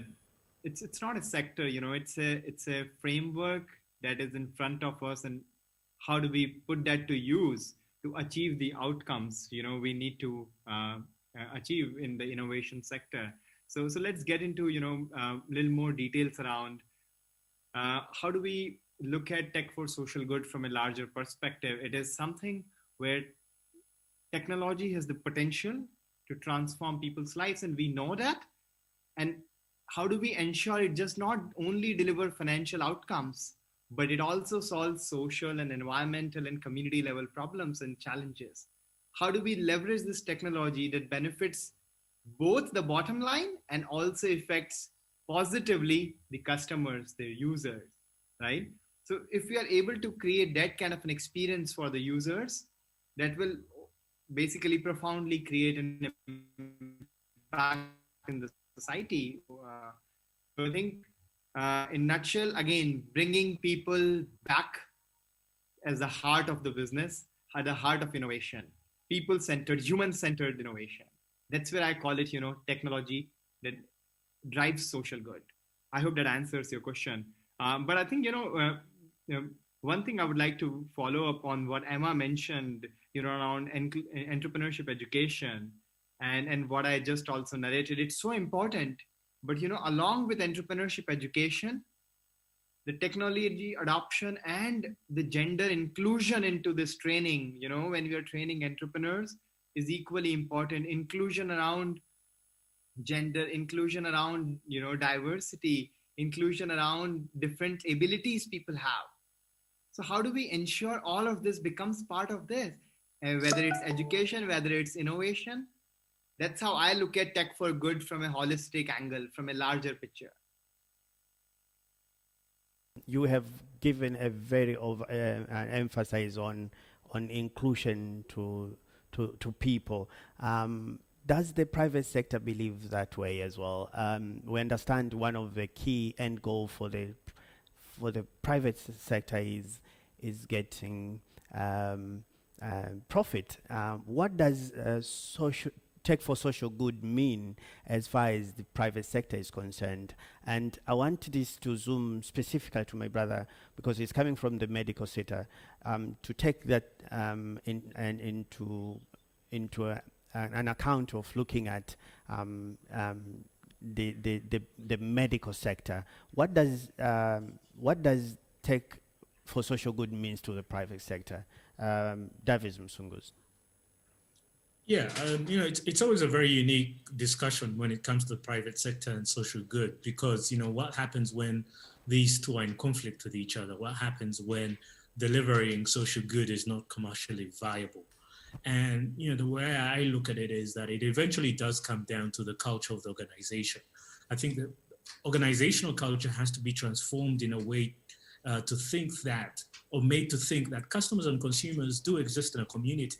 And that's where the primary understanding has to be. And, we have to impact that community for the well-being of those clients and consumers, whether it's to improve their purchasing power or their standard of living, to be able to not just track what these external factors are that are influencing consumers and clients, but actually having an impact on these things, whether it's climate change, clean water, healthcare, whatever it may be, because whatever it is, chances are is that it's going to come back and have some kind of role or play some kind of, effect, have some kind of effect onto your bottom line.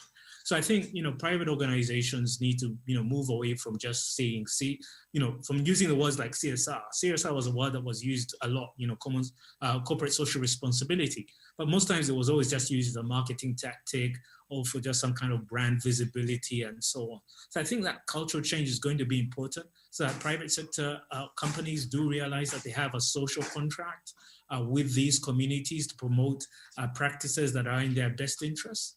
And when I look at it, particularly for healthcare, it's really about making sure that we can have an impact and move the needle on three core things. One is access to healthcare. The second is affordability of the healthcare.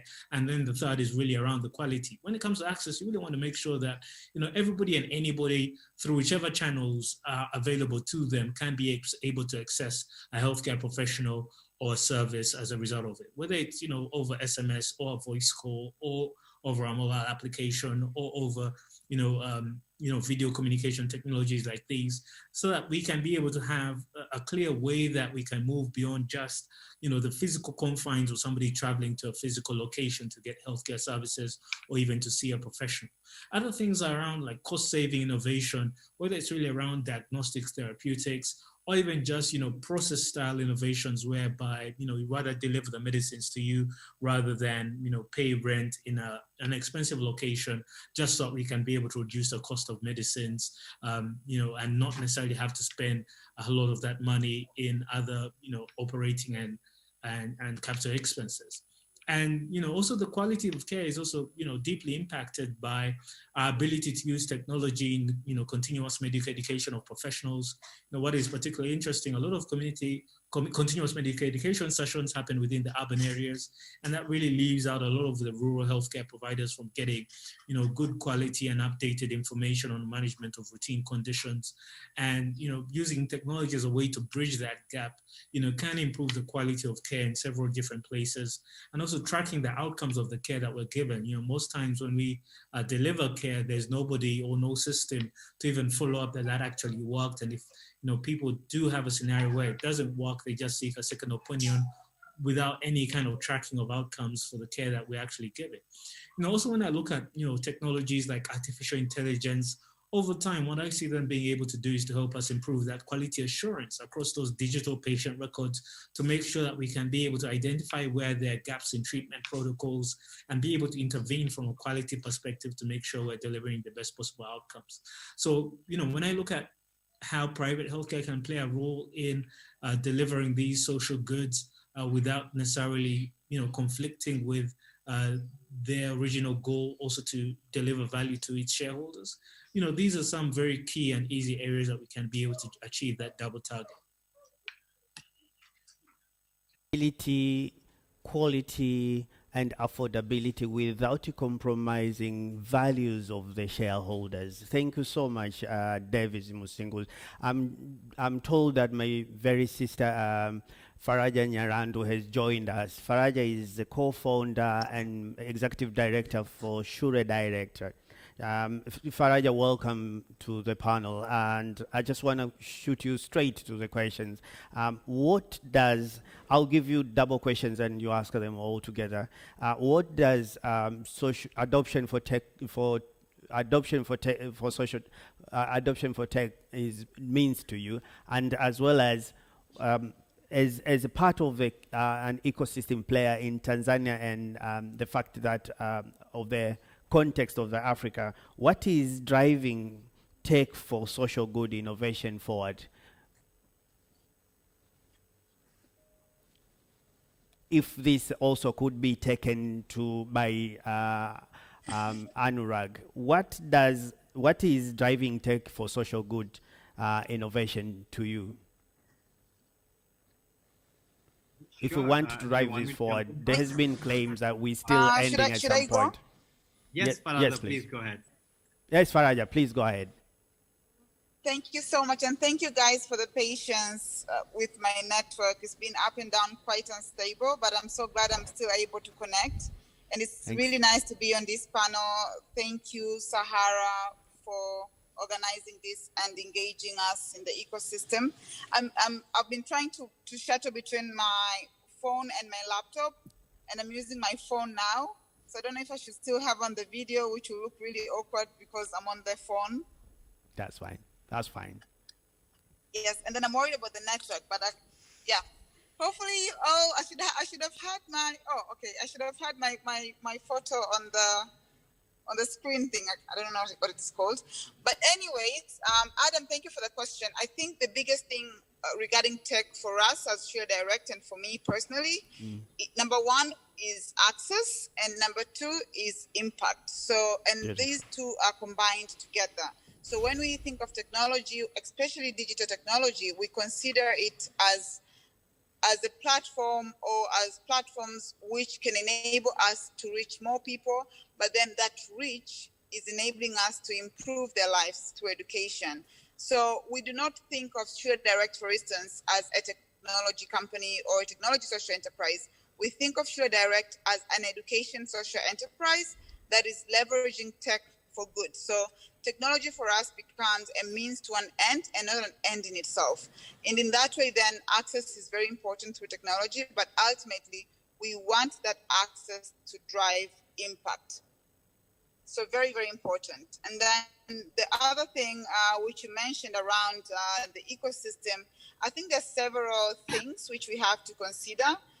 And there is the factors which, again, are based on the enterprises or the startups or the players who are actually in the field implementing different activities and different programs. So on that side, I would consider content being a critical thing and a critical aspect to consider, because then if you are responding to a customer's or a user's needs, then you are supposed to be addressing a pain point, and that pain point can be addressed with your content. But from content, then we have to consider the technology. So in this case, I would regard digital technologies. So you have to have digital platforms.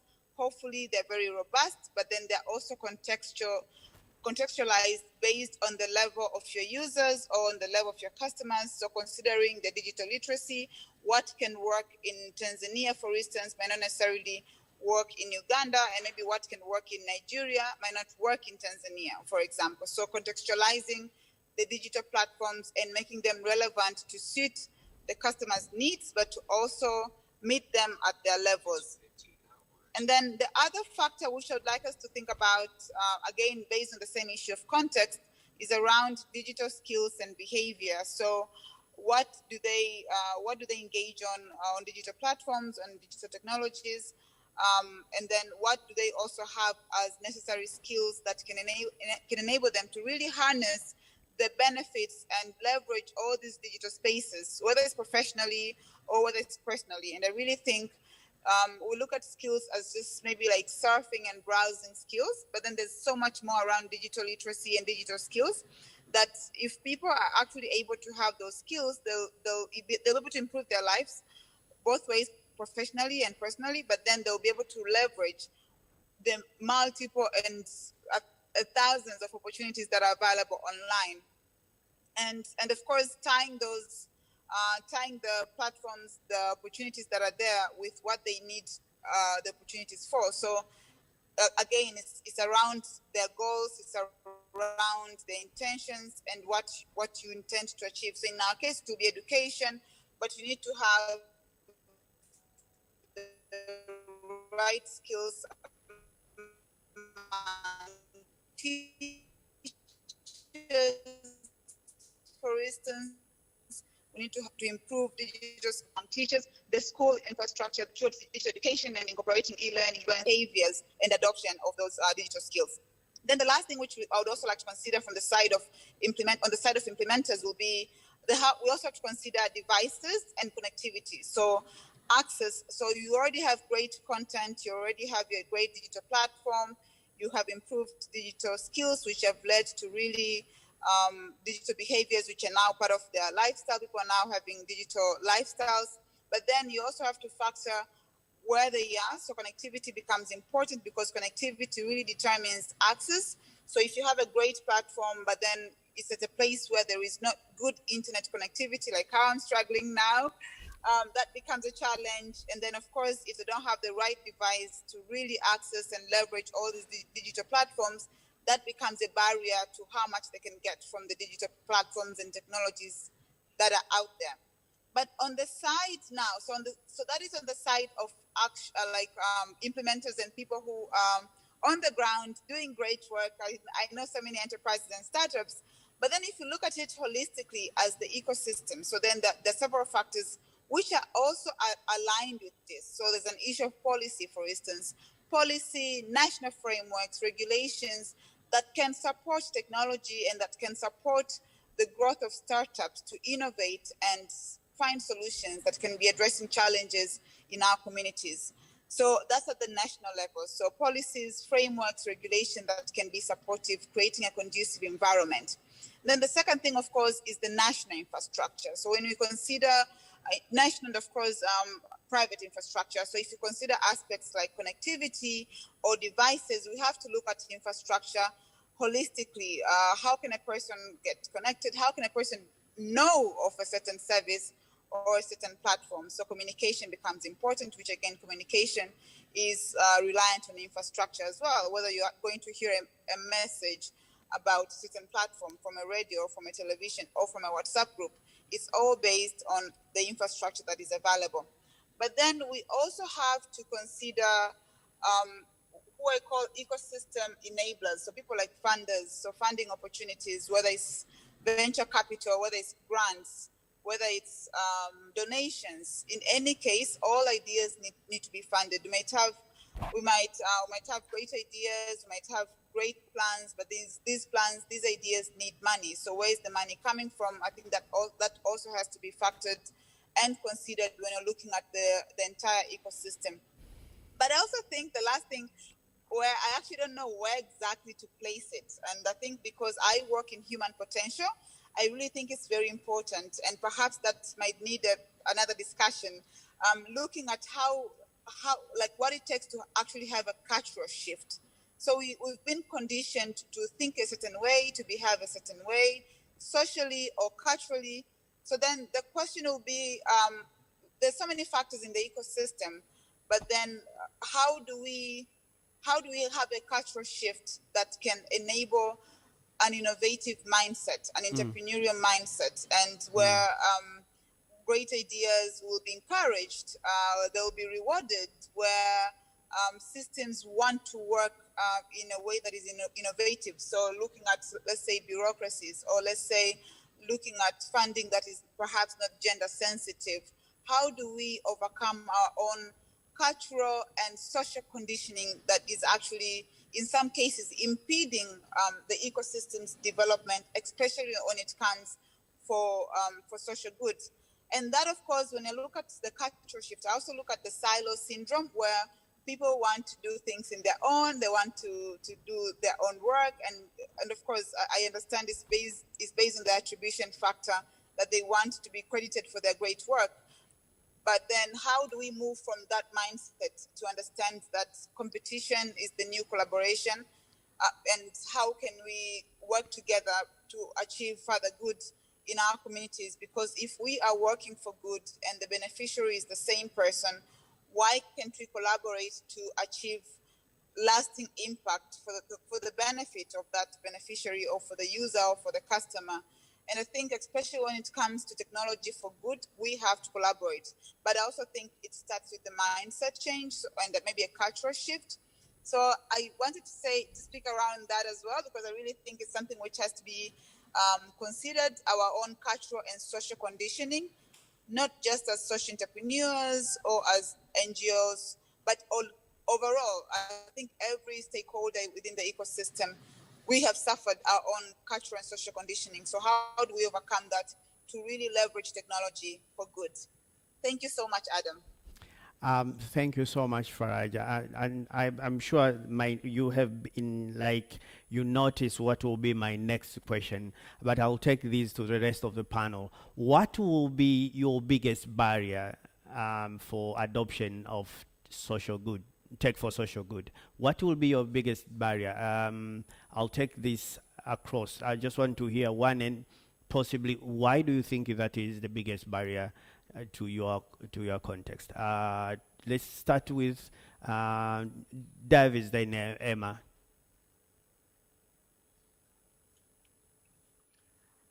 Yeah, so I think there could be several barriers, but one that I would particularly like to highlight is the constraint of talent. There's a lot of technology that can be deployed to deliver a significant number of social goods.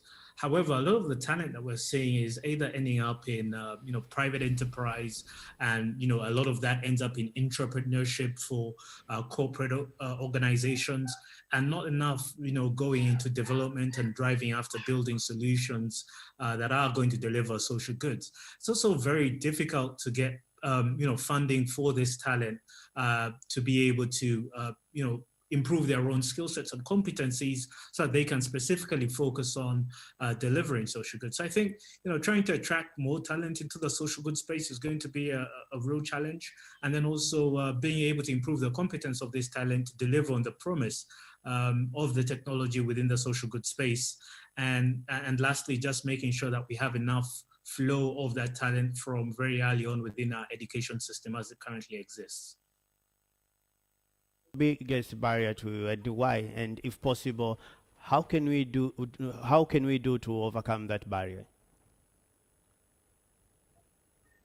Well, we have to be very deliberate. I will speak as ourselves within the private sector. We have been very keen on hosting internship programs in-house, where we have students, at a bachelor's and master's level coming to get some real-world insights about how consumers are thinking about human-centered design, about how we come up with innovative solutions to healthcare challenges that are experienced, across the board, across the socioeconomic structure of the country.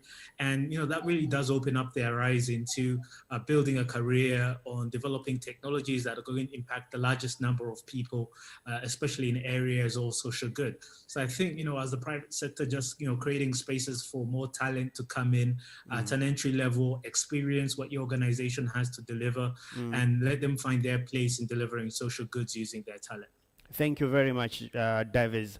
Emma, what is the biggest barrier to you as far as the development sector is concerned, and what do you think we can overcome that barrier?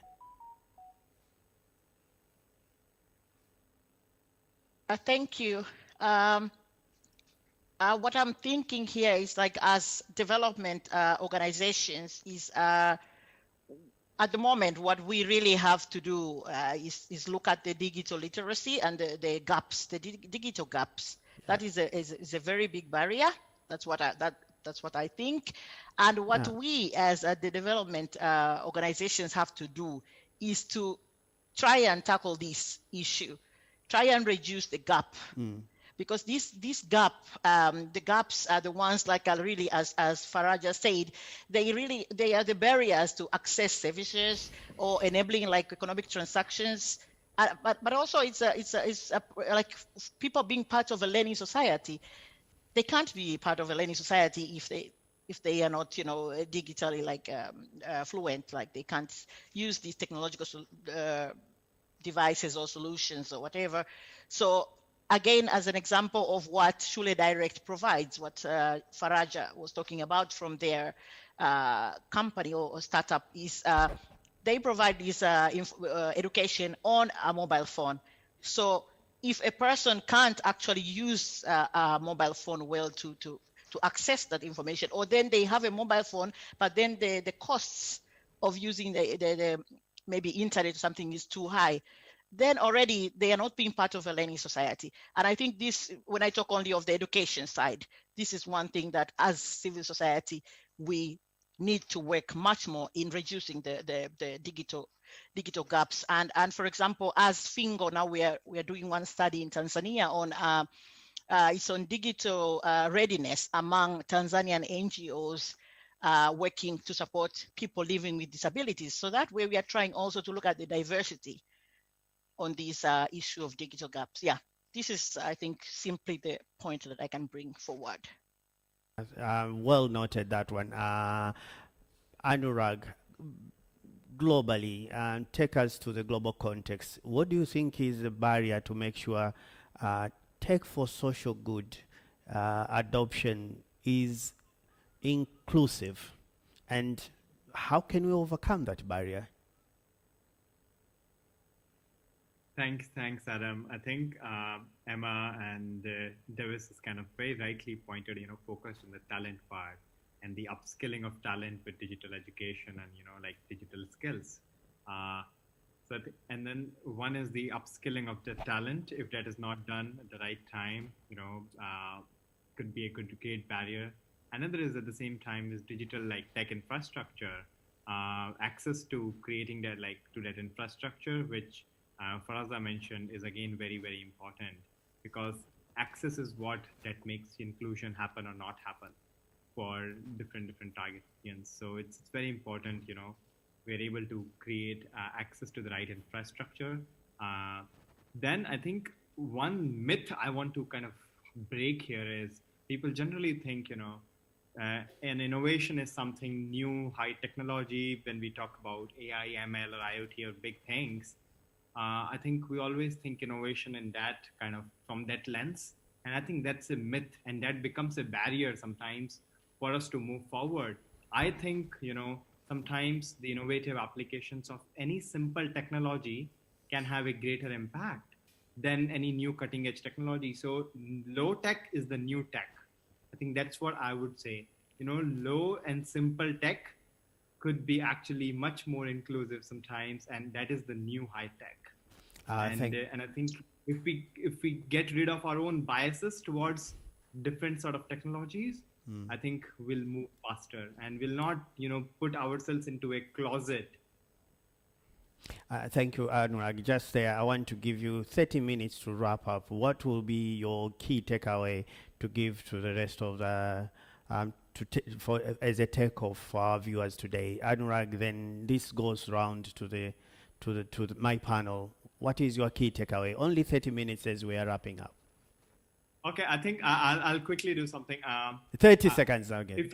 If you truly wish to drive impact, or work for impact with businesses, use technology responsibly, create more employment or job opportunities or entrepreneurial opportunities for underrepresented communities so that they can be part of this ecosystem and it becomes more inclusive for them.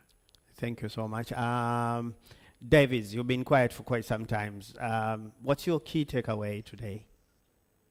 In 30 seconds. Yeah, my key takeaway is for the private sector to really look into their culture and reshape how they think about delivering technologies for social good, and where they can actually incorporate technologies within their processes, within their products, within their service structure, to make sure that in one way or the other, they're impacting their consumers who live in a community with social goods. Thank you so much, brother. Appreciate to Faraja, then to Emma. Thank you. Yes, I agree with the other speakers, and I also think that one thing that can actually improve the space will be to really engage in evidence gathering, so data collection, data documentation, and data sharing. I really think we would do so much better if we are making informed decisions and strategic direction, but based on data. So I would really encourage us to be data driven, and I'd love to see more data coming out of the so many social enterprises that are engaged in leveraging technology for good. Thank you. Thank you, Faraja. Appreciate data for social good, access, inclusion. Emma, what's your key takeaway before we wrap it up? Quick one. We have 30 seconds with you. Hello? Yes, please go ahead. Yes. So what I wanted to say is when you think of technological advancements, and we have been saying that it brings inequality, but I want people to start more and more to think of actually also the opportunities that come with it. There are challenges, yes, but there are opportunities. And for productive use of these technologies that are coming, it requires changes in economic and social systems. And this is where I come to a conclusion that development is people, not development. So civil societies are there working very close to the people. So I would urge other actors in the innovation ecosystem, other players, the government and all higher education and others, to work closely with civil societies, because civil societies, they speak the same language as societies. They are there in the middle as the translators, or I call them translators. They are like translating what comes from the people and take it to higher tables, decision makers do the advocacy. And in the end, I will leave you with this word that I call civil societies myself as ambassadors of impact. So if you remember that civil societies are ambassadors of impact, then you will know that you have to work with them to reach the people, to save the people, and to work with them. Thank you so much. Thank you. Ladies and gentlemen, we come to the end of our program. I want to take all the takeaways, and I want to take this opportunity to thank you all for taking time joining us today. It was such an powerful and insightful takeaways that we have got from all of you, from the challenges are there, but tech for social good is important and necessary as we are going beyond 2020. We all have seen these unprecedented times, the way technology has helped the world to match up and to solve the gaps that we came with this crisis. So need to capture more data, share knowledge, making sure that is something that we use for and inclusive to the last miles of our community, to the local people. And I'm happy to hear that development sector are keen to make sure that no one is left behind on this. With me here, thank you so much, and I appreciate you all for your time. Thank you.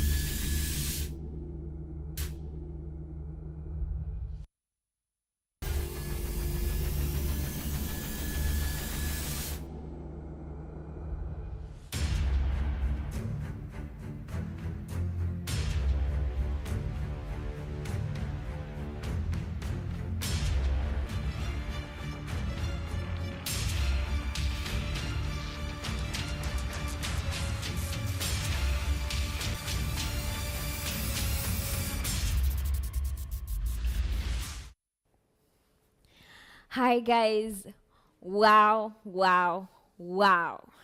This day has been quite an amazing day. Has brought quite a diverse conversation, quite really impactful and purposeful conversation for the continent generally. So some of the key highlights that have really come out very, very openly is the collaboration between the ecosystem players. And I understand, like, you've heard this word several times throughout this day, but maybe, just maybe, that's a prophecy. You know, that's what the continent needs at the moment. But there's also a conversation around how these innovations and new innovations that are being brought and implemented in the continent need to be more inclusive, need to be more supportive to the community, but also there is a conversation around, yes, the private sector should keep on supporting, you know, pushing for profit and all that, but also seeing how CIOs, community development organizations, CDOs, something like that, can really support and push for innovation for social impact. So there's a lot there's a lot of discussions around constraints of time, but in my opinion, I think we're definitely on track. One thing that Africa has really proven to be is the ability to leapfrog. So I think we're definitely on track. But also there is a discussion about digital literacy. I think this has come up several times. The gaps that are within our communities, specifically between the urban group and the rural group, all the discussion of the underserved and the overserved, things like that, especially in relation to digital access, digital literacy, and adoption of technology for the impact of these communities. So I think that's one of the things we definitely need to look at as a community and as a continent at large, and seeing how different players from government, corporates, non-profits, innovators and entrepreneurs from across the continent can work together for the development of the continent. Now, this conversation just keeps on getting better and better. So today, we've had such a conversation that it's not just impactful. It's like, it tickles certain kind, provokes. That was the word I was looking for. You see how hard these vocabularies are. Anyway, it tickles the kind of conversation that we really need to have. So at the moment, we're gonna dive into the conversation around maximizing digital dividends for all. So literally, digitalization and technology adoption is really spreading rapidly, not just across the globe, within the African continent specifically. But as you've heard, several other speakers have been talking about the gaps, that are in the literacy circle generally, technological skills literacy. There are quite a number of things. So according to World Bank, there are like 3 main key areas that need specific focus when we're really talking about digital dividends. And one is the regulatory framework that encourages the market while protecting consumers. So here we're talking about businesses, SMEs, or startups. We're still having that discussion tomorrow about startups and SMEs at the investor marketplace. Please do not miss and keep on tweeting with #Beyond2020. The second is the technical skills that enable the workers, and business owners and public sector employees to leverage new technologies. We have seen in many countries, including Tanzania, where I am at the moment. So we have seen how the government is really adapting, has really adapted technology very fast. It had been into doing that, but coming in, like the moment COVID just knocked on our door, it was like, okay, now every country in Africa has been, okay, now this technology thing, this digital adoption thing is something that somewhat has to be a priority. And we've seen, for instance, in Tanzania, it has been clearly communicated by the current government that has just won the election about adapting digital economy, focusing more on technology development, investing in innovation and STEM and all that. So it's very encouraging. And one last thing that they're really focusing on is responsible institutions that use internet to empower citizens. Now, I don't really want to take much in the discussion. I'm going to welcome Vusi Tembekwayo, championing this conversation, bringing key players and contributors and makers and changes from across the continent, discussing the opportunities, the lessons, the learnings, the blah blahs and everything in between when it comes to really trying to see how we can maximize digital dividends for all. Welcome, Vusi. Thank you. Thank you so much. Vanessa, again, great work. I thoroughly enjoyed the panel that was on just now. I'm cognizant of our time pressure as we've been since this morning, so I'm going to get right to it. Our conversation is kind of a high level themed around maximizing digital dividends for all. We've got Roland Brown, who runs a capital firm based out in Windhoek in Namibia. Gabriella, myself and I have chatted a few times. Gabriella, by the way, I've got to tell you, is doing some amazing stuff. I'm a huge fan of what she's doing, so I can't wait for her to share her own experiences and to talk a bit about her journey and where she's at. And then, of course, Dumzane, who I'll introduce a bit later. And I'm looking forward to hearing from each of you guys about what's happening, where we are at, what you think the upside and the opportunity is. Roland, I want to start first with you, right? So, and I'll tell you why I want to start with you, brother. It's because, you know, in this conversation, one of the realities we have to talk about is what is a clear and earnest frustration in terms of the readiness of capital to invest in businesses at different stages. It seems to me, and it might just be me, but my own experience, as vast as it is, tells me this, that there is frankly too much capital chasing too few deals where there's almost no risk. Right? And so we talk about having a nascent funding environment. We talk about having, you know, a need for angel investors. We talk about the fact that there are some VC firms out there. But you and I have often mused about this. And I wonder, do we have VC firms or do we have private equity firms, you know, raising under the guise of VC and then looking to take private equity type risk in what is clearly, you know, an early stage business investment and environment. So I want you to talk a bit about how we can be more creative in terms of how we fund, more creative in terms of how we evaluate risk, more creative in terms of how we give entrepreneurs the dry powder that they need to build businesses, recognizing that the space in my mind of accelerators and incubators, if we're to be completely honest, is just completely flooded. So it seems that there's, like, if you think about it, this valley in the middle. So there's like an array of accelerators and incubators, some that are run by large financial institutions to help entrepreneurs right off the starting blocks, create the minimum viable product, test product market fit, and that jazz. So there's a lot of that happening. Then much, much later on, when you're raising Series B, Series C funding, there's a whole lot of money. But right there in the middle is really where the rubber hits the road. And it's where innovators and entrepreneurs building the next generation of businesses, the likes of Gabriella, are finding a lot of frustration. So Roland, kind of what are your thoughts around what can we do to close what is, in my mind, a very glaring gap? Thanks a lot, Vusi, and thanks, Vanessa. I think that's a very interesting topic. And I think, Vusi, the first thing is it's definitely not just you. There is a definite problem there. But I actually want to look at this slightly differently, because my question is actually, is there really a space for the conventional venture capital firm in our market? And I've got a very short, or on our continent perhaps, I've got a very short window to talk about this. I did about, we did a talk last night. It ended up running about 3 hours, the whole event.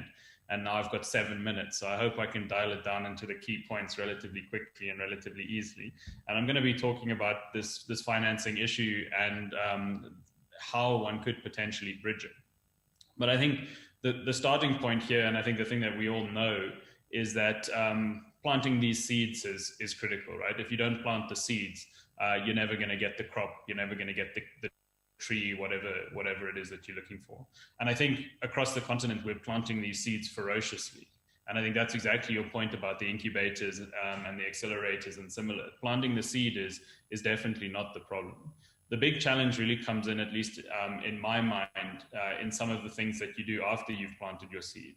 And I think that specifically talks to things like access to funding. And I think, as you quite rightly said, there is a lot of money out there, but it's really not finding its way into this space in any meaningful manner. And that becomes, I think, probably one of the biggest binding constraints, because, you know, across the continent, across the world, we have got pretty good at incubators, we have got pretty good at accelerators, we have got entrepreneurs all over the place, but we're just not getting it right in that growth phase and in the funding side of it. But it's very pertinent, because the challenge is, if you don't plant the seed and grow the seed, you never get the crop and you never get the fruit of the tree, or whatever it happens to be, that whichever analogy you want to use. And at any point along the way, if you kill it, you may as well not have started. And I think that that's the kind of critical thing that we're seeing, at least in our environment here in Namibia. So the question, I think, is very pertinent. How do we kind of close this funding gap, and how do we make sure that this isn't the point at which this effort that's gone into planting the seed is all unwound? And I think, at least for this particular part of the kind of problem set, there is a very distinct question. And in my mind, that question is, how do we unblock, or how do we improve the intermediation channels between the people that have capital and are looking to invest, and all of these entrepreneurs that have great ideas in various different phases, and how do we make that as smooth as possible? So, I mean, if we look at the current intermediators across the continent, banks do certain things, conventional asset managers and similar do other things, and venture capital funds, private equity funds, etc., they do something completely different. But I actually ask a different question, and that's whether these venture capital funds and private equity funds are actually suitable for our type of environment and what we see on the continent here. So the first thing for me is that the ticket sizes of many of our venture capital deals are just way too small. And we see actually the private equity guys playing in the venture capital space in the rest of the world, acting almost as if it's private equity in our part of the world. And it hasn't really filtered down into those really small businesses and getting businesses through that first few phases of funding. And as a result of that, there is just a shortage of businesses that then require the later stages of funding. And I think that that's the first very clear problem that we sit with. And without those first couple of tickets, without those first couple of successful funding rounds, there are no later funding rounds. You need to get, through A and B in order to get to C, as it were. The other thing is that I think the intermediation channels are kind of challenging, because often what you find is that the investment ultimately may make sense for the entrepreneur or for the investor, and may make sense on the receiving end for the entrepreneur. But the middle ground is really tough. Small ticket intermediation is just really, really tough to make viable. And we see that day after day. We can find good projects, good entrepreneurs, good ideas to invest in. We can find the money, but the time it takes to put those two things together relative to the size of the ticket, the cost of putting that together relative to the size of the ticket, just means that it really doesn't make sense. And the other thing there is, it's particularly challenging if the intermediation channel is then expected to do a lot of the work. So managing the risk, a lot of hand-holding of the entrepreneur at the end of the day to try and ensure that it's as successful as possible, often standing in for things like filing and record keeping that's not done to the standard required, and mostly and most importantly often just making sure that the corporate governance is done properly. Yeah. That just adds a bulk of costs to these intermediation channels, and because of that it becomes really, really uncompetitive in many, or really unviable in many instances for these types of investments, or for these types of intermediations to actually end up working well. So the bottom line, I think conventional intermediation channels are not wildly successful for this type of business in this part of the world. And the result of this is that many people turn to governments. And I think the reality that we all have to face is the fact that governments generally are not very good at this stuff. I'm pretty sure we can all come up with a plethora of examples of failed or failing state-owned enterprises. I'm pretty sure, and often these things are in established industries, established businesses, material financial backing. And these are spaces where hard work and innovation are not even that important to make it work. And yet these entities are still quite often failing. And if you consider how vital it is to understand that hard work, that innovation, that ability to be incredibly dynamic, you can see how there's this dramatic disconnect between the big behemoth, monolithic kind of governments and these small dynamic MSMEs, startups, etc. As well as that, I'm pretty sure that we've all seen how public funds for things like SME development, for things like entrepreneurship, have ended up being misused and ultimately often invested in kind of the slapdash plans of friends, cronies, etc., rather than finding their way into the genuine real businesses and real proven entrepreneurs. And as a result of that, I think we have to just kind of understand that government is not likely to be the solution directly when it comes to a lot of these problems. The reality is that for this space, we need people who understand risk. We need people who know that this is not a guaranteed return, that there is risk involved with it, but also know, and I think of vital importance, know that they need to hold the entrepreneur accountable, put pressure on the entrepreneur to perform, etc., and not just hand over free capital, walk away, and hope that things end up working out for the best. So the bottom line for me is that we need to look at new intermediation channels. And the bottom line, I think, with regards to that is the classic private sector problem, which is how do we shorten the distance between problem and solution? And that basically means how do we reduce the distance between financier and entrepreneur?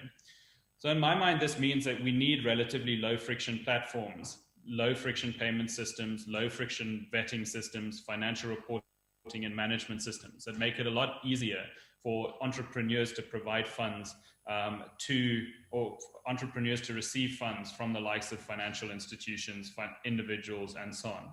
And perhaps we need some kind of M-Pesa for entrepreneurs. I don't know. But I think these types of systems that can provide some form of guarantee, some form of relationship between the entrepreneur and people that are willing to provide funding would be a very good start. And in that space, I believe that there could be a role for government as well as innovators and entrepreneurs. What we can look at there is the likes of the 12J example in South Africa, which is a far from perfect example, but it does give an idea of how we can create an incentive system that allows for less friction between entrepreneur and capital provider.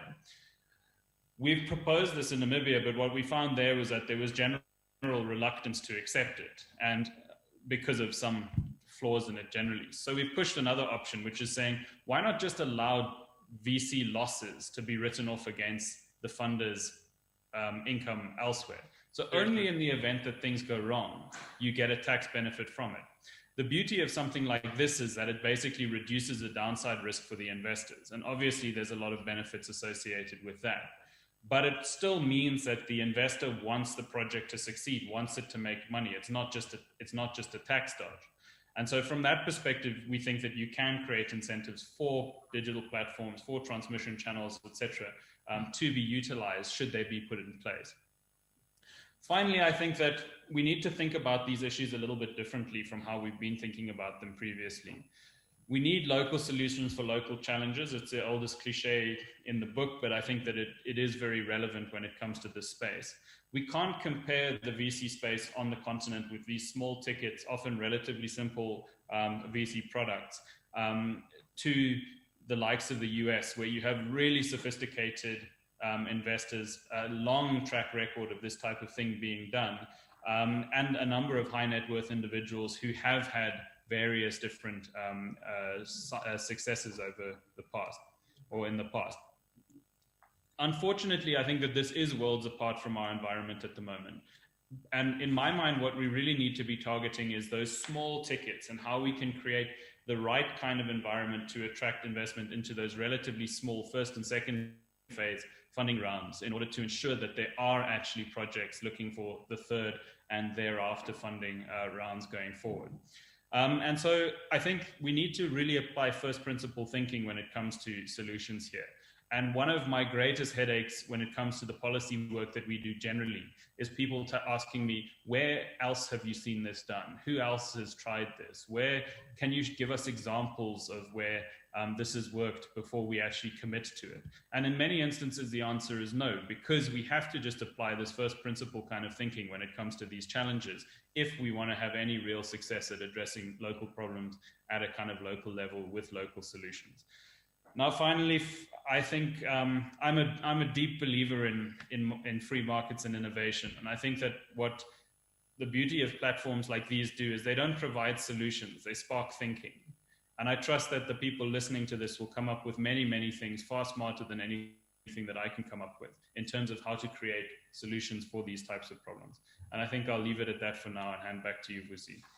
Love it. Absolutely love it. I mean, I like the thought around, this idea around how do we rework the system that the intermediaries play and how that system functions and works. How do we make that, how do we shorten the kind of the transaction cycle? How do we make it less cumbersome, but without dropping standards around compliance, governance, et cetera, So there's clearly a lot of work for us to do there. But I also enjoy this idea of just go back to first principles and ask ourselves, so what are the component parts of the system that are moving? And how do we make those component parts work together for our collective good? I want to bring Dumisani in now. Dumisani, the work you do is in financial services, and I'm very interested to hear more about the work you do because Gabriella's business works in the financial services space. She's doing a first of its kind, really. I'm a huge fan of what she's doing, and as I introduce her later, you'll get a sense of what Gabriella's busy building. But the work you've done has been work in the financial services. You have obviously had a massive focus at Insights to Impact, which is when you were the head of applications lab there. You've worked across the continent. So what I'm wanting to understand from you, and this for me really is kind of like the nub of it, is how do we nurture fintechs in the continent? It seems to me that there's kind of like, there is a lot of copycat fintechs, so, it worked somewhere else and we're going to do it here. And because it's worked somewhere else and we're going to do it here, they tend to find that there's already some availability of capital that's been proven in China or the US or Kuala Lumpur or any of those other markets, right? How do we nurture true fintechs that are solving true problems in our local context and environment, even if there is no international best practice for where else it's been done before? Sure. Thanks very much, Vusi. I hope I'm loud and clear. We can hear you. Perfect. So just to respond to that question, I would love to share my screen and just take you through a few thoughts around that. And okay, I hope my screen is up.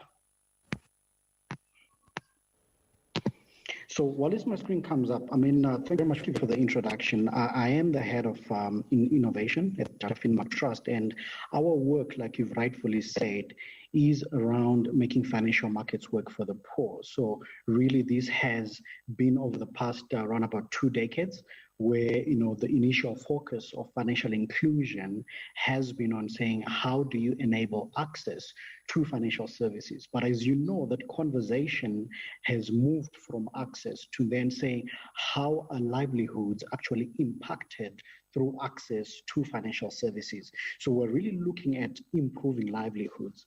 So just to go to these thoughts, the big question around how do we nurture fintechs in Africa is really a complex topic, because there is a number of things you can look at to say what makes a fintech successful. And, there's the perspectives would vary, but I would love to focus on what I would define as demand-driven innovation. And with demand-driven innovation, we are really looking at the aspect of saying, how do we best understand the customers in underserved communities, and paying attention to the channels that move goods and services within these markets. And because demand-driven innovation really responds to the pull of demand rather than the push of supply, the biggest question is, are fintechs adequately addressing the needs of these communities? And so if, I then looked at a big thing to say, what has made fintech successful in Africa? And there's a lot of things, and as I said initially, there's, a lot of things you need to put in place to nurture a fintech and position them for success. But one of the key things that appears is, targeting the unbanked segments. And this is our work as Finmark Trust. We've really done extensive work from, demand side, understanding what are the gaps. And so if we zero into this box of targeting the unbanked segment, the biggest question is, are fintechs understanding the needs that are existing there? So in as much as we might want to look at, the policies, the regulation around it, access to capital or finance, if our fintechs are not addressing the needs, then there is always a gap. So this here is key. because it brings in another complex aspect to it. For you to be able to address these needs as a fintech, then it's a very complex task. That's why, number one, you are trying to deal with individuals with limited data footprints on formal economic activities. So you need to be very creative on that, and that's the whole purpose of innovation. And the second thing is, if you're going to be addressing the informal sector, it's largely cash driven. So the thing is, drilling deeper into understanding the customer becomes the first port of call in whatever effort we make to nurture our fintechs in the region. And I think this here, we do have success stories, which I'll point out to, but I think we would always see that there are major gaps in terms of fintech scaling up because they are not addressing the need of the customer. And addressing this also requires access to data. And upon understanding the customer, then comes the whole aspect of product design. And with product design, the technology comes last. I might not be famous with some of the technology enthusiasts to say, innovation is not technology-led, it's customer-led, it's demand-led. And upon that, you assign the right technology to the solution. So I think in the whole effort, whether you are looking at entrepreneurship support organization, key to supporting or nurturing our fintechs is taking through this journey of saying, let's understand the need, let's design the need, looking at the channels that are there within these communities to effectively reach out to them. And in this journey, I've also then looked at what is the number one reason for failure of startups. And this also includes our fintechs. And the point is very simple, no market need. So coming back again to the aspect of financial inclusion and also driving inclusive growth of our economies, being able to, articulately address the need of a customer is key, because this then positions you for success. There's lots of examples of fintechs that have done amazing work, in terms of addressing a customer need, understanding the affordability of the product, and also the right channel to extend to them. Because digital is not the all answer to we need. We need to be creative. So, the one thing that I highlighted earlier on is data, and say, what are we actually doing to understand this our customer? So from a Feedback Trust perspective, what we've done also is we've come up with an open data portal. And what this open data portal does is it gives you lots of data from across 40 countries, looking at your demand side to your supply side data. And when we look at our national surveys, you've got data of over 40 countries. You look at GIS data from over 9 countries. So really, this is amazing data that is out there that enables innovators or fintechs to understand the customer better. And in there, we then also position the innovators to understand, where the gaps are, whether we're looking at SMME financing, women and savings, agriculture, access to basic services, and drilling deeper into these thematic areas then enables our startups to be well positioned to scale and to grow. So really, in summary, the focus that I've had here is in saying, what are we actually doing to adequately provide information and data to enable our fintechs to understand the customer? So everything else can happen, but if you don't understand this complex base or segment, then our efforts will not be fruitful. And before making remarks, I know I've highlighted a lot around inclusive growth, but I think we need to look beyond just nurturing fintech in Africa, but focus on it as nurturing high growth. And I think this then also speaks into a number of factors that, looking through from our business models to say, do our fintechs actually have solid business models? And this is also quoting from Reda Bull, the CEO of CGAP, and looking at the right skills and delivery capacity, to grow. And I think, again, when you come back to the whole discussion around data and understanding the customer, the discussion of skills is very, very key. So really, I think in summary, these are our thoughts. And of course, there is a different perspectives, but I think our key drive really as an institution is in enabling our fintechs to understand the needs of the customer and addressing them accordingly. Got it. Thank you. Thank you so much, Dumisani. I mean, the stuff you're saying makes sense to me. It sounds completely solid. It sounds reasonable. I can tell you for free, though, that for the entrepreneurs in the conversation, they're going to say the basic, when you say something like understand customer insights, they're going to say, well, that's what we're doing. We're building these platforms precisely because we understand customer insights. What we need here is more capital and more dry powder so that these insights that we've got can be accelerated in terms of impact. But what we'll do is we'll have, a discussion a bit later, and we can tease out and interrogate some of the work that you want to do. I want to bring Gabriella into the conversation now. And Gabriella, you're joining us from the UK. I think you're in London at the moment. Is that right? Yes. Excellent. So Gabriella is the founder of Kinabu, and I remember when we met, I said to you, so where did the name come from? And you said it's Ubank backwards. Right. I thought that's really, really cool. So Gabriella is the founder of Kinabu, and the platform you're working on really, in my mind, has actual massive potential to transform particularly remittances and flows of capital at a wholesale level across the continent, right? So we're talking mass impact here. And you're going to be chatting to us just a little bit about creating and enabling digital infrastructure for the continent. And by the way, Gabriel, I'm happy for you to take full liberty and add in some of the other nuances and thoughts that you want to add for us. The thing about you that I find interesting, just very quickly, is that you actually didn't have to be here. You had a hugely illustrious career. You're working for one of the largest financial services companies in the world. You were working at an executive level. You had it all. It's like big job, big check, big office, and you gave it all up to come and be with us and join us in this crazy world of startups and trying to build businesses that are building the future. So kudos to you, big fan, and the platform is yours. Thank you. I hope everyone can see my screen. Yeah, we can see it. Okay, great. So thanks a lot for that introduction. And I think that's the point, right? That if you see a problem that needs to be solved, you need to either talk about it or do something about it. And that's what we would like to do. So in terms of creating digital infrastructures, the reason why we've designed our proposition the way we have is to ensure that everyone has the benefits of digital dividends and that no one is left behind. So I'm a lawyer by training, and the platform that we are working on is one where, because we are a fintech, we look to provide clearing and settlement infrastructure to other fintechs.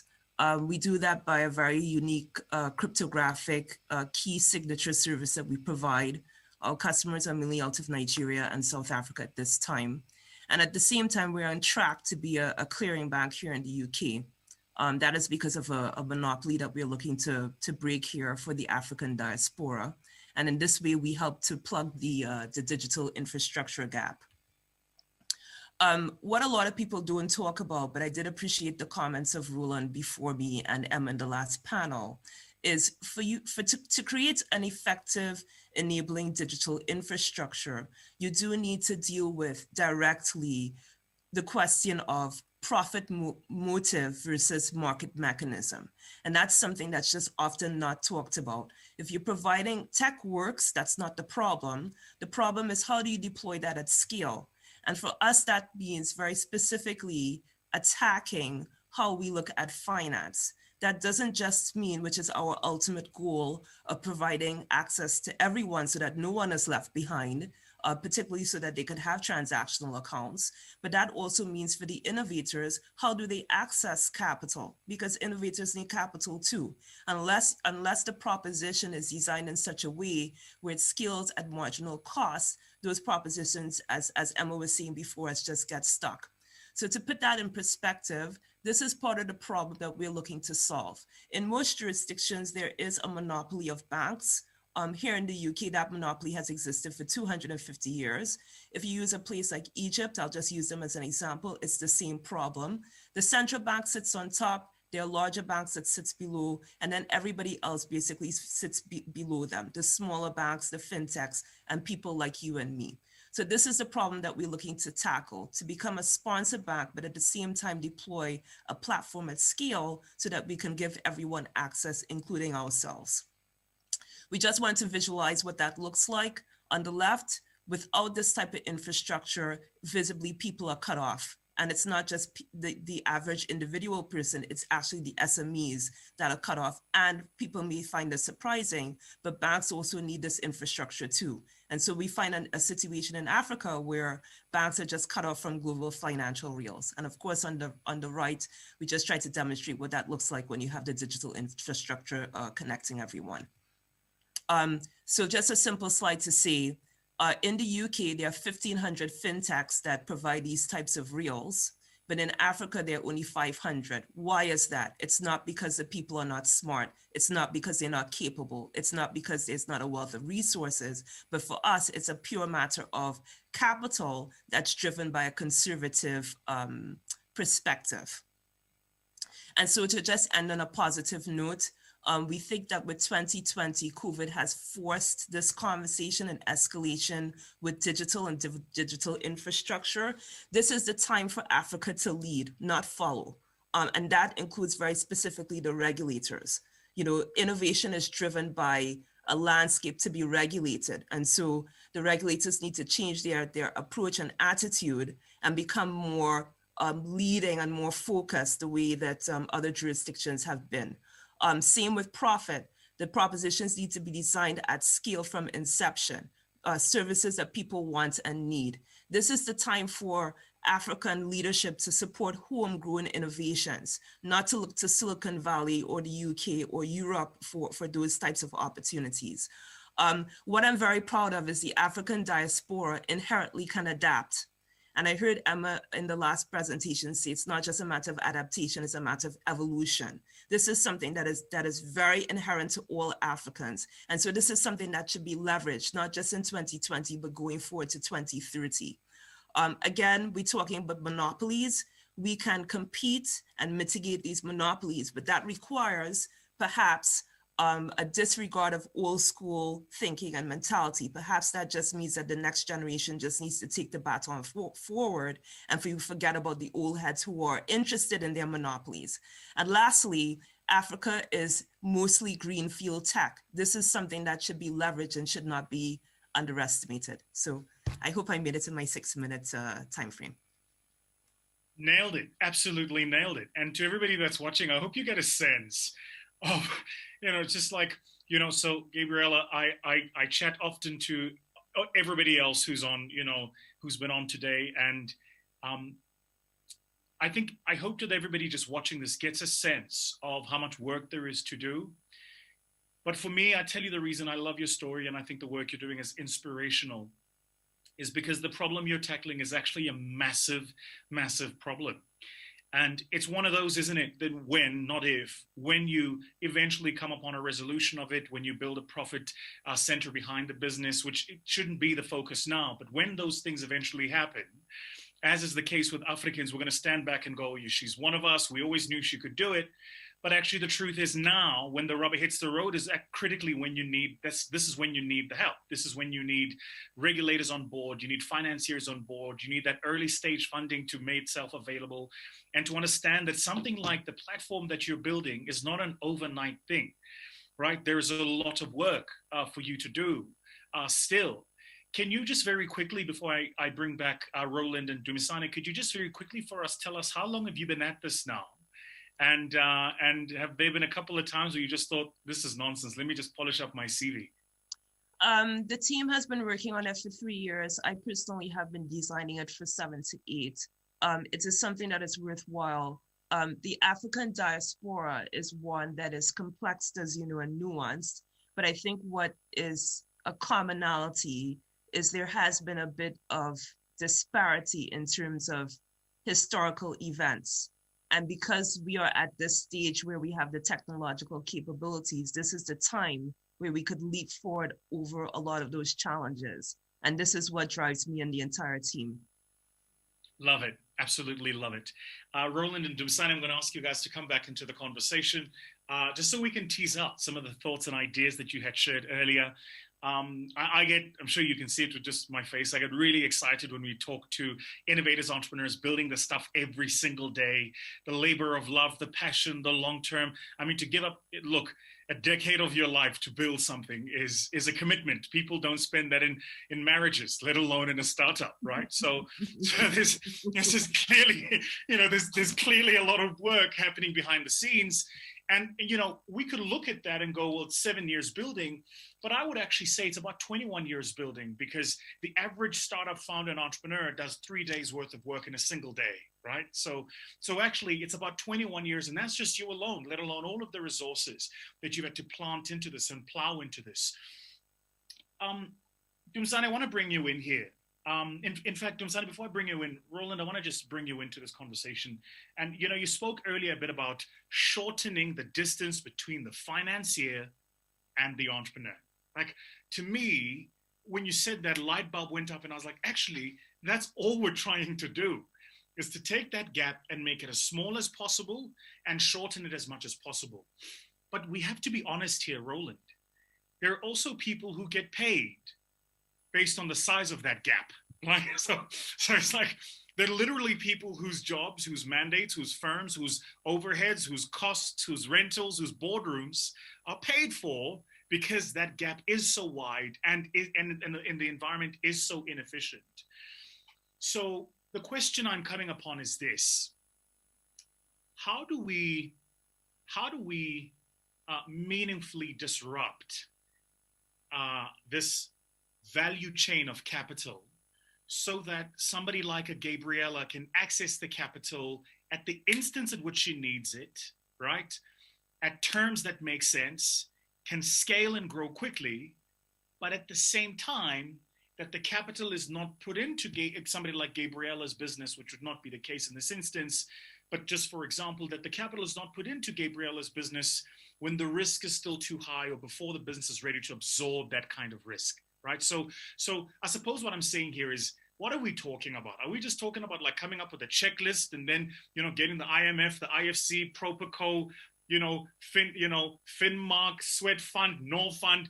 Do we just come up with a checklist and go, guys, all of you must agree to this checklist? Once you have agreed, if we provide you with a transaction that meets this checklist, please don't ask us a million questions, because we've met what is here. So how do we do it? Do you have any thoughts on that?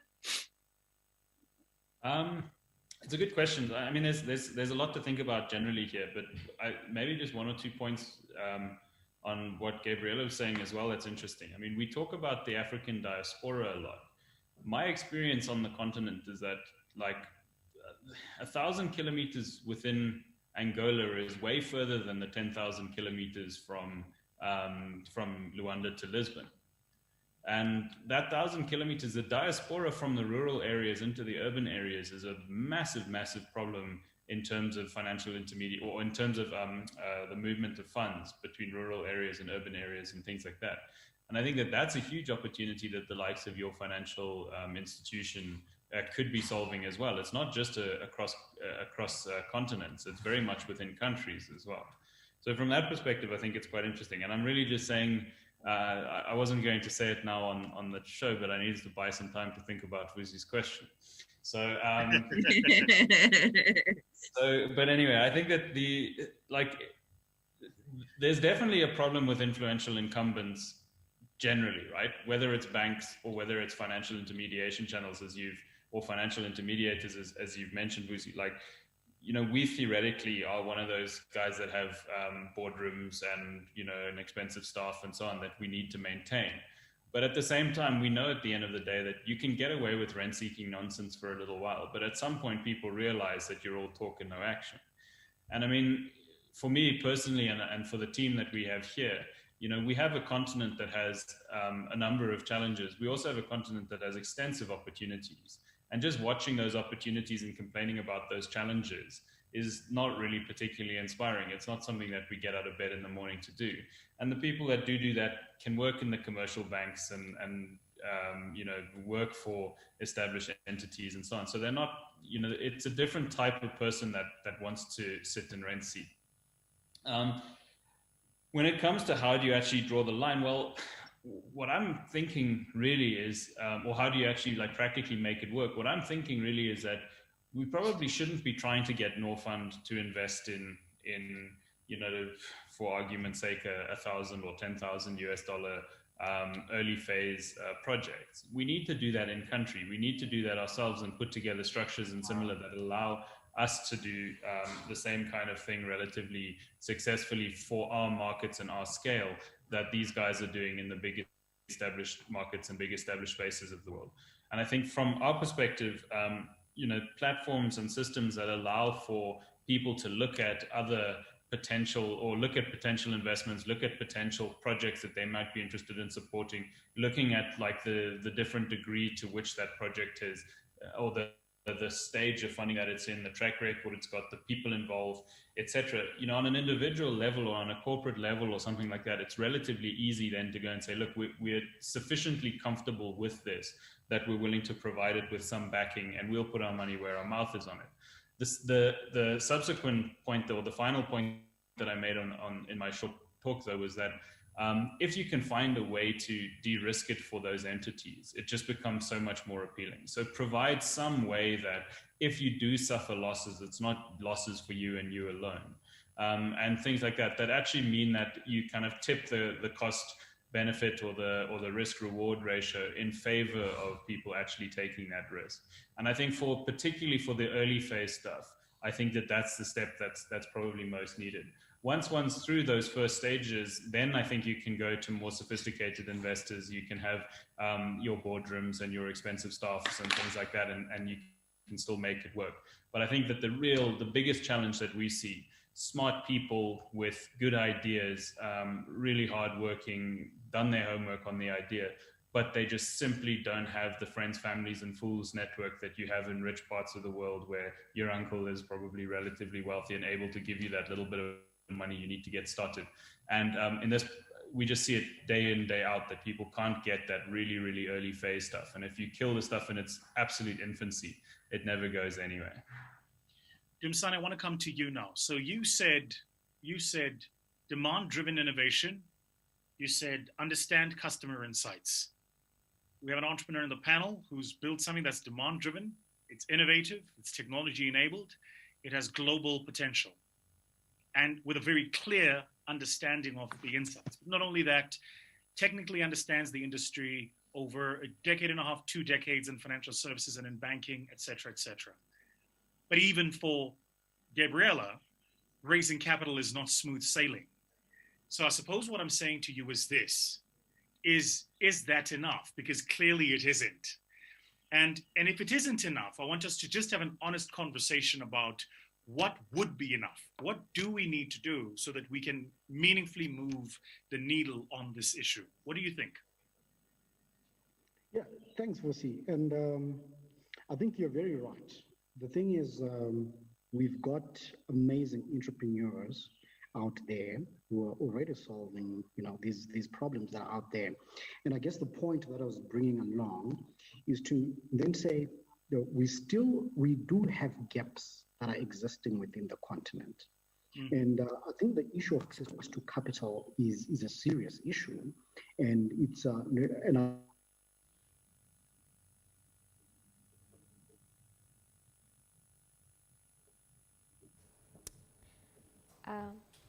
Dumisani was getting into it there. We seem to have lost him.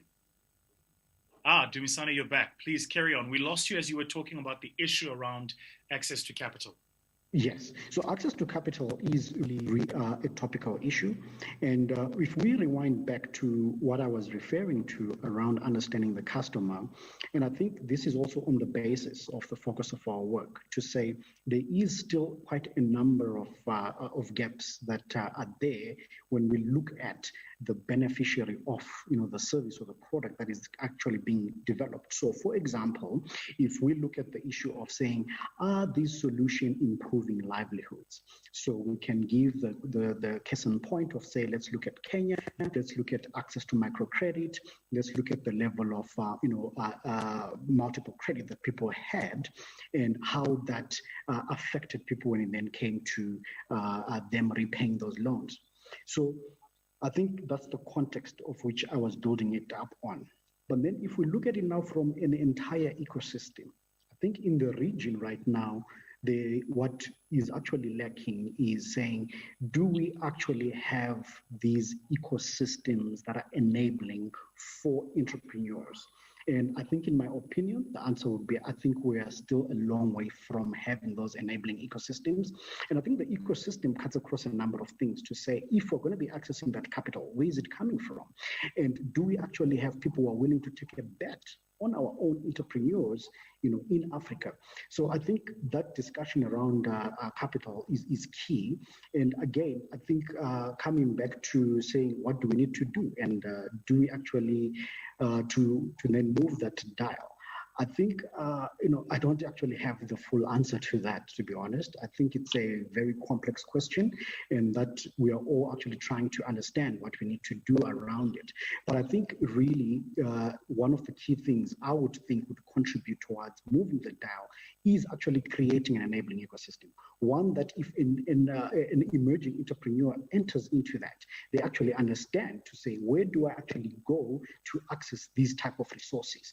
We come back to the actual skill itself to then say, can they actually find skill? You have skilled founders, but then can they actually find resources that are skilled enough to support them and position them for scale? So I think all these forces come at play if we then look at the whole aspect to say, what do we need to do to then move that down? I mean, that's, and I suppose that's literally the nub of it, isn't it? That's precisely the issue, actually. It seems to me that we in this really, it's like this invidious position where there is the expectation that somebody else has to take the high risk with low probability of return, but that once somebody else has taken that, then we're all going to climb in and we're all going to get involved. Yeah. And Roland, I think where you were absolutely on the money is that even internally in our own countries, the sovereigns have to play a far stronger role in terms of making available capital to accelerate this, right? So, Gabriel, I know that you were in a capital raising round fairly recently. You don't have to give us, just some of the details, but I would love to get a sense of feedback that you got in terms of that capital raising round. What were some of the investors saying? Did you find traction? Are you involved in meaningful conversations that are helping you take the business to the next level? Yes, thanks for that. And I just want to further Dumi's point. So that's the point, right? Will your community take a bet on you? And this is not a NABU question, it's an ecosystem question. We are still in the fundraising round, so we're happy to have conversations. The gist of it, which is painful for me, and incidentally, I spoke to a colleague of mine who is doing our counterpart proposition in Africa, but in a different deployment way. Would you believe most of the interest that we've obtained comes from out of Africa? Sure. Right? Asia and Europe. Why is that? Why is it that we're talking to our peers, the people who we look up to, and they say, well, look, we're more interested in a Silicon Valley proposition. Like, what is that exactly? Because these are the people who experience the pain, they know the problem, we're part of the community, yet they're looking for, in many cases, they asked us for a UK VC lead. Like, what is that? And I find it very annoying. It's not to have a pity party. It's just I don't understand. These are people who are resourced, who understand the problem, who see the market gap, yet they're looking for someone else to follow. And so if I had to leave one sentiment, I want that problem to be corrected, that we have to support homegrown propositions, not passing the buck for someone else. I don't want my proposition to be owned by an Asian VC. I'll say it very directly. And not because I have a problem with the Asian community, it's just, it doesn't make any sense, right? So that for me is the feedback. We've gotten a lot of support from people who don't have the resources. But the people who do, they're just very risk averse, even when the proposition is totally de-risked. Just two thoughts for you there, Gabriela. So the first is that there is a point where collectively as a people and as a community, we have to call ourselves out on our own hypocrisies. Because we're also the same group of people who, when our industries are dominated by different people from different parts of the world, we bemoan that. We go, well, why is this sector owned by so-and-so? And why is, well, that sector is owned by so-and-so because so-and-so took the risk. Right. And I mean, you know, for me, it seems actually that this is an age-old problem. If you think about the Asian community and how the Asian community dominated the textile sector in East Africa in the 50s, the 60s, the 70s, even in the 80s. And they were vilified for it, but it's not like they got there and the sector existed. They built it from the ground. They literally created the sector. And then once they reached a point where their community was dominating the sector, we then have a problem. And I think we run the risk of repeating the same thing, right? So in 20, 30 years' time, financial services that brings about inclusion, the kind of the work that you do, that Thomas is doing, will be dominated by people who come from a different part of the world, who took the risk early on, and then we're going to come here and macho up and bash our chests like King Kong, bemoaning the state of affairs. So we have to get involved at the meaningful time, and the meaningful time is early on in the journey. It's to take the bet. And it's, you know, and it's to follow and see through that process. Roland, I want to, you know, I'm cognizant of time. And so I'd love to kind of like this final question, and please use it as an opportunity to wrap up, right? So Gabriella, you said something that I thought was very, very powerful. I've written it down here. You said beyond adaptation, there has to be an evolution. And for me, it sings perfectly to what Roland was talking about, because what Roland actually spoke about was to go, this is the system that way it works now. And the real question we have to ask ourselves, that first principles question, is does the system achieve what we want it to do? Because if it doesn't, then clearly there's work to be done there. So my question ends with this adaptation to evolution thing. What are, just a takeout for you, what are the key things you think we need to do to move from adaptation to evolution? What would you say that those things are? Well, I think taking that first principle approach is kind of critical, right? So we're trying to adapt what other people are doing elsewhere in the world, and I don't think that it's working. I think that that's really the bottom line, is it's not really working. So can you force people to be more risk tolerant, have a greater risk appetite? It's tricky, right? But the fact of the matter is that there are people who are taking risk on the continent all the time with their own money, with other people's money, etc. It just doesn't seem to be working on a large scale. The other thing that we note that kind of happens quite often, probably all too often, is that as soon as somebody has made some money, as soon as they've taken risk, made some money, goes into, and then they sell their business or similar, that money suddenly disappears from the risk space entirely, all of it, even if it's, you know, hundreds of times more than it was when the individual started, and it goes into safe instruments, safe currencies, you know, safe jurisdictions, and it's not coming back into the space to actually build the next round of businesses and the next round of businesses. And that's vastly different from what you see in places like the US. So I think from that perspective, we need to kind of understand why that is the case. And what we've noticed on our side is that, you know, we do a fair number of these types of investments where the real selling point is that we know the space and we can manage the risk. And I can't understand how somebody sitting in Silicon Valley or sitting in Asia can understand the risk of banking in Africa better than people in Africa can. I mean, that's peculiar to me. So I think in terms of the evolution, I think, you know, we need to just kind of work through bottleneck after bottleneck. And I think that that's exactly what we're doing. You know, from our perspective, we know that private equity is actually a huge opportunity for us because it's a massively overcrowded space. And if you can feed that pipeline, it can be incredibly lucrative. So get businesses through the first few rounds of funding and get them to the place where private equity firms are interested. And you've actually got a guaranteed or all but guaranteed off-taker at the end of the day that you can sell down to, or an exit strategy. But when we then start sort of looking through this, we see, well, there's so many challenges. So I completely agree with Dumisani's point there that, you know, the funding is a necessary but not a sufficient condition for success. Sure. And, you know, and one of the things that we notice a lot is that in order to make these small businesses or these entrepreneurs succeed, there's one heck of a lot of challenges that are completely man-made challenges that these entrepreneurs and investors and similar are subject to. which reduces the probability of success, increases the risk, and makes it less likely that people want to invest. So maybe the difference between the US Silicon Valley investor and the Asian investor and the African investor is that the African investors know the bureaucratic hurdles and risks that are put in front of them and are more cautious and aware of that than some of the foreign investors are. I don't know. But that sort of thing, I think, definitely contributes to the problem. And if we don't evolve to slowly remove bottlenecks one after the next, I don't see how we're going to get on top of the problem. I love that. Evolve to slowly remove those bottlenecks. I like that. It takes a value chain approach. It looks at which elements need to be worked on and then systematically tackling and approaching each of those. This idea that funding is a necessary but not sufficient input into the system. There's clearly a lot more work there that needs to be done. Dumisani, your final thoughts. How do we move from adaptation to evolution? Yeah, I think really one of the thoughts I'd have around that is, us deliberately building anchored ecosystems. And by anchored ecosystems, it means, looking at the entire, view of the stakeholders required to have our ecosystem thrive.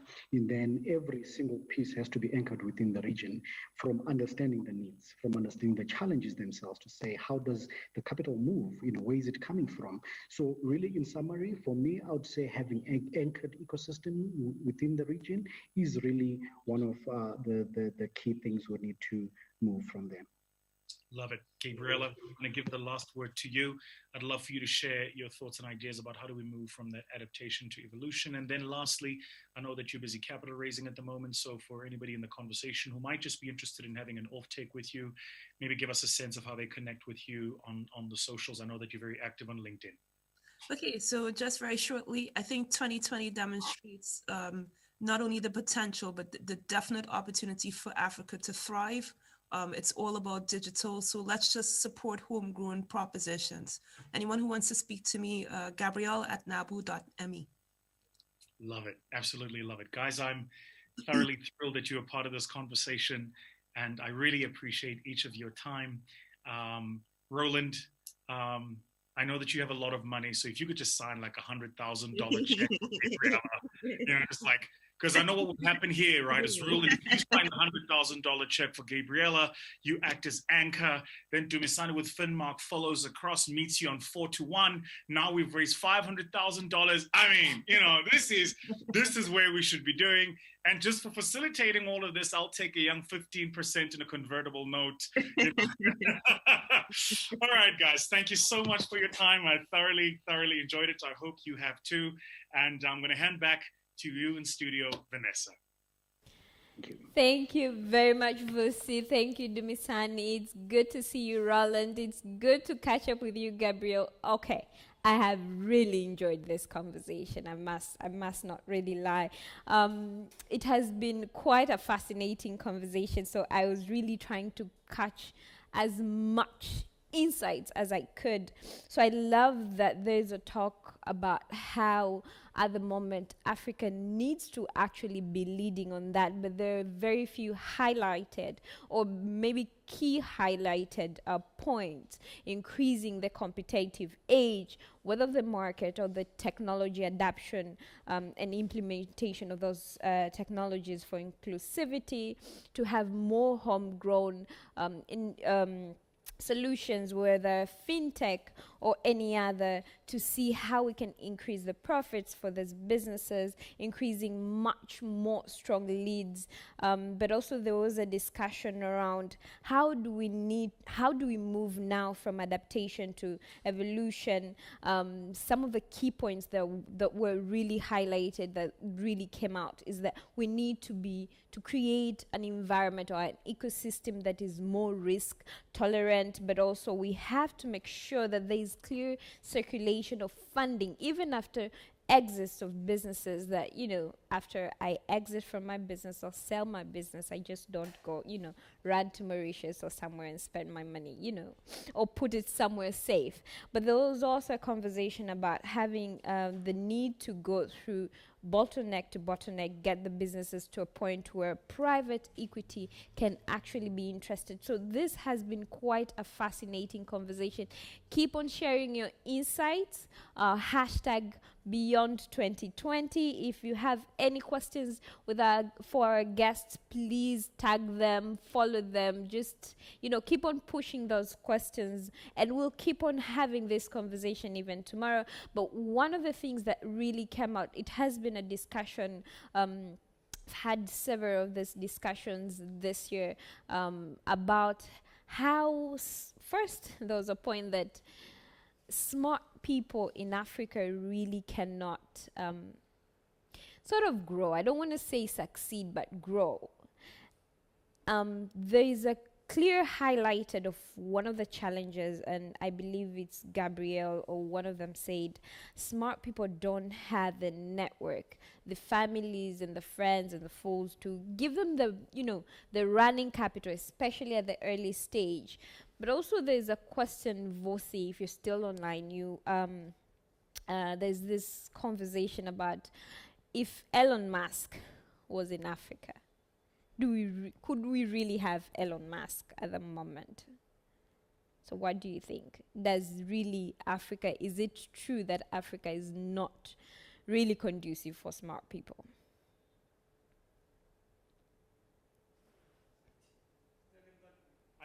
Buttress this or just overemphasize this point.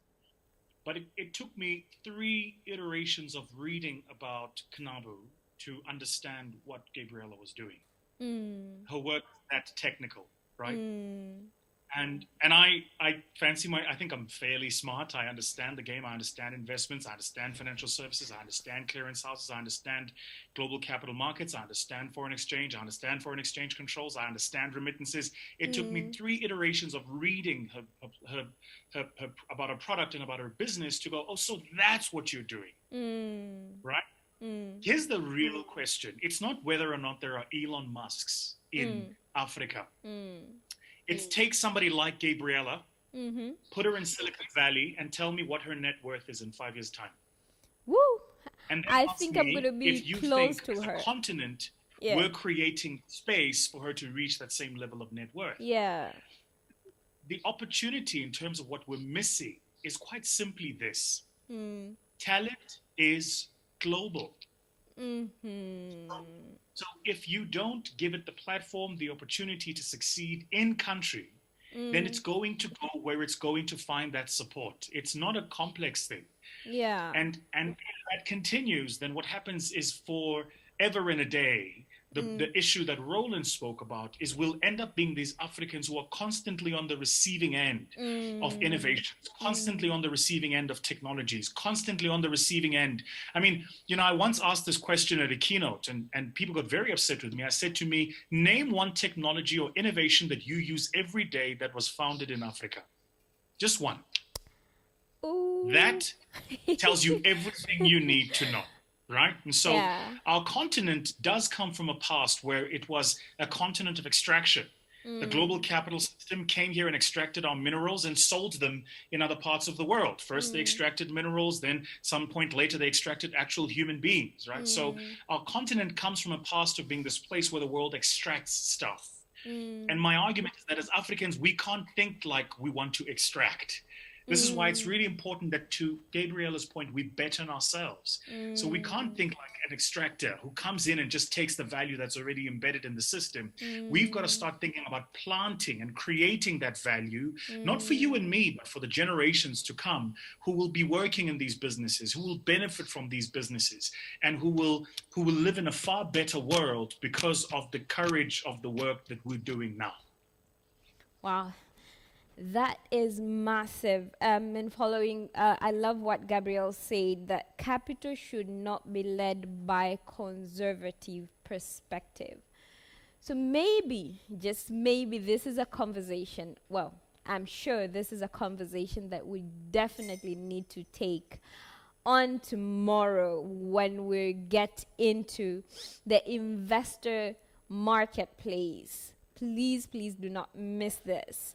Come and have a conversation, a genuine conversation with investors from across Africa, from across the globe, who are investing in the African market, but also have conversation with the entrepreneurs and hear from the entrepreneurs what they think, what they need, and what they really need from us as Africans and the ecosystems that we're currently building and very proud of course.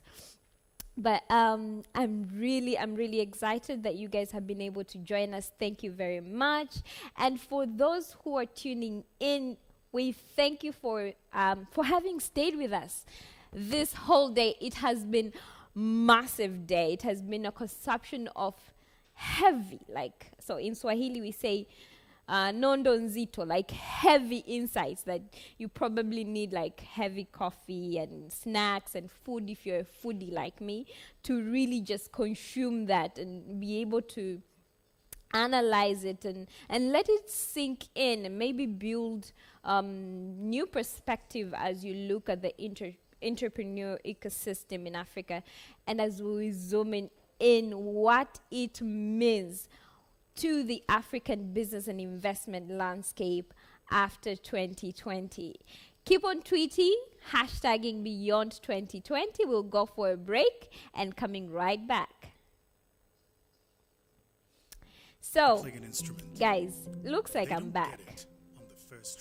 Really, looks like I'm back. So these people decided to say, you know what, Vanessa, we need you to say a little bit more.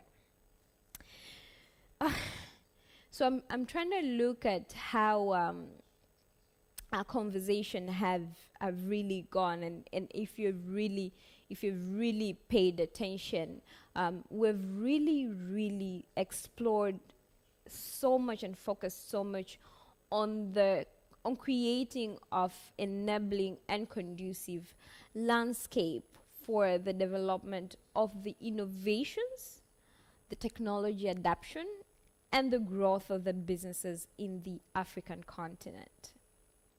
So what I would really love to put it as a call for players, for partners, and every well-wishers of the continent, or for the makers and breakers and changers of the continent, that at the moment you need to take action.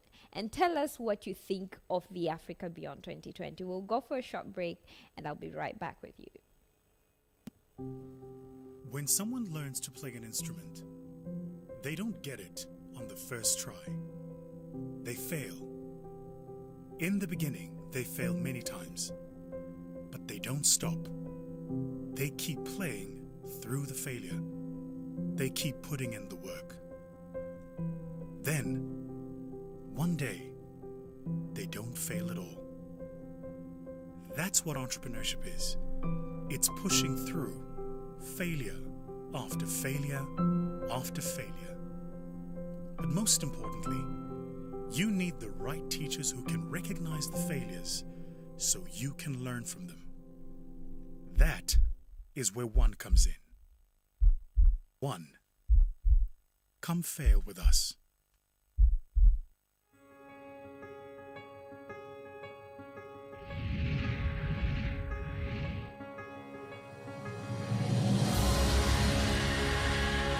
Dar es Salaam is among the fastest growing cities in the world. The city is expected to reach megacity status by 2030. This means we will have more than 10 million inhabitants living in the city. Something interesting is happening in the Tanzania's financial capital. A part of the road heading to the historical city of Bagamoyo is becoming the technological district of the city. The district is the home of all major public tech offices, telecom operators, innovation hubs,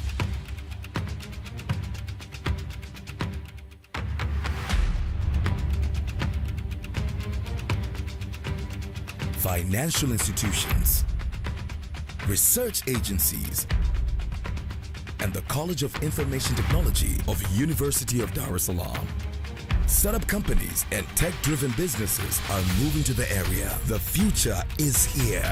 Organically, the district is championing Tanzania's efforts towards digital transformation and the fourth industrial revolution, creating a generation of new businesses and equipping youth with future skills. Join us and be part of the exciting journey by helping to promote, invest, and accelerate the growth of the district, the growth of Silicon Dar. You can follow the movement via www.silicondar.org. When someone learns to play an instrument, they don't get it on the first try. They fail. In the beginning, they fail many times, but they don't stop. They keep playing through the failure. They keep putting in the work. Then, one day, they don't fail at all. That's what entrepreneurship is. It's pushing through failure after failure after failure. But most importantly, you need the right teachers who can recognize the failures so you can learn from them. That is where One comes in. One, come fail with us.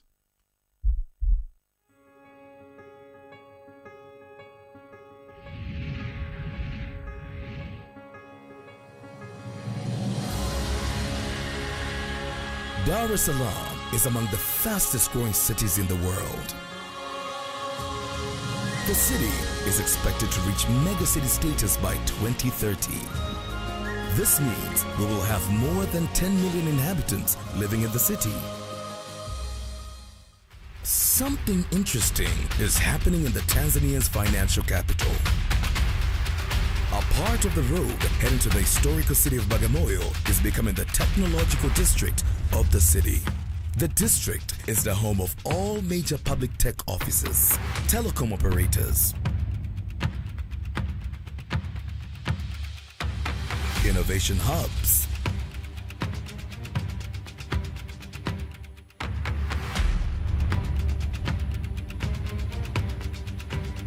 financial institutions, research agencies, and the College of Information Technology of University of Dar es Salaam. Startup companies and tech-driven businesses are moving to the area. The future is here. Organically, the district is championing Tanzania's efforts towards digital transformation and the fourth industrial revolution, creating a generation of new businesses and equipping youth with future skills. Join us and be part of the exciting journey by helping to promote, invest, and accelerate the growth of the district, the growth of Silicon Dar. You can follow the movement via www.silicondar.org. When someone learns to play an instrument, they don't get it on the first try. They fail. In the beginning, they fail many times, but they don't stop.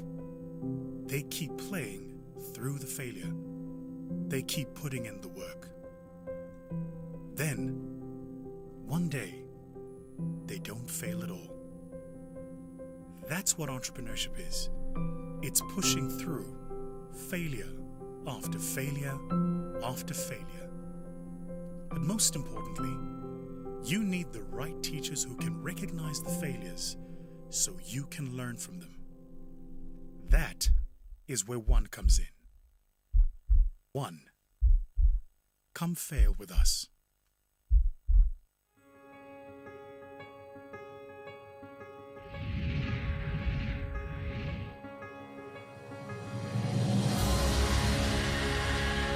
Dar es Salaam is among the fastest growing cities in the world.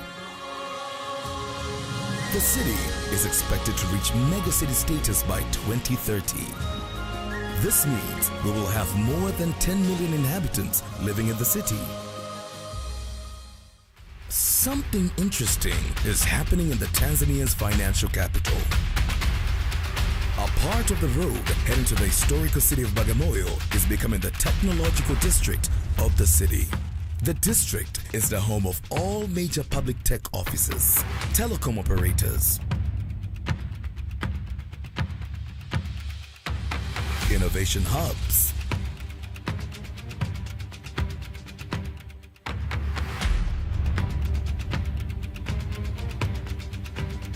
financial institutions, research agencies, and the College of Information Technology of University of Dar es Salaam.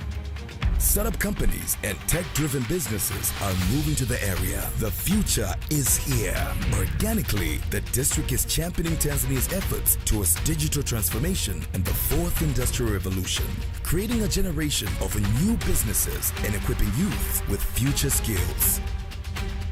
Join us and be part of the exciting journey by helping to promote, invest, and accelerate the growth of the district, the growth of Silicon Dar. You can follow the movement via www.silicondar.org. Guys, welcome back. So it is fascinating. It's fantastic to see and hear from 1,000 plus of you from across the world. So we're really happy that you're being able to join us today. I'm going to see if I can share some of your feedbacks and insights from a few of you. Ayiri says, I strongly believe that we sometimes undervalue what Africans produce or provide, which affects our ability to accept our own innovative ideas. And that's a conversation today. But also, Shepo, sorry, I'm sorry about this, but the way forward is not to create anything new, as it will take time. The approach is based on productivity. Africa really is evolving. Just don't blame or complain. Do something about it. Thank you guys. You have been amazing. There's a comment from Maria Teresa Kadushi. Says, Sahara Sparks, beyond adaptation, there has to be evolution, by Gabrielle. Here are a few hours taking in all the insights from discussion on tech for good, startup scene in Africa, financing, business structures, and more beyond 2020. Job well done, Sahara Sparks and MyGrowthFund. Thank you very much, Maria Teresa. Guys, you guys have been amazing, amazing, amazing. Hashtag beyond 2020. Estimated reach, we've been able to reach almost 675,000 plus. Reach. So this is good stuff. Keep them coming, guys. This is so good.